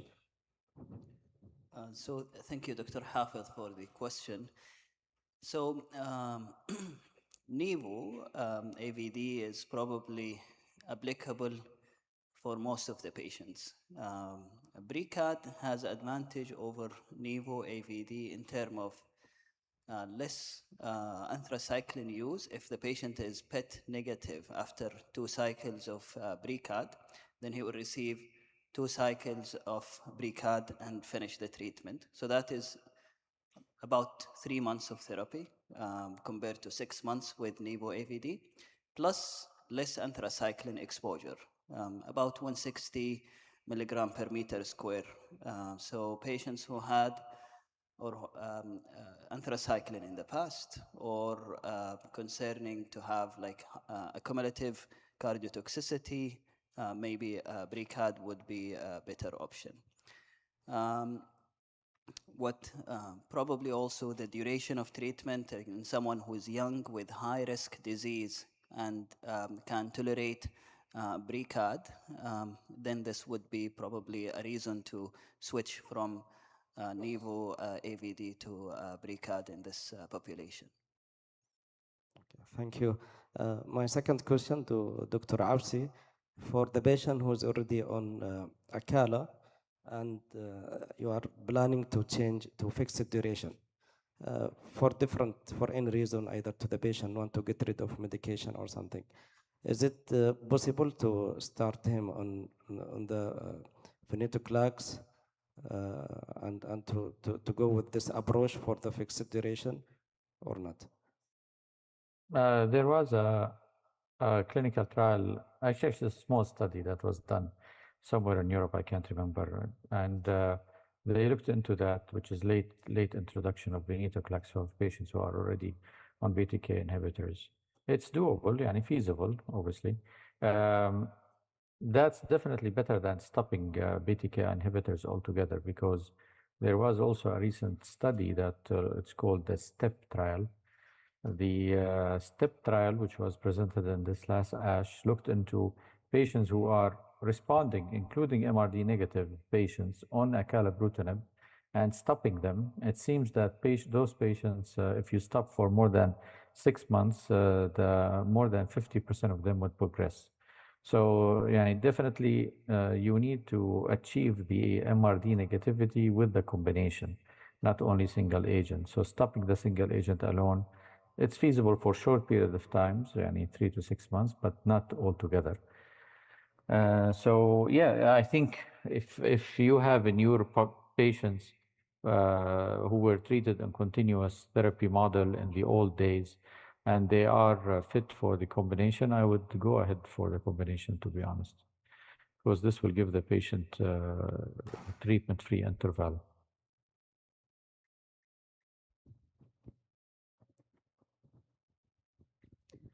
I have a question to Dr. Ahmed Barifa about the interim scan.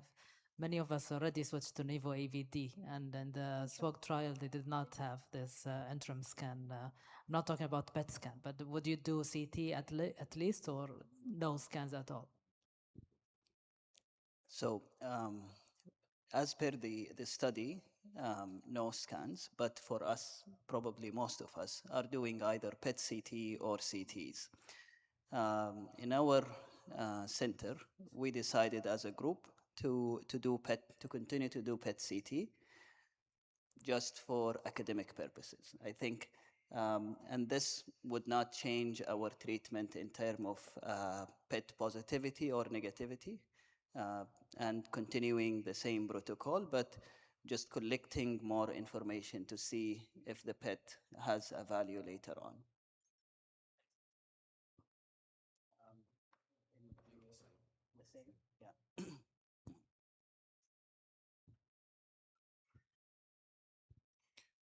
Question to Dr. Absi. What is your view in using fixed duration in patients who are elderly, having in mind the GLOW study where there was some excessive mortality for patients who are above the age of 70. And as you can see in our patients, those patients above the age of 70, they have a lot of comorbidities, diabetes, hypertension, cardiac disease, etc. So in the CLL17, they looked into, as I said, the age in all those trials did not have the major impact compared to the performance status or the comorbidity index. So with the comorbidity index, as you appropriately said, if the patients have a higher comorbidity index, indeed, if you use fixed duration, they have better progression-free survival than the continuous therapy model. If they were given ibrutinib, for instance, probably if they were given the more tolerable BTK inhibitors, the situation may be different. But that being said, and yeah, I think second-generation BTKI inhibitors, either acala or zanubrutinib, would be a very acceptable choice for those patients who are elderly with comorbidities. And if they are not very elderly, so maybe 65 to 70, and they don't have much comorbidities, I would give it a shot for obinutuzumab venetoclax. I have a question to Dr. Al-Fadl Shayban.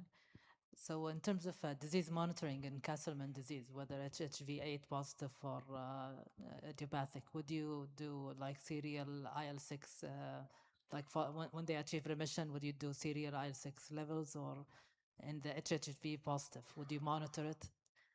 I've seen many cases with HIV positive, and we used to treat them all with ganciclovir or valganciclovir and monitor their HHV8 level. So I'm not sure what's your input on this. So for Castleman disease, monitoring interleukin-6 would be fine in patients with human herpes, if the patient is HHV8 positive, because I mean it correlates with the disease activities. However, assessing the response will depend on the patient's symptoms and the patient's labs, as well as imaging that can guide you. When it comes to the HHV8 negative patients, it's actually recommended not to go with interleukin-6 level, because tocilizumab or celotuximab does interfere with the interleukin-6, so it does give you a falsely high level that can basically thinking that the patient is relapsing, where the patient in front of you is not. When it comes to the therapies, rituximab has been the standard in patients. I know sometimes in patients with a severe HIV infection, we cannot do that because of CD4, low CD4 count. In that setting, antiretroviral can be reasonable. Ganciclovir can work, valganciclovir can work. Cidofovir doesn't work. It has been studied that looked into that.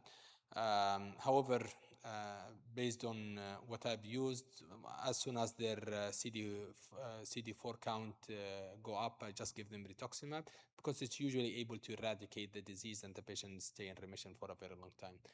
Remember, ganciclovir is associated with cytopenias, etc. As you run into different issues, and the patient presents to you with cytopenias already because of a Castleman disease. So for idiopathic cases, would you monitor with any other markers like CRP, for example, and also have recurrent episodes? Would you consider putting them on immunomodulators as stabilizers? Sure. I mean, once the patient progressed through celotuximab and tocilizumab, is basically just a toss of a coin. You can use basically mTOR inhibitor. You can use chemotherapies. You can use doxorubicin. Majority of those just have a very short-lived duration, unfortunately, of response, and the disease comes back again. In that setting, I would just make sure that the patient doesn't have a coexisting POEM syndrome, or the patient did not progress already to lymphoma and you're treating something else. Thank you.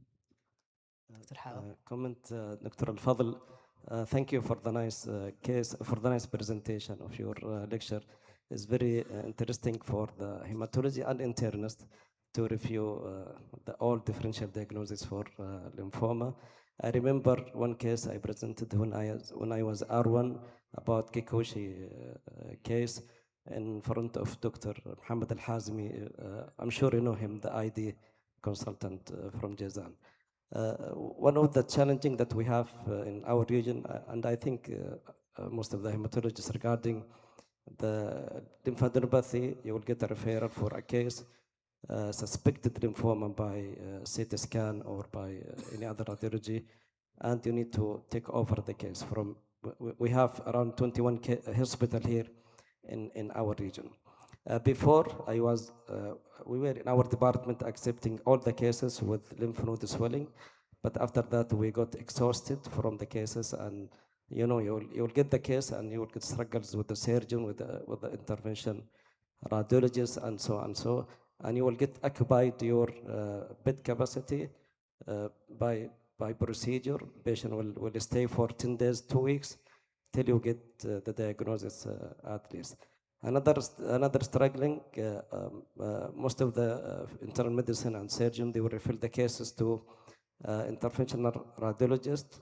They will get throat cut biopsy, then you will get suboptimal diagnosis. And then you will ask again to excisional biopsy. This is what we have in our region, and maybe other region they will have the same. Thank you very much for your case. Thank you. Thank you. We had the same. We have the same thing. Like they call you, we have a lymphadenopathy, we don't know. This is probably lymphoma takeover. I mean, I believe it probably everyone is sharing the same. We are as a hematologist. When they don't find the cause, they will say, you know what, just it's probably lymphoma, let them deal with it. So. Thank you very much. We would like to thank all the speakers. We're running a little bit behind in the schedule. So we will move immediately to the next session. There will be no break. You're welcome to grab a coffee quickly maybe and rejoin immediately, but we're starting. So I would like to invite the basically moderator, Dr. Mansour Radwi and Dr. Abdurrahman Raiza for the next session.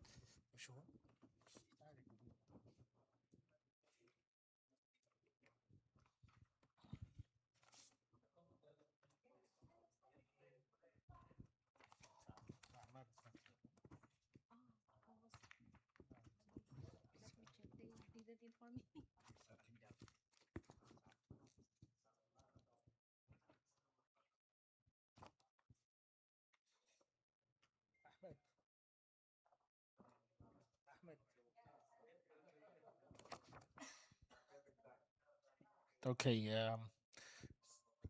so we're going to start our session. The last session is going to be focusing on anticoagulation, hemophilia, and transfusion medicine. Our first speaker is going to be Dr. Salwa Al-Hindawi.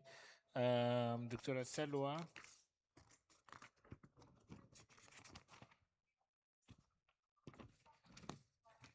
Professor Salwa Al-Hindawi, she has a FRCP Path Fellowship from the Royal College of Pathologists, London. She's a professor of hematology and transfusion medicine, president of the Saudi Society of Transfusion Medicine, also president of the Saudi Society of Friends of Thalassemia and Sickle Cell Anemia. She's working as a part-time transfusionist at the Health Support Service Center, Ministry of Health, Riyadh, Kingdom of Saudi Arabia. Also, expert member advisory panel on the blood safety WHO, member of the AABB committee of the fundamental standard, and member of global blood safety and hemovigilance ISBT working parties. She has more than 30 years of experience in transfusion medicine and has many publications and has engaged in many research scientific committees, also being a chairperson speaker. So we're more than happy to have you, Dr. Salwa, Professor Salwa. Thank you, Mr. Chairman. Bismillah ar-Rahman ar-Rahim. Assalamu alaikum rahmatullah wa barakatuh. I'm more than happy to be with you all here, and I would like to thank first the organizing committee and scientific committee for this meeting, important meeting, annual hematology meeting. I will start my presentation. Hopefully it is a summary presentation, very light presentation. You may like it all because it has few new informations. I have no conflict of interest. My talk will cover understanding platelets, some introduction, then source and type on its preparation of platelets products, safety of platelets products, clinical application, conclusion.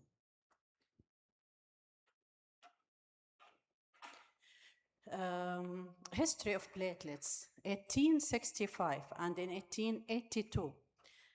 When Schultz and Pizarro describes this third group of corpuscular particles in the blood, the platelets.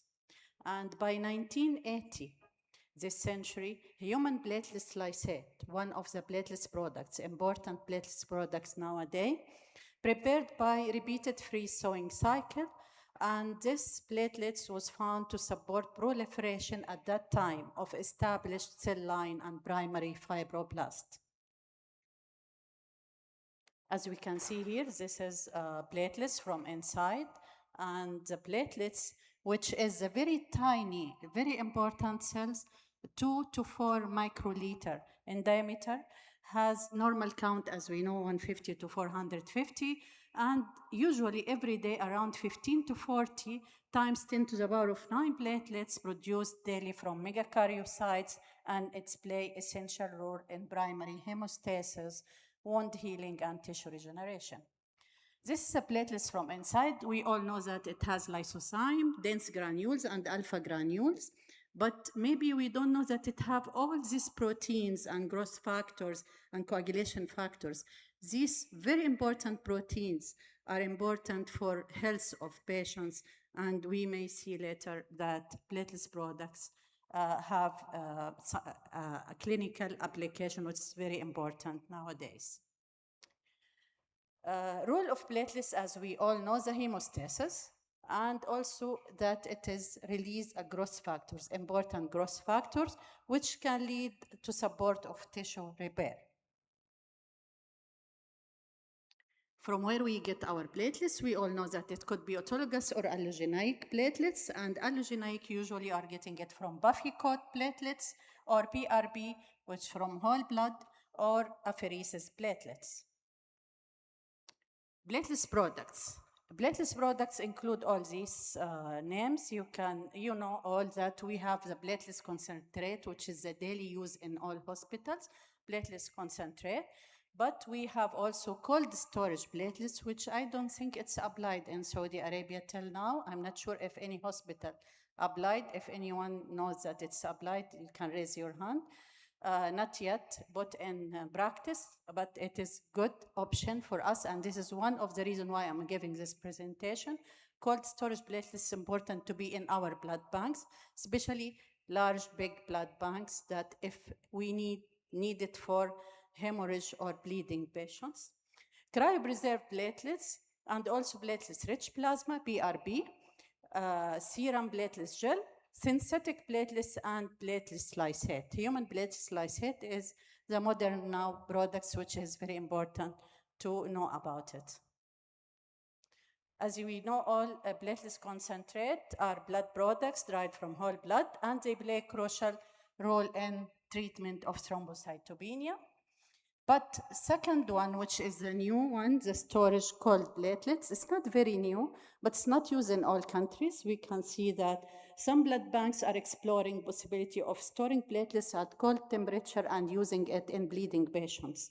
FDA defines this cold stored platelets as those stored continuously at 1 to 6 degrees, and it is for specified time, and it is improved viability, and cold storage platelets potentially lead to long shelf life of platelets.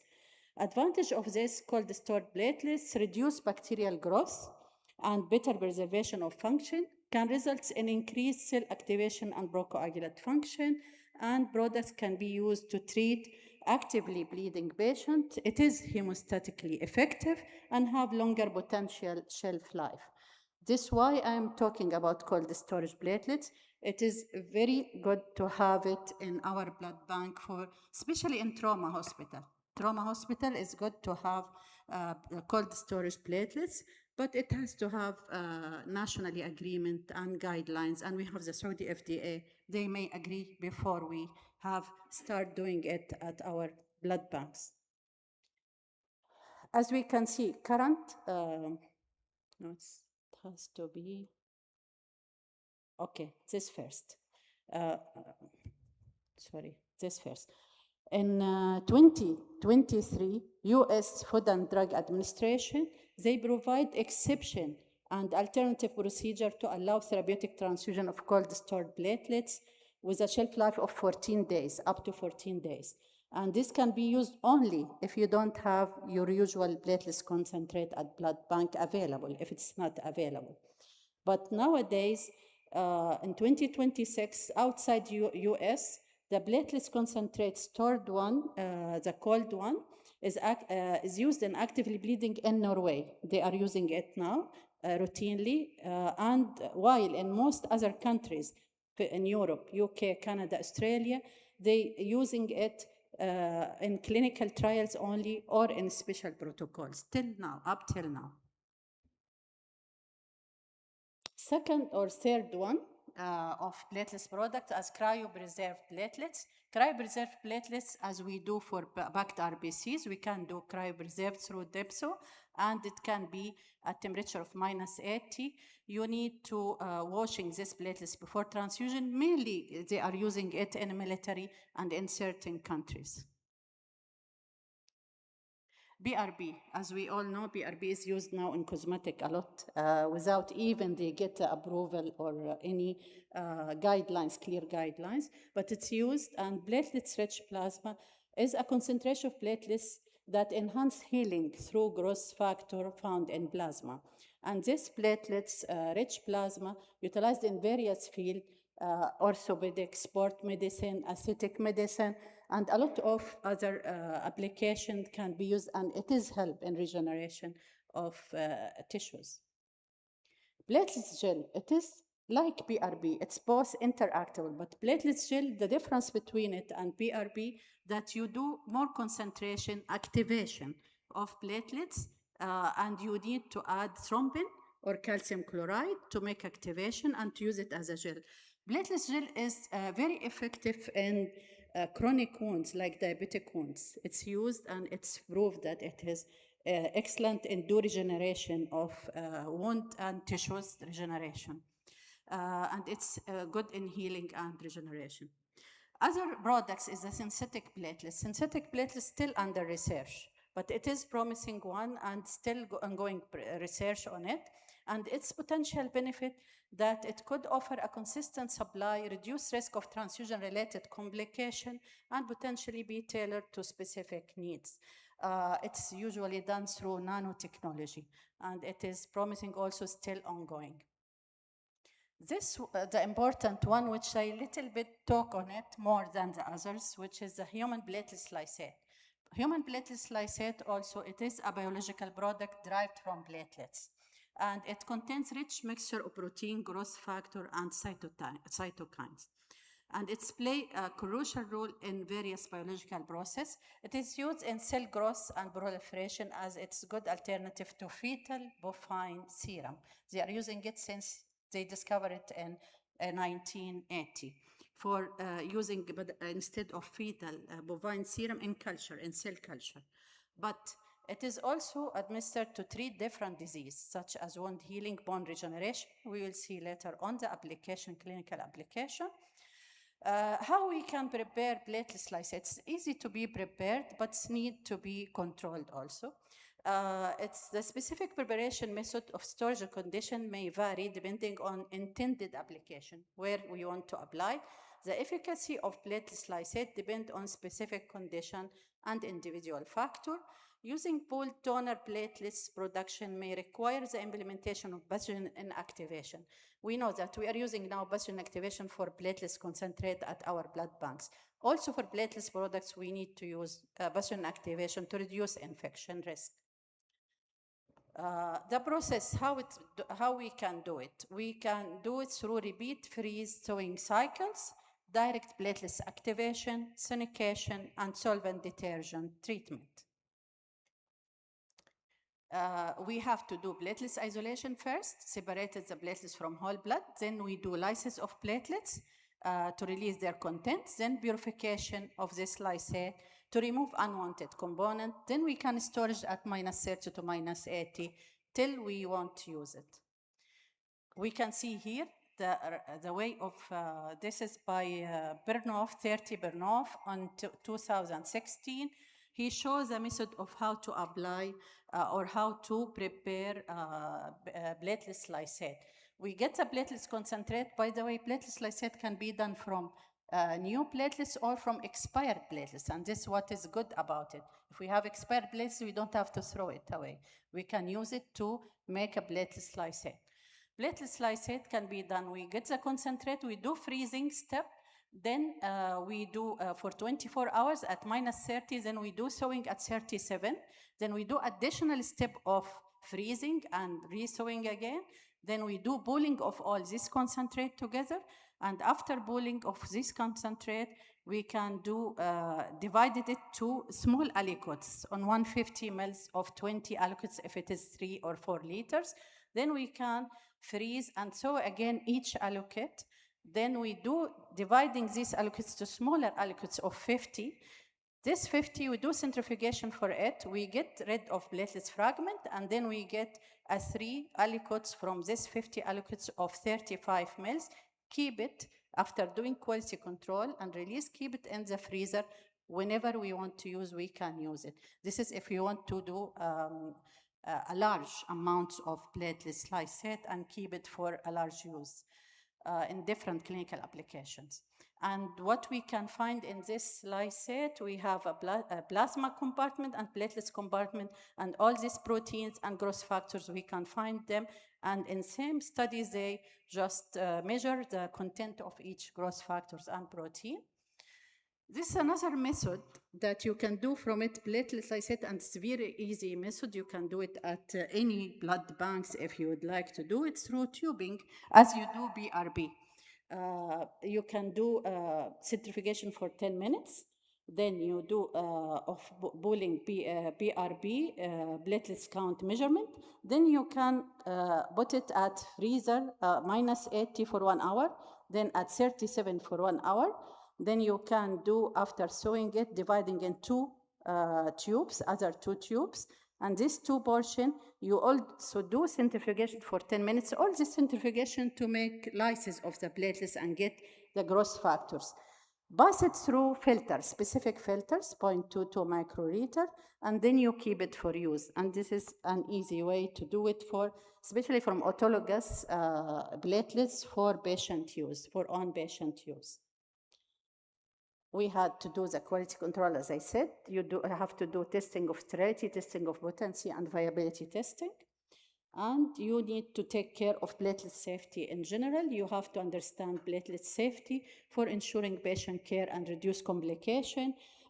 Increased storage period. We have, as I said, you can do plasma. You can do, keeping the platelets for more than 5 to 7 days, or you can just explore the way of doing it more safe. This one. Okay, you need to know that there is a variability of efficacy of platelets content, and according to from which patients or donors you are getting these platelets and how you are preparing the platelets products. And you need to choose the right products for the patients, for right patient. You need to use the personalized therapy, personalized transfusion for each patient, and to take care of reducing risk of rejection by matching platelets. We have to put in our mind the risk of complication, which we can face with platelet concentrate, you may face it with platelets also products. Clinical applications, this is very important part that we know all that it's for management of thrombocytopenia and what's doing thrombocytopenia, and I don't need to talk about this because you all know it.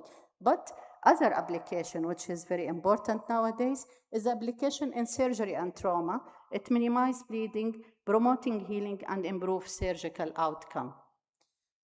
Also, you can use in regenerative medicine and wound care. Healing properties of platelets, that platelets can significantly heal, having healing properties, making them essential in regenerative medicine. It has tissue regeneration, accelerate wound healing. Especially platelet lysate, you can apply it on wound healing for chronic wounds. As I said about platelet gel, platelet lysate is better than platelet gel in chronic wounds, and also in surgical incision. It has been used in clinical application and promote faster healing and reduce scarring of surgical procedure. In bone grafting, they are using it also combined with bone graft to enhance regeneration and improve healing of bones. Also joint repair, it's also lead to repair, cartilage repair, and reduce pain. Also, platelet lysate can be applied also more than regenerative medicine, stem cell therapy. Platelet lysate can be used as supplement in stem cell therapy to enhance cell proliferation and differentiation. It is also used in tissue engineering and in cosmetic procedure. It's also have been used, and it is used in facial rejuvenation and hair restoration. The most important application, which is nowadays highlighted, is the use in neurosurgery and neurological disease. It's very important to look at this part and do more research. Platelet lysate has shown potential application in field of neurological disease and in tissue regeneration and reduce inflammation. They used it in brain injury, and it showed that it helped in reduce brain damage and improve neurological function. And this they're still doing a clinical research on this part. And also they are doing, again, a research and continuing clinically doing on spinal cord injury in regeneration of nerve and also in reduce inflammation. And also it is a neurodegenerative disease used, and this is still under research, but it's very important points to consider. For just reducing Alzheimer's disease, it is slow progression of Alzheimer's disease, and it's used also in Parkinson's disease, that it help and promote survival of dopamine-producing neuron and improve motor function in patients with Parkinson's disease. And this is a very attractive application. We need to think about it. In summary, platelet lysate, it is a natural product derived from human platelets, making it generally well tolerated, promote healing, enhance tissue regeneration, help reduce inflammation and scarring. And numerous clinical trials are currently investigating efficacy and safety of platelets in regenerative medicine and neurological disease. Future direction, we have to think about the emerging technology to use it in this platelets product and improve preparation technique. We need to look at improved techniques and diverse medical application, which is promising for applying platelets product treatment. Research is very important to validate this platelets product and that to have impact on future guidelines how to use this platelets products. In conclusion, new clinical application of platelets products in complex surgical intervention improve recovery and outcome, and the methods of preparation of platelets concentrate and human platelets lysate influence protein and growth factor content and profile. Donor characteristic, as we know, it's influencing the products also, age, sex, content of growth factor. This is important for preparing platelets lysate and other platelets product. Ongoing research is uncovering new ways to utilize platelets products, expand their role in modern medicine. By this, I say thank you for all. Thank you, Prof. Salwa, for this great talk. We will leave the discussion at the end. And it's with a great honor to present our distinguished next speaker, Dr. Sarah Siwar Dahab. Dr. Sarah is a hematology consultant and assistant professor of internal medicine at King Saud University College of Medicine in Riyadh. Currently, she leads the adult hematology unit at Oncology Center at King Saud University, and she is the program director of Adult Hematology Fellowship. She will be presenting the talk Thrombosis in Cancer, Practical Anticoagulation and Duration Decisions. Floor is yours, Dr. Sarah. الله يرضى عليك. Thank you so much. It's the final stretch. طولوا بالكم معنا. I think just give us another 40 minutes of your time and we'll call it a day بإذن الله. Is this the clicker? Is this it? Right? All right, perfect. Okay. I will try to make this as clinically relevant and painless as possible بإذن الله. This is what I'm trying to cover, basically. We'll talk a little bit about epidemiology because it's very important. If we understand the scope of the problem, we can actually understand the better way to tackle it. Pathophysiology على السريع, disease burden, prophylactic approaches, therapeutic approaches, perioperative management, which is something that we face a lot in our patients, and then duration of therapy, and then last thing is just what we have down the horizon, what do we have to look forward to. So epidemiology of cancer-associated thrombosis, we know about 20% of VTEs, or venous thromboembolisms, are cancer-related, right? So again, 1 in 5 patients with a thrombosis has cancer. It's either cancer that we already know exists, but a lot of studies have showed that this cancer can actually be occult. So VTEs can precede the diagnosis of cancer by months to years sometimes. It depends on the type, stage, and course of disease. The risk tends to peak in the first 3 to 6 months of diagnosis, and that's usually when it's most volatile in terms of the disease itself. The highest incidence tends to occur in brain cancers and pancreatic cancers, and it's the second leading cause of death in patients with malignancy after disease progression itself. If we look at the pathophysiology, I think Virchow's triad, we all know it very well by heart, but generally you have the vessel wall injury with all its different causes, from surgery to vascular remodeling, to catheter placement, to instrumentalization that we tend to do in these patients, to vascular damage itself. You have venous stasis with its prolonged bed rest, the decrease in your ECOG or performance status, edema, vascular compression from the tumor itself, or structural defects due to the cancer and its anti-angiogenic effects that a lot of these tumors carry. And then you have your hypercoagulable state from the various causes of it as well, from problems with your upregulation of tissue factor, to procoagulant states, to comorbidities, to circulating cancer cells. So tumor thrombosis is thrombus at the end of the day, right? So it gives you the same effect down the line. And then the general or overall inflammation that happens to patients. And when you have 1 or 2 or 3 of these factors, you end up having a thrombus at the end of the day. I'm not going to go into detail of this, but this just wants to show the complexity, basically, of trying to figure out what leads or what causes cancer-associated thrombosis. You have things that have to do with your procoagulant activity and the effects of the malignancy and the inflammation on your coagulation cascade itself.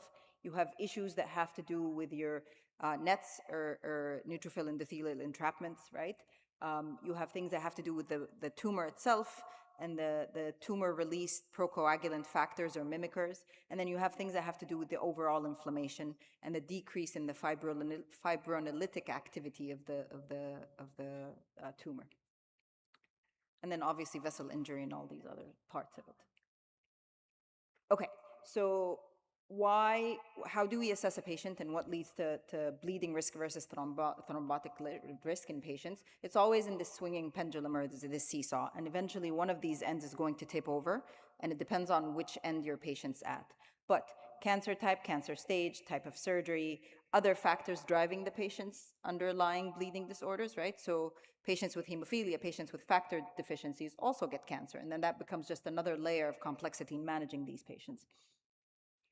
If we look at the genetics, we do understand that genetics in oncology or solid tumor oncology actually play a major role in terms of which patients get more thrombosis. So ALK positive and non-small lung cancers, VTE incidence up to 47%, right? EGFR, 35%. KRAS mutations, JAK2 mutations, which we already know and we're very aware of, IDH1 and IDH2 and ROS1 mutations. All these things have different levels of thrombogenic activity, basically, in patients. And then if you move from that and look at the chemotherapies we give patients, those also affect our ability or our thrombogenic potential for malignancy, right? So we know for a fact, for example, that platinum-based therapies, taxanes, cyclophosphamide, most of our IMiDs for myeloma, aromatase inhibitors in breast cancer patients, BCR-ABL or TKI inhibitors, even the new PD-L1 and PD-1 inhibitors also promote your thrombogenesis in these patients.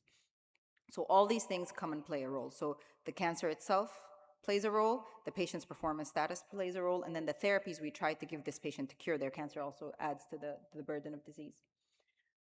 We know here, we looked here at the incidence of PEs or pulmonary embolisms in cancer cohorts, and they looked at it between 1997 and 2017, and they found that the incidence of pulmonary embolism in these patients, and that's a red line, went from 0.32% up to 2.3% in the 10-year mark, right? In addition to that, the incidence of DVT did not change much. So the question that comes to mind here is, are we just getting better at detecting these PEs earlier?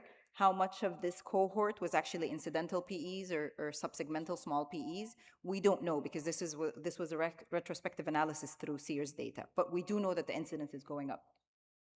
If you look at the different cancers by local, regional, or remote METs, you'll find that, again, these cancers differ. Across the board, if you're green and you have distant METs, your risk of thrombosis is high, but you'll notice for a fact that, for example, uterine cancers or GU malignancies are very high in females. You'll find that pancreatic cancer is the highest of them all at the far end over there across the board. Breast cancer, although it's the most common malignancy, is actually not as thrombogenic as the rest of them, and prostate cancer is similar, right? So, burden of disease, this is across, I think we have a good understanding of it as hematologists and providers, but it affects, we know that thrombosis carries a higher morbidity for patients, while bleeding carries a higher mortality, right? But as we move towards more higher tertiary care center care for malignancy patients, we actually are very good at managing bleeding for the most part. So then that leaves us with the morbidity that's associated with thrombosis that now takes a larger burden of disease from us. But it will increase your hospitalizations, it will increase the associated morbidity, it will worsen your survival, it will delay your cancer treatment, it will worsen your quality of life, it will affect you across the board, or affect patients across the board. All right, so let's talk about prevention first. Who should receive primary prophylaxis for cancer patients? This is the timeline of what we've developed so far in terms of, or the trials so far that we've had for cancer therapy in terms of prophylaxis. The blue are solid tumor malignancies. The red are hematologic malignancies. So Thrali, which was in 2016, was related to lymphoma. SAVED and IMPEDE VTE were related to myeloma. And then across these are different scores that have been studied and validated. I think the most infamous of them all is the Corona score, which was originally published in 2008, and then validated after that on multiple occasions, and then updated, obviously. But we have a good number of data studies that tell us or talk to us about cancer.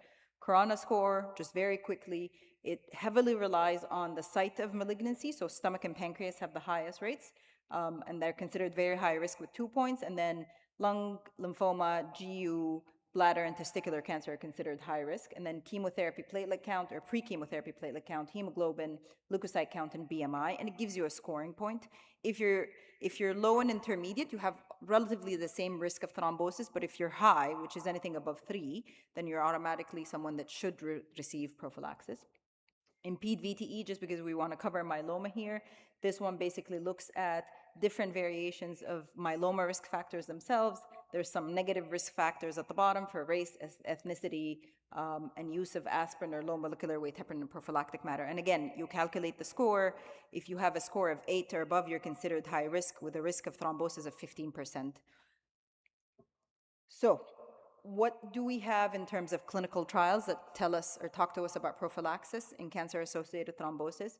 We've had, starting in 2009, 12, and 15, we've had 4 trials that looked at low molecular weight heparin and have proven that low molecular weight heparin is a fantastic option for prevention of DVTs in patients. And then when we moved to the DOAC era, in the 2010s, I guess, and afterwards, we have the Cassini in 2019, the AVERT VTE, and then the Melexat looking at the Pixaban.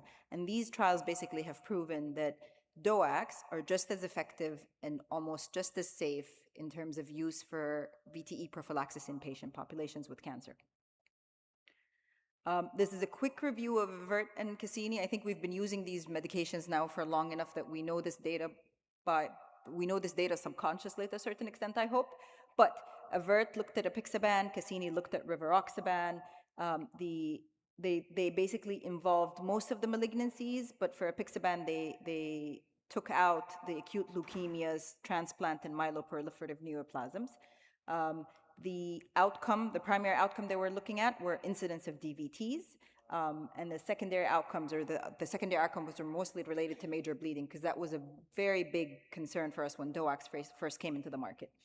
And then they looked at venous thromboembolism. You'll notice that apixaban had a rate of about 4.2% in the treatment arm versus 10% in the placebo arm. Rivaroxaban was 6 versus 8.8%. But the bleeding risk in apixaban was a little bit higher than it was in rivaroxaban. And again, we're comparing apples to oranges, but this is a general data from the trials that we have. Then we had a very nice systematic review that was done by a bunch of the kind of lead world experts, I guess, in cancer-associated thrombosis, including Khorana and Mark Carrier. And we found that the relative risk of DOACs reduced the risk of any VTE by about 44%, and they reduced the risk of symptomatic VTE by about 42%. And the number needed to treat to gain this benefit is 40 patients. So for every 40 patients you treat prophylactically, you have one gain or one benefit, or benefit gained for one patient. If we look at the major bleeding risk that we look at, they divided it into major bleeding and clinically relevant non-major bleeding based on the ISTH scoring or ISTH definitions. And we find that for patients with DOACs, there was a 96% higher relative risk of major bleeding compared to placebo. And there was a 28% higher relative risk of clinically relevant non-major bleeding compared to placebo. But the number needed to harm is 100. So for every 100 patients on DOACs, you get one patient that suffers one of these consequences. And then obviously patients with a higher Khorana score derive the largest absolute benefit. And again, these are patients mostly with pancreatic and gastric malignancies. So take home points from prophylaxis. Validation tools, we have a lot of them, right? These are just a handful of them that we talked about, or a couple of them we talked about. So familiarize yourself with one or two and use them, utilize them often. Khorana score is the most widely used. Myeloma has the IMPEDE VTE scoring. Cancer-associated thrombosis risks are very dynamic, so you actually need to assess your patient frequently, right? And this part is, this job or this responsibility falls on us as hematologists, but also to a certain extent, or a bigger part of the responsibility falls on our colleagues from oncology, because they tend to see these patients more often. But this is a very dynamic scoring system. You have to balance your risk versus benefit. You have to choose the most appropriate option for each patient. If you give a patient a medication that they don't want to use or cannot use, they're just not going to take it, right? So sometimes the ideal option from an evidence-based perspective is not always the option that's best for your patient. So you have to kind of weigh the risks and benefits. Keep in mind that in head and neck cancer, swallowing may be a problem. Absorption in some gastric cancers may be an issue. And then obviously precision medicine, as we're involving or validating new scoring tools, we're going to look more at prediction models and cytogenetics. If we take a look at therapeutic approaches now, so the question becomes, we have a clot, it's diagnosed, then what do we do, right? The journey here in evidence-based medicine for treatment, you start similarly with low molecular weight heparin, and we proved it through multiple studies starting at 2002, and then we moved to DOACs for the effectiveness of DOACs over low molecular weight heparin, and this is where we have our Hakusai, SELECT-D, ADAM-VTE, Caravaggio, Canvas, and many more. And then finally, we move to the ongoing trials or trials that are coming up. But our DOACs, we have actually proved that they're just as effective as low molecular weight heparin, with a slightly increased risk or potential risk of bleeding in these patients. This is a study that reviewed focused on the therapeutic trials for DOACs and compared them to low molecular weight heparin. And you notice that DOACs significantly decreased the risk of recurrence with a relative risk of 0.67.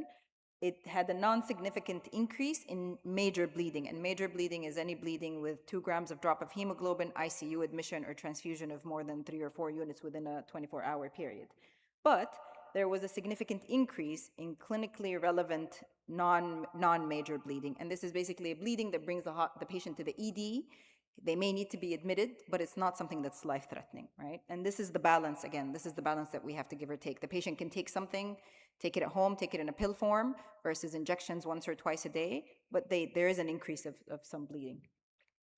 So choice of DOAC, what do you give? I think choice of DOAC relies sometimes on what you have available in front of you, right? Because the differences are not that major.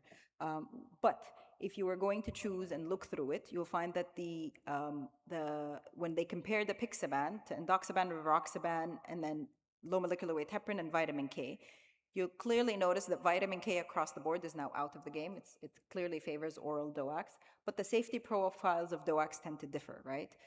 Apixaban and rivaroxaban are absorbed in your stomach and duodenum, but rivaroxaban tends to have a little bit more absorption in your duodenum and early jejunum. So if you have a problem with your gastric mucosa, or if you've had a gastrectomy, then you may want to rely slightly more on rivaroxaban. The dosing regimens differ. Some patients can never remember to take something twice a day, so there's no point in trying to give them something when they're going to be only partially compliant on it. And then finally, the risk of major bleeding was lowest in apixaban, but we're talking about point percentiles of difference, right? So overall, I think they're very comparable when you talk about rivaroxaban to apixaban. Brain tumors is always a big thing. We know that brain tumors have they're highly vascular, right? And that's whether they're primary or metastatic, and so the increased risk of bleeding or the concern for bleeding is higher.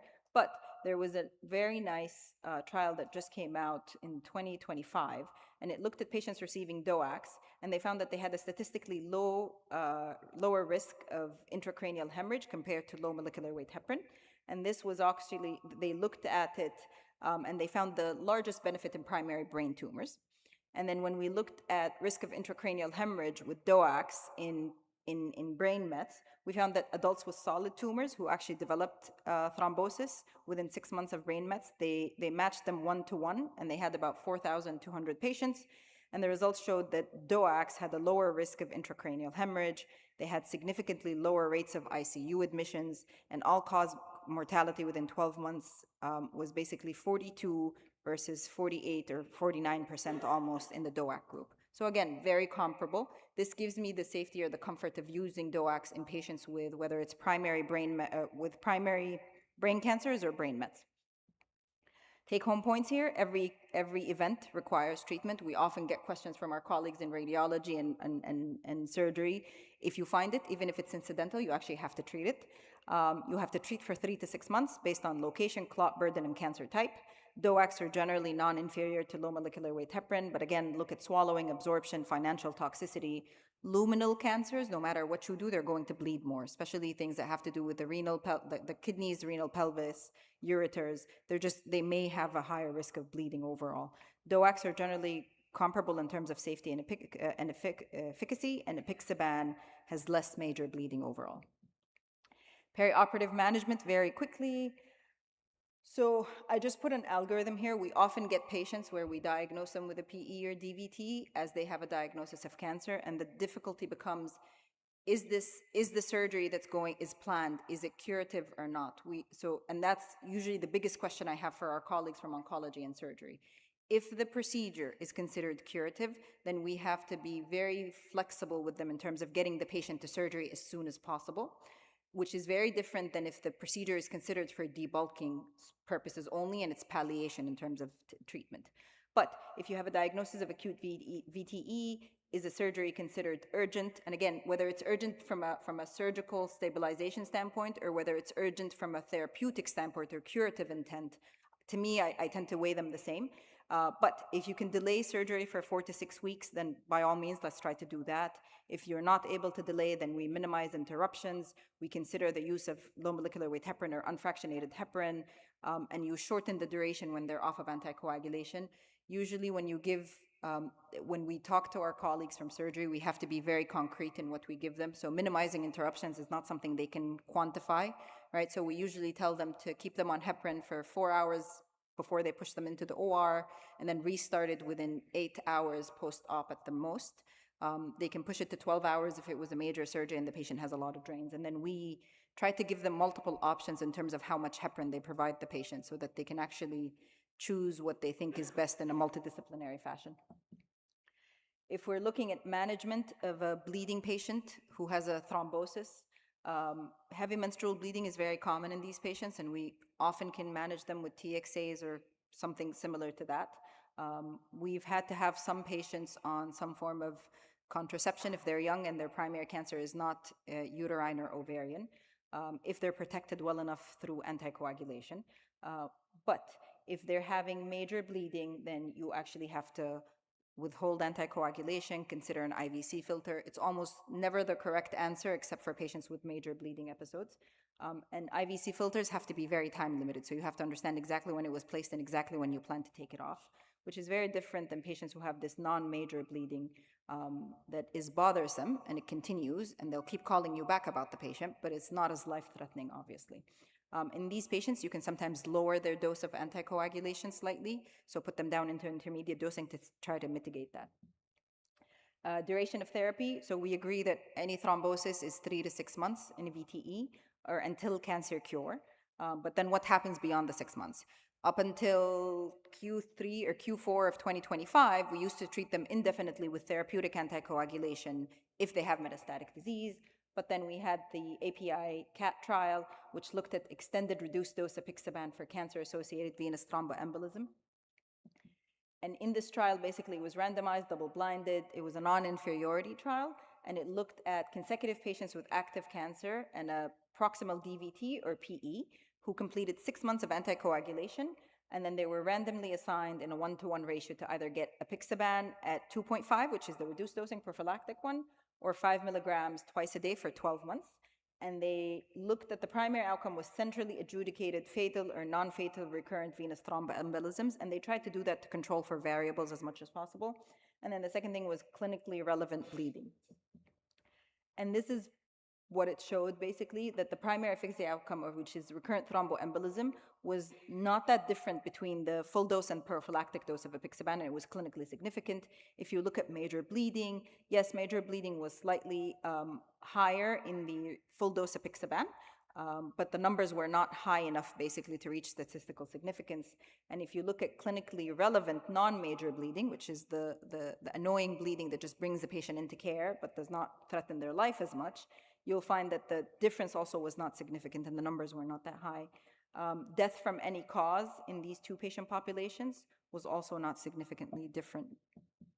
So what do we get out of the API CAT trial? That after 6 months of therapeutic anticoagulation in patients with cancer, apixaban 2.5 milligrams BID was non-inferior to the full therapeutic dose of 5 milligrams over a 12-month period, and it reduced the clinically relevant bleeding risk in these patients. So I think now most of us shifted our practice, or I hope most of us shifted our practice to drop them to their prophylactic dosing after 6 months.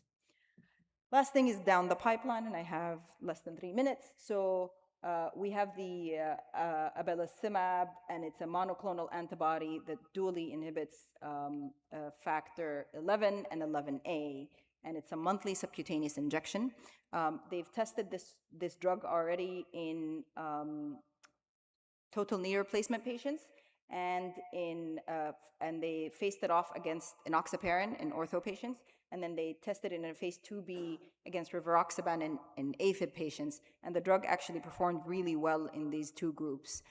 But now we're moving it towards cancer-associated thrombosis, and in these patients there's the ASTER trial, which is a phase 3 trial currently ongoing, comparing it to apixaban for treatment of cancer-associated thrombosis, and then there's the Magnolia trial, which is comparing it to dalteparin in high bleeding risk patients with GI and GU cancers where DOACs are generally not recommended. So they're actually very bold in approaching this medication. They took the patients that we are most concerned for starting DOACs at, and we're going to wait for the results of this trial.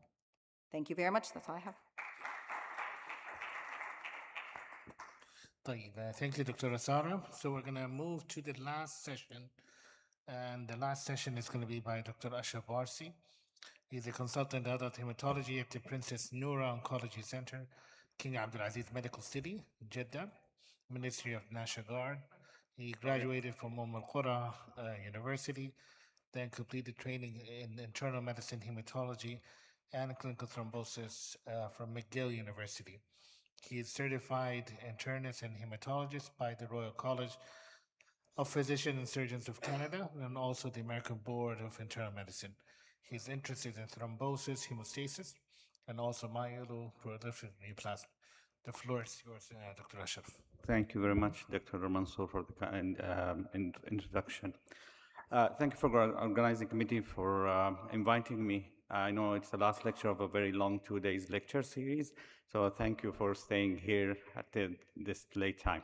So I promise I'll be faster than the time allotted. So the first disclaimer I would say is titled Challenging Cases in Management. So forgive me, but I won't have much evidence to go on. You will just see an expert thrombosis person, how he thinks and how he extrapolates data from other evidence to manage these challenging cases. So down to the first case. So this is Mr. M.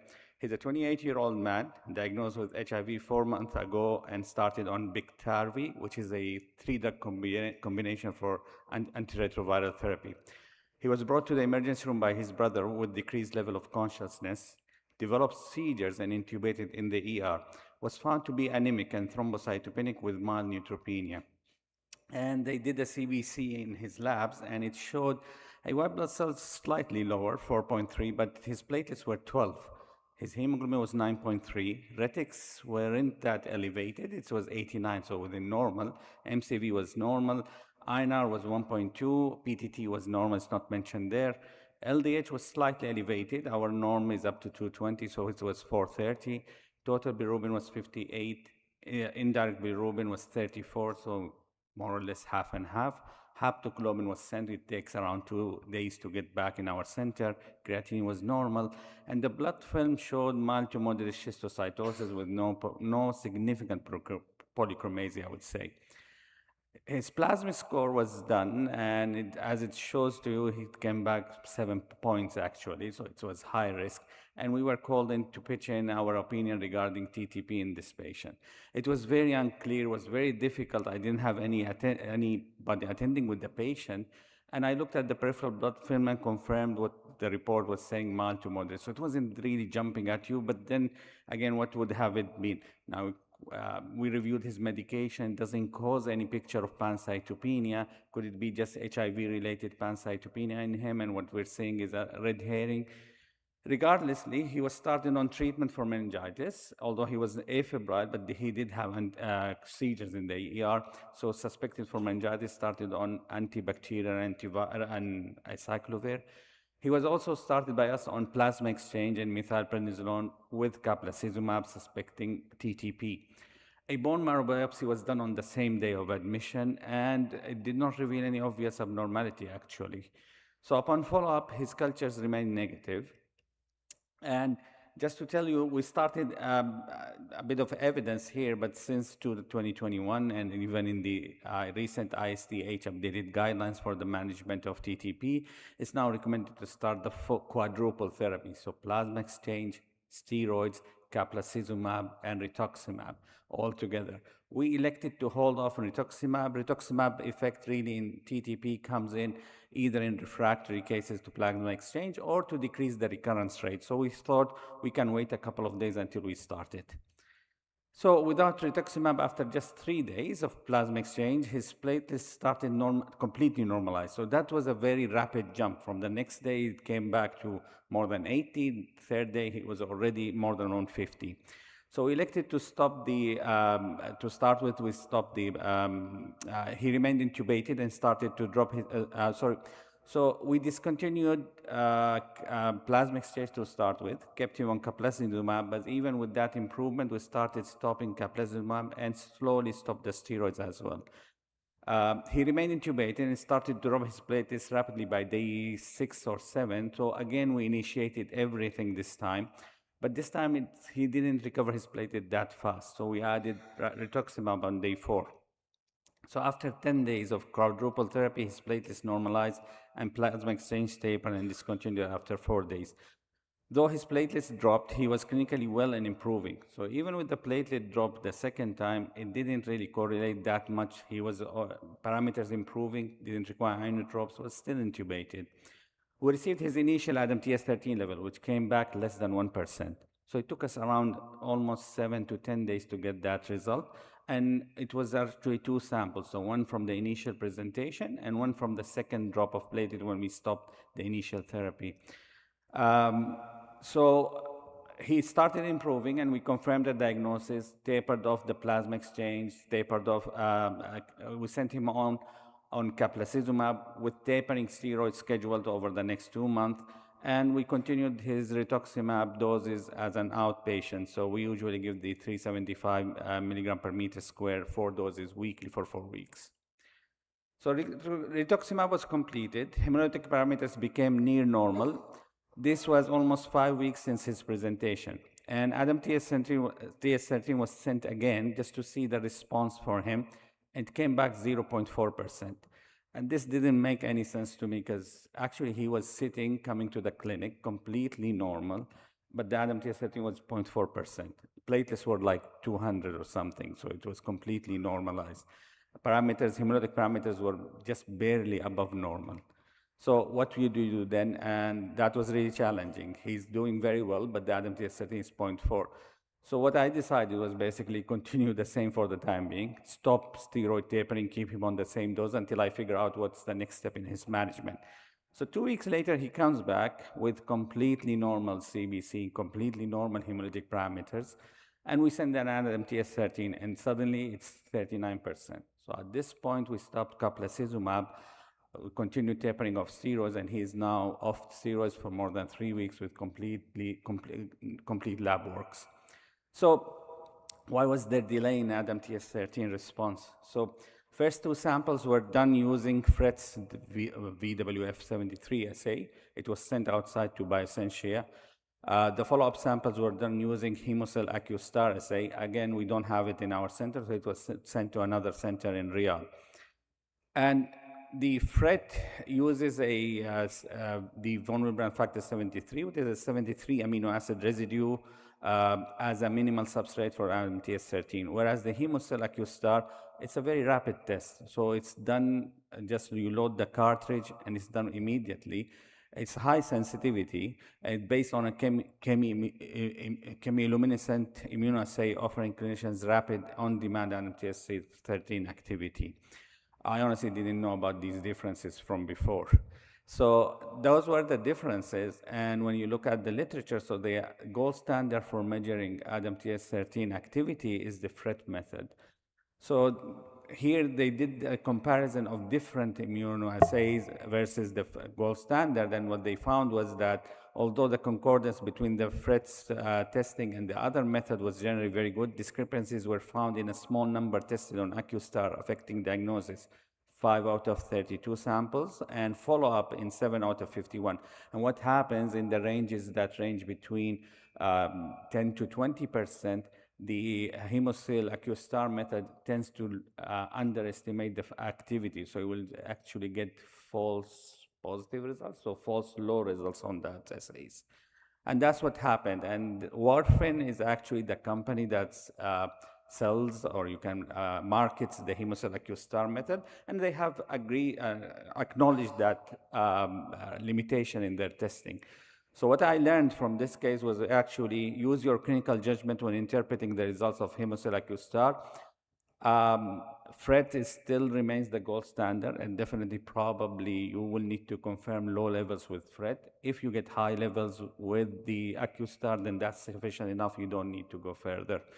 But that was a learning point for me.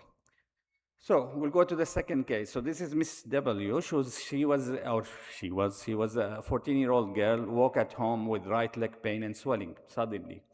No trauma, nothing provoked that. She came to the emergency room and was diagnosed with right common femoral vein and popliteal vein thrombosis. Her mother was diagnosed 10 years ago before her presentation with JAK2 positive associated portal vein thrombosis. She was diagnosed with, so the girl was diagnosed with an unprovoked right proximal DVT. CBC, renal function, LFTs were all normal.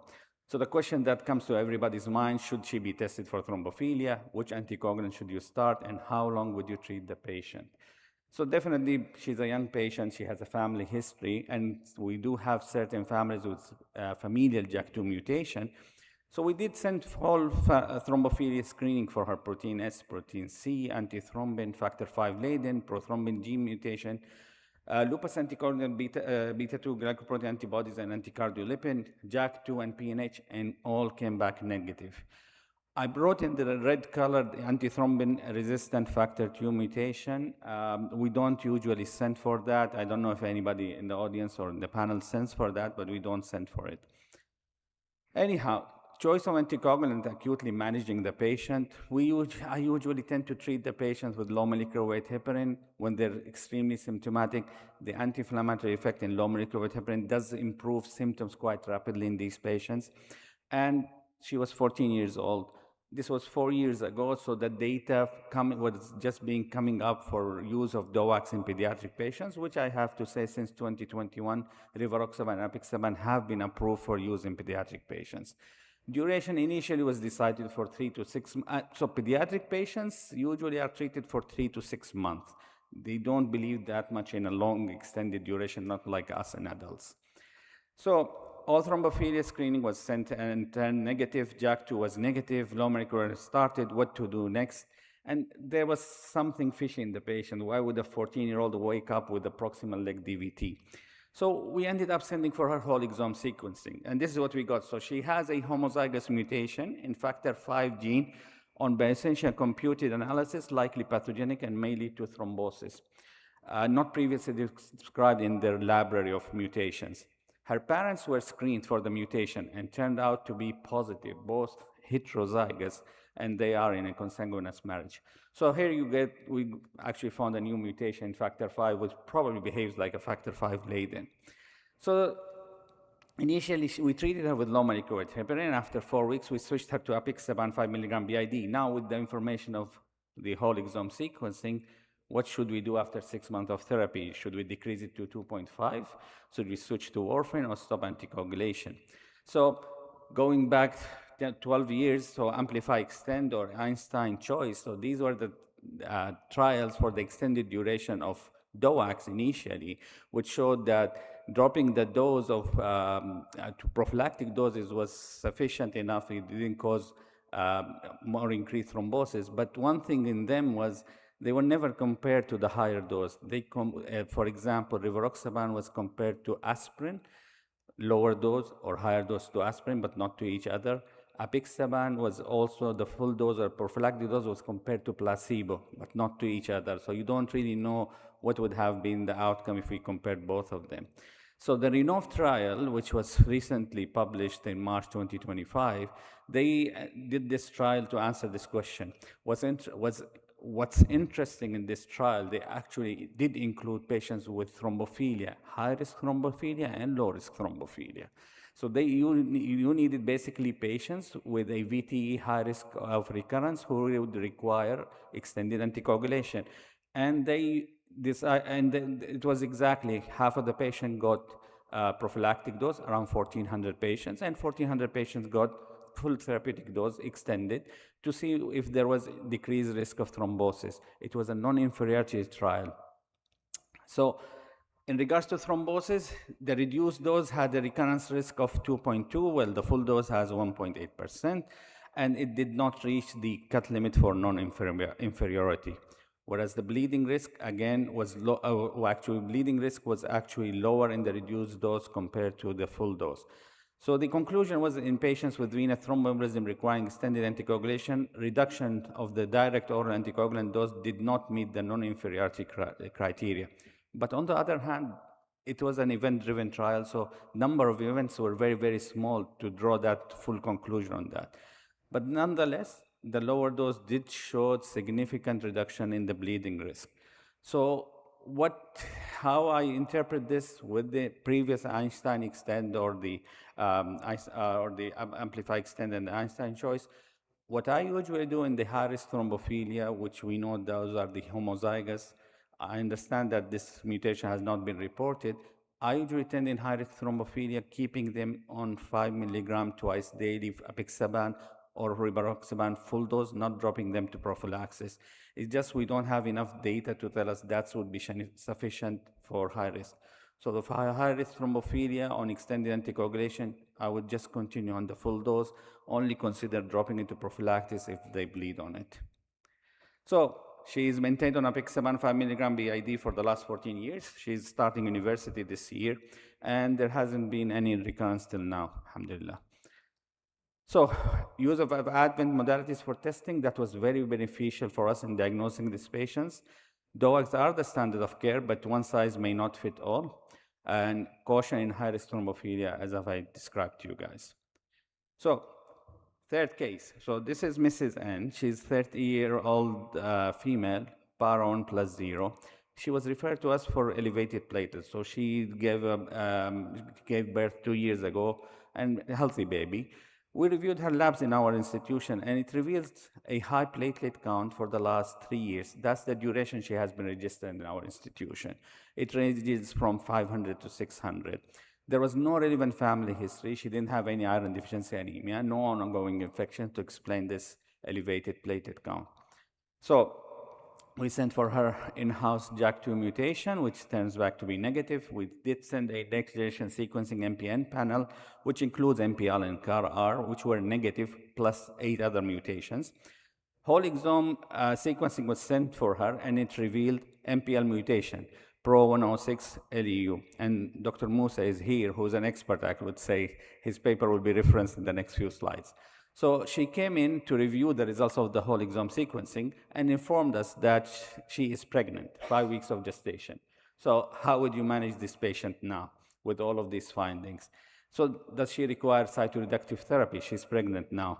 What about aspirin, starting when, until when? And what about prophylactic anticoagulation? All those questions came up, and you have to look for the evidence, which you won't find any evidence, to be honest with you.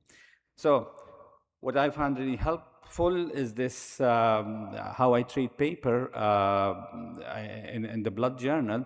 And basically, this is the way they treat patients at Guy's and St. Thomas's in London.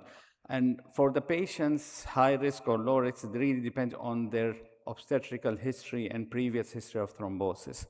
In our case, the patient is a low-risk patient, so they would, if the patient had essential thrombocythemia, so not really our mutation, this is familial thrombocytopenia, thrombocytosis. If the patient had essential thrombocythemia, they would only treat her with aspirin low dose, postpartum prophylaxis with low molecular weight heparin, and only in patients who are already started on cytoreductive therapy, they may choose to switch, or they would switch her to interferon and during pregnancy, but otherwise they would not introduce cytoreductive during pregnancy if she was regarded as a low risk for obstetrical complication.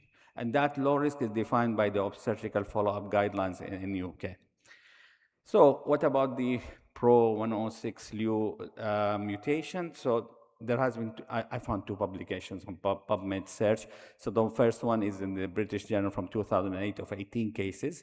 The other one is by Dr. Musa Zahrani and colleagues, which they looked retrospectively at 2 institutions in Riyadh, and they found 115 patients like that. They did a full description on that, but again, I couldn't access the full paper, but there wasn't mentioned any of pregnancy outcomes and that, and it's very hard to find that.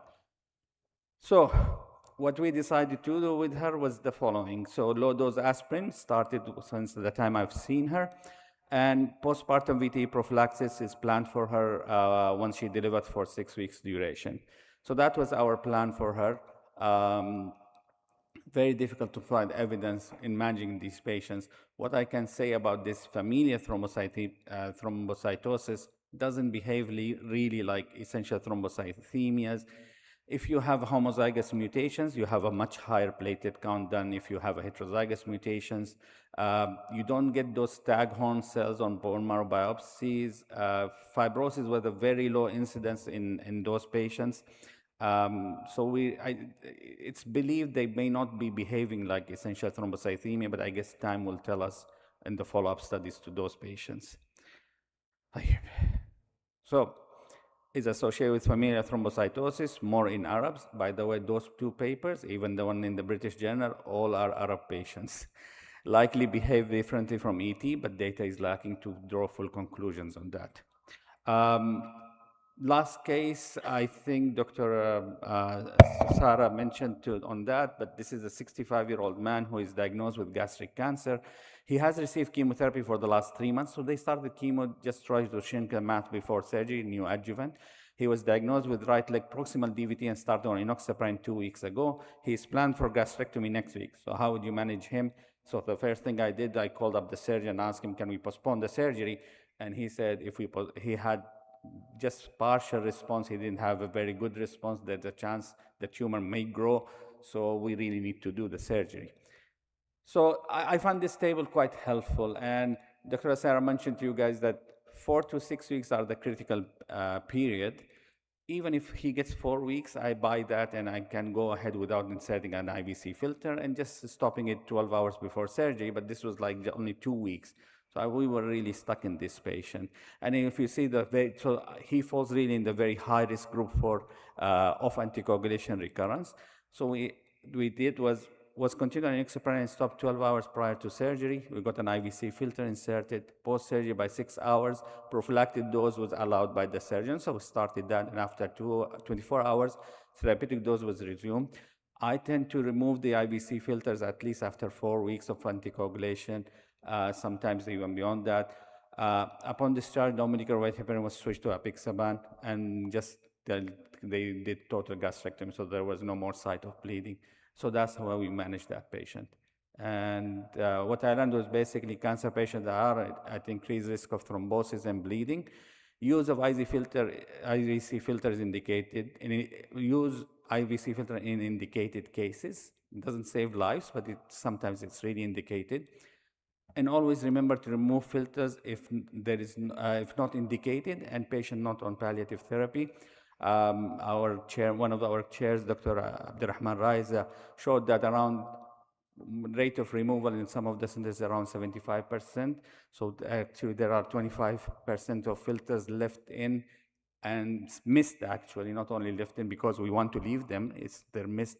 So always have a protocol in your center not to leave filters in if not indicated. And with that, I end my talk, and thank you for listening. Thank you, Dr. Ashraf. You can have a seat. So we're going to open our session for any questions. Dr. Sara and Dr. Prof. Salwa, if you don't mind joining us.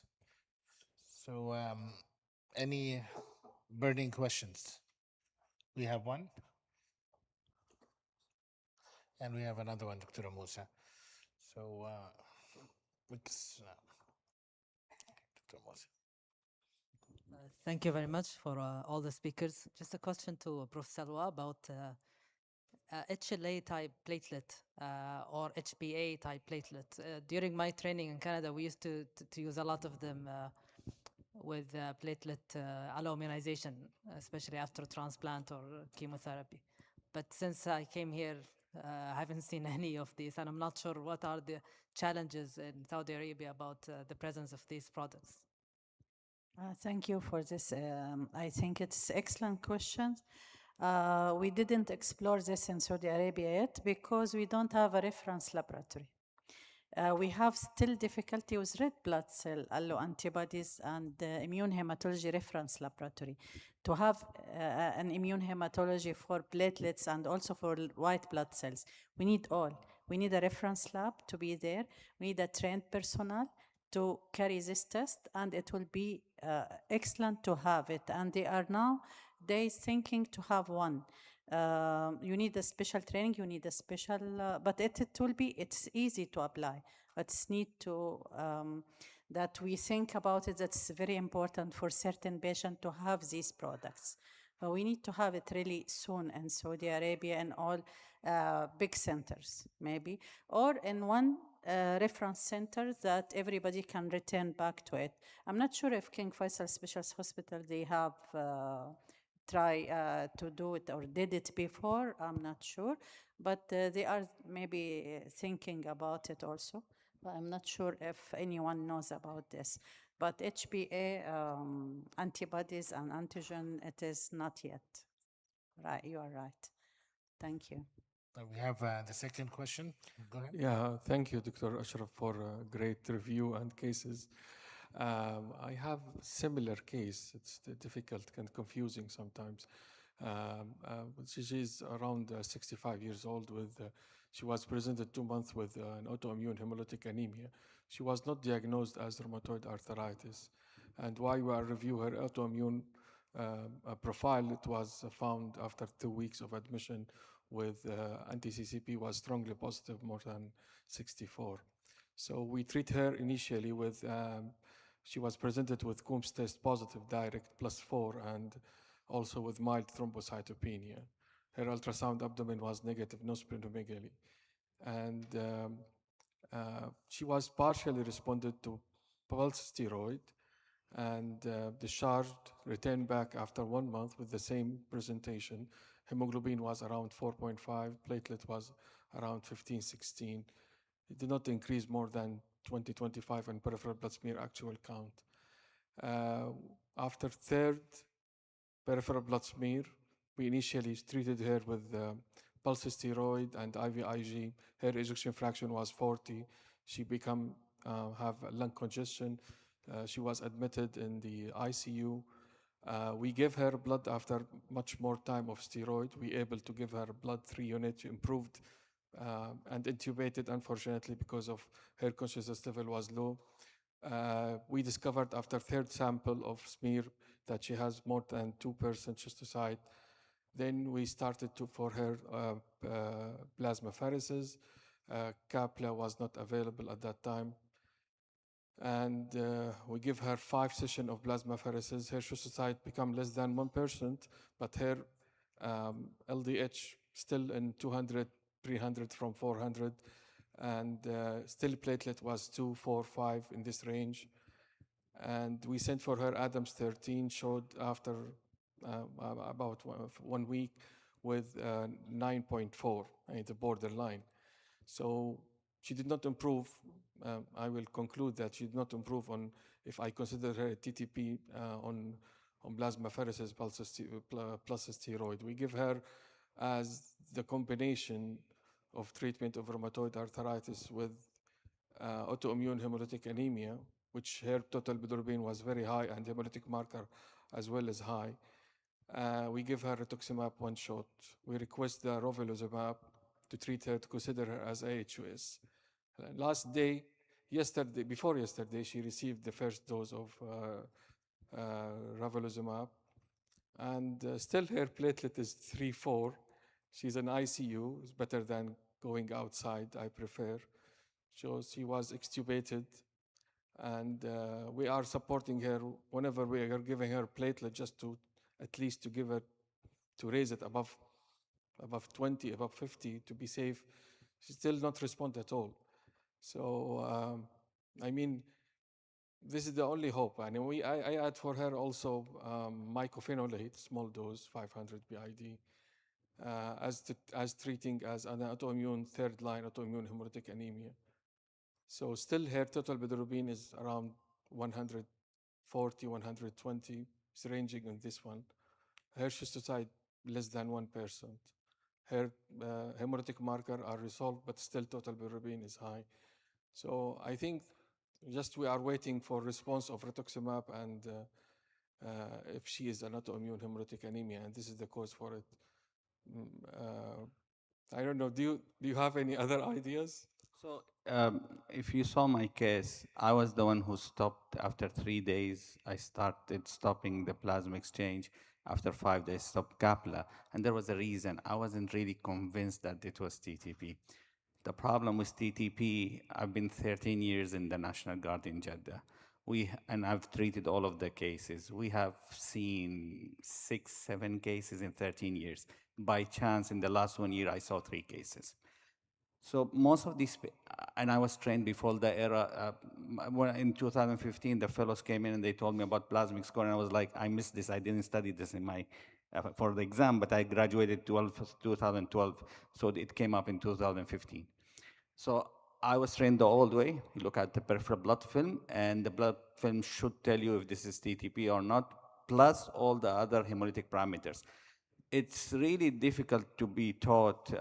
You need to have a gestalt and a feeling if this is TTP or not.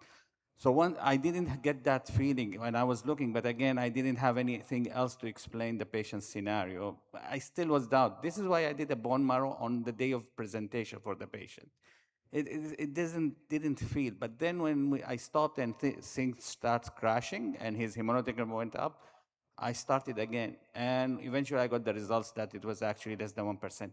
Your case really sounds like more towards Evans with rheumatoid arthritis, and you can give a try of TPOs as well. It's an She was, immune. she was on, after 5 days of admission, on Ultramobag 100 milligram. I added for her. Since I saw there is no response for. So if one TPO fails, you can go to another one, to the third one. You can give it a try. Rituximab, even in, so I treated TTPs in eras where we didn't have except plasma exchange and steroids. And we had a patient who was refractory after 2 weeks and increasing the plasma exchange volume as well. And you add rituximab, but you have to wait. It doesn't work from the first or second dose. It's going to until the third or fourth dose. So you're talking about 15 plus days to see a response. It takes a long time. If it works, and it may not work. We have ITP cases where we've exhausted 7, 8 lines of therapy and nothing works until one of them treated with danazol. It's very difficult. The 1%, I always hear this, and I had the chance of actually leaving the hospital and working with my trainees as colleagues, consultants to consultant, and people stick around this 1% or 2% or 3% of schistocytes. Anything with thrombocyte, hemolytic, MAHA and more than 1% schistocytes, that's TTP. It doesn't make sense. You really need to look at the peripheral blood film and have a feeling for it. So I don't really trust anybody except myself looking at the smear myself and deciding whether this is TTP. Again, it may be difficult. Having the ADAM-TS13 is a plus point, but then you have this atypical HUSs, which actually ranges from 10 to 20%. And all of the available assays for ADAM-TS13 in the region are the AccuStar. So these you may get a falsely low result. But again, the increment should be faster. So you may see a higher result sooner. It's difficult. Caplacizumab really bumps up your platelets very fast. That's definite. And I wouldn't mention this, but when I was preparing for the talk, there is an ongoing trial for ITP treating it with caplacizumab at the moment. But this is just trial phase 2, so nobody treats it with it. It's a very expensive therapy, Capla. طيب, I agree with you, very difficult case and something that you need to follow daily and see what happens. Just I want to comment quickly that there are, different, patients are different, and there are refractory cases anyway. If you are sure that it will be a TTP case, I don't think that all of them, they are just treated the same and they are responding in the same way. And plasmapheresis, I'm still believe in plasmapheresis with thrombotic thrombocytopenic purpura. It is a good therapy, adjuvant to others. You will have, with time, some of the patients need more than 5 sessions, for sure. Some of them from the 3rd session, they are responding. We need to take care of patient by patient. And what is Dr. Ashraf said, it is also excellent idea that it could be not TTP at all. But I believe that still using plasma exchange with other therapy will be a good option. And don't push that after 2 or 3 sessions, it will not be effective, or even 5 sessions sometimes. We sometimes do 10 sessions to feel that the patient is improving. Few of patients, they do from the 3rd session, they are improved. But you don't know how the patient will do with your management, but try with them. Don't be patient. Don't feel that, no, this therapy will not be improving, go to the other, then go to the other. But try with the best. Plasma exchange, I think it's a safe one. You don't have to quit from it quickly, like others maybe, if not improved on it. Thank you. Okay, we have one more question. I have, thank you for all the speaker. Yeah, question, Dr. Sarah, regarding patient with cancerous thrombosis, and he's still on active disease and active treatment. Will you continue the concept of continuation of anticoagulation till he is cured, even in low dose, as mentioned in the study, or full dose, or just 12 months with the reduced dose? Another questions or comment, I agree with Dr. Suad, regarding the TTP management. I think for your case, I think I will give the benefit of doubt and will extend the treatment from the first attack for plasma exchange and other treatment. My question, Dr. Ashraf, I have young patient, male with lower DVT and family history of his sister, the same DVT, unprovoked. The sister has, I think, heterozygous factor 5, and the patient himself, my patient, is all the workup is negative. I treat him for 2 years with full dose and another year with reduced dose, and then I discuss with him and I discontinue the treatment. Do you agree with this approach or not? Okay, so as it stands right now, if you have a malignancy, let's talk about solid organ cancers. If you have a malignancy and you have a diagnosis of venous thromboembolism, you treat them with therapeutic dose anticoagulation for 6 months. The guidelines will say 3 to 6 because they like to give options, but the ideal situation is about 6 months because in the 6 months you have some degree of control over your malignancy and some degree of debulking, perhaps whether it's through chemo or surgery. Past the 6-month mark, you can drop their anticoagulation to a prophylactic dose. API CAT was on apixaban, so I will leave it up to you if you want to extrapolate on the use of it in rivaroxaban. But you drop them after the 6 months, you drop them to prophylactic dosing, and you continue that dose until cancer cure. Usually, if the cancer is something that's curable, or the treatment is for curable intent, I tend to continue it until cure and then extend it for about another 3 months or so, because that's when they have their first post-cure imaging scans or something to make sure it's not there. If it's metastatic cancer, full understanding in a prostate cancer, breast cancer, now patients live 10, 15 years with it. If it's metastatic cancer, you drop them to a prophylactic dose and you continue it long term, basically. طيب okay. Dr. Ashraf, do you want to? For your second question, Dr. Hafid, I always get scared because guidelines tell you if the patient agrees and there is low risk of bleeding and he has an unprovoked DVT, you should continue indefinitely. I have that discussion. I usually do have that discussion with the patients at 3 months of anticoagulation. My approach is actually for DVTs, I tend to go towards more stopping if the patient is convinced, giving him the numbers of recurrence and risk of bleeding. It's just very difficult for young patients to be maintained on even lower dose of anticoagulation lifelong just for a DVT. But I do that based on that most of the DVTs, 75% will recur as DVTs, whereas PEs, 75% recurs as PE.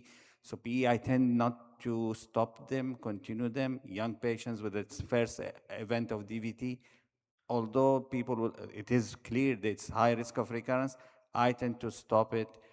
Or if the patient agrees with me, we stop together and follow the patient. So I agree with that. You may not have, if the sister was heterozygous, yeah, there's a chance he will be negative, and he may have something that we haven't discovered yet. As I've shown you, that 14-year-old girl, we did factor 5 latent testing for her in our center, PCR based. It was negative. It's only the whole exome that brought up that undescribed mutation in her, which was homozygous. So more deeper testing are available, and we'll see in the future what happens.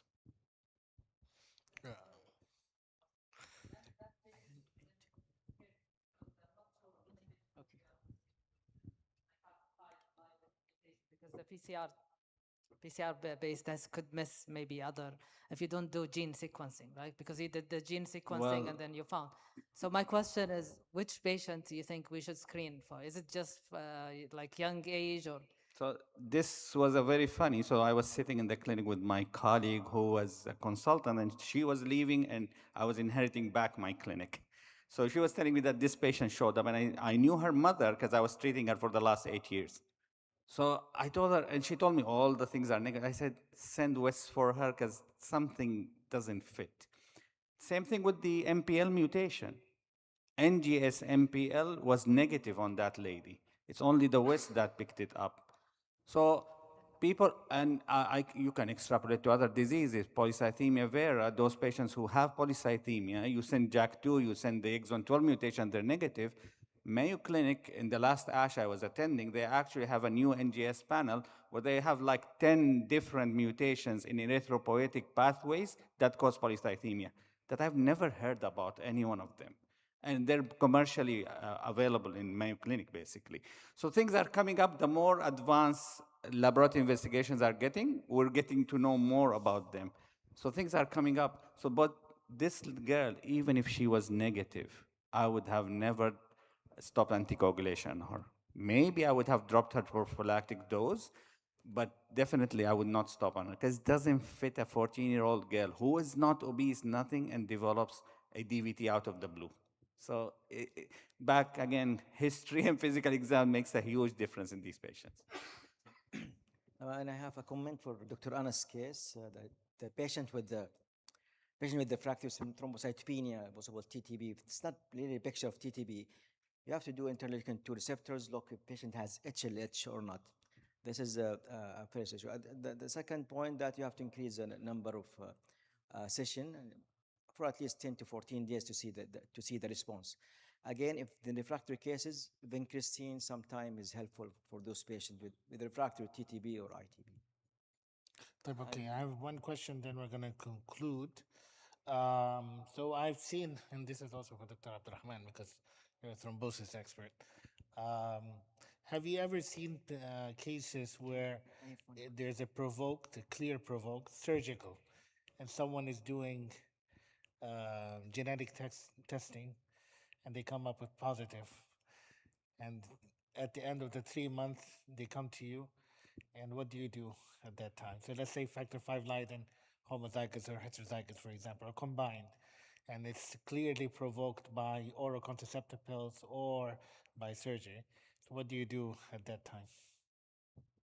So this is one of the reasons we're trying to take away thrombophilia testing from the rest of the hospital, because it puts us in these situations. I think for the most part, even if there is a clear provoking factor, the fact that there's an underlying thrombophilia and now you have one episode of DVT, then automatically for me, your risk of recurrence actually more than doubles at that point in time, right? Because I can't unlearn things I've learned already. So in these situations, a lot of these patients, it depends on the DVT, it depends on the primary kind of thrombotic episode. If it's a major PE, then I'll keep them on therapeutic. If it's something that's a distal DVT or at least a kind of right above the knee, not something in the femoral veins or common iliac or something, then I'll drop them to prophylactic. I don't have a one answer fits all in these patients. I don't think if anyone does. So antiphospholipid syndrome-wise, I think the new criteria proposed by the EULAR really helps in that. Some people are testing in provoked antiphospholipid antibodies, but that really helps because it cuts down the clinical criteria score. I have a patient I saw, he came for second opinion, and he basically wanted to stop anticoagulation because he had an ankle sprain during his gym exercise. He went to private sector, orthopedic, then a private hematologist who did thrombophilia workup, and he has factor V Leiden homozygous. So this is a very high risk thrombophilia, and the injury is, we don't even prophylax them, even if you had to get an ankle surgery. You don't prophylax, it's not recommended. So here, he just had an ankle sprain, and it caused him a DVT. So the provocative factor was really very, very minimal, and he has a very high risk thrombophilia. I said, no hematologist is going to tell you to stop. It's very, very unlikely. You just need any small provocative or any smell of something, and you're going to thrombose. So I suggest to him to keep him on therapeutic DOAC. I used to do warfarin, but 5 years ago, I switched to almost, okay, fine. Except for antiphospholipid, we can use DOACs now. That's only a small comment. What they are saying all is right, but I think that it's important to share the patient in the decision, empower patient. They have to decide with you, especially in the query cases. Do I have to let them just extend their therapy for a long time, or we can do it a short time? You have to discuss and Nowadays, in all therapy, not only for thrombosis, we have to share patients and they have to share in this decision because it is their life. But we have to explain to them, as Dr. Ashraf said, they need to know that there is a risk for them. Thank you. Last comment for Dr. Moses Zahrani regarding the HLA match platelets. I think it's a little bit difficult, but sometimes I have one or two patients, if it was done to National Guard, through the National Registry of donor. They contact them and they bring one donor to donate for platelets. So it can be doable, but a little bit, a lot of logistic, yeah. But we need national blood bank to do this.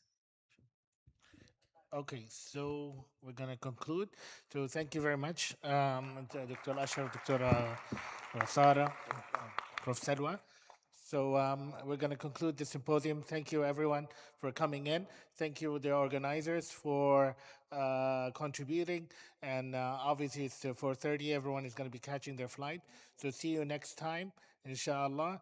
If you have any questions, do email us. But we'll see you then in the next conference. Wassalamu alaikum wa rahmatullahi wa barakatuh.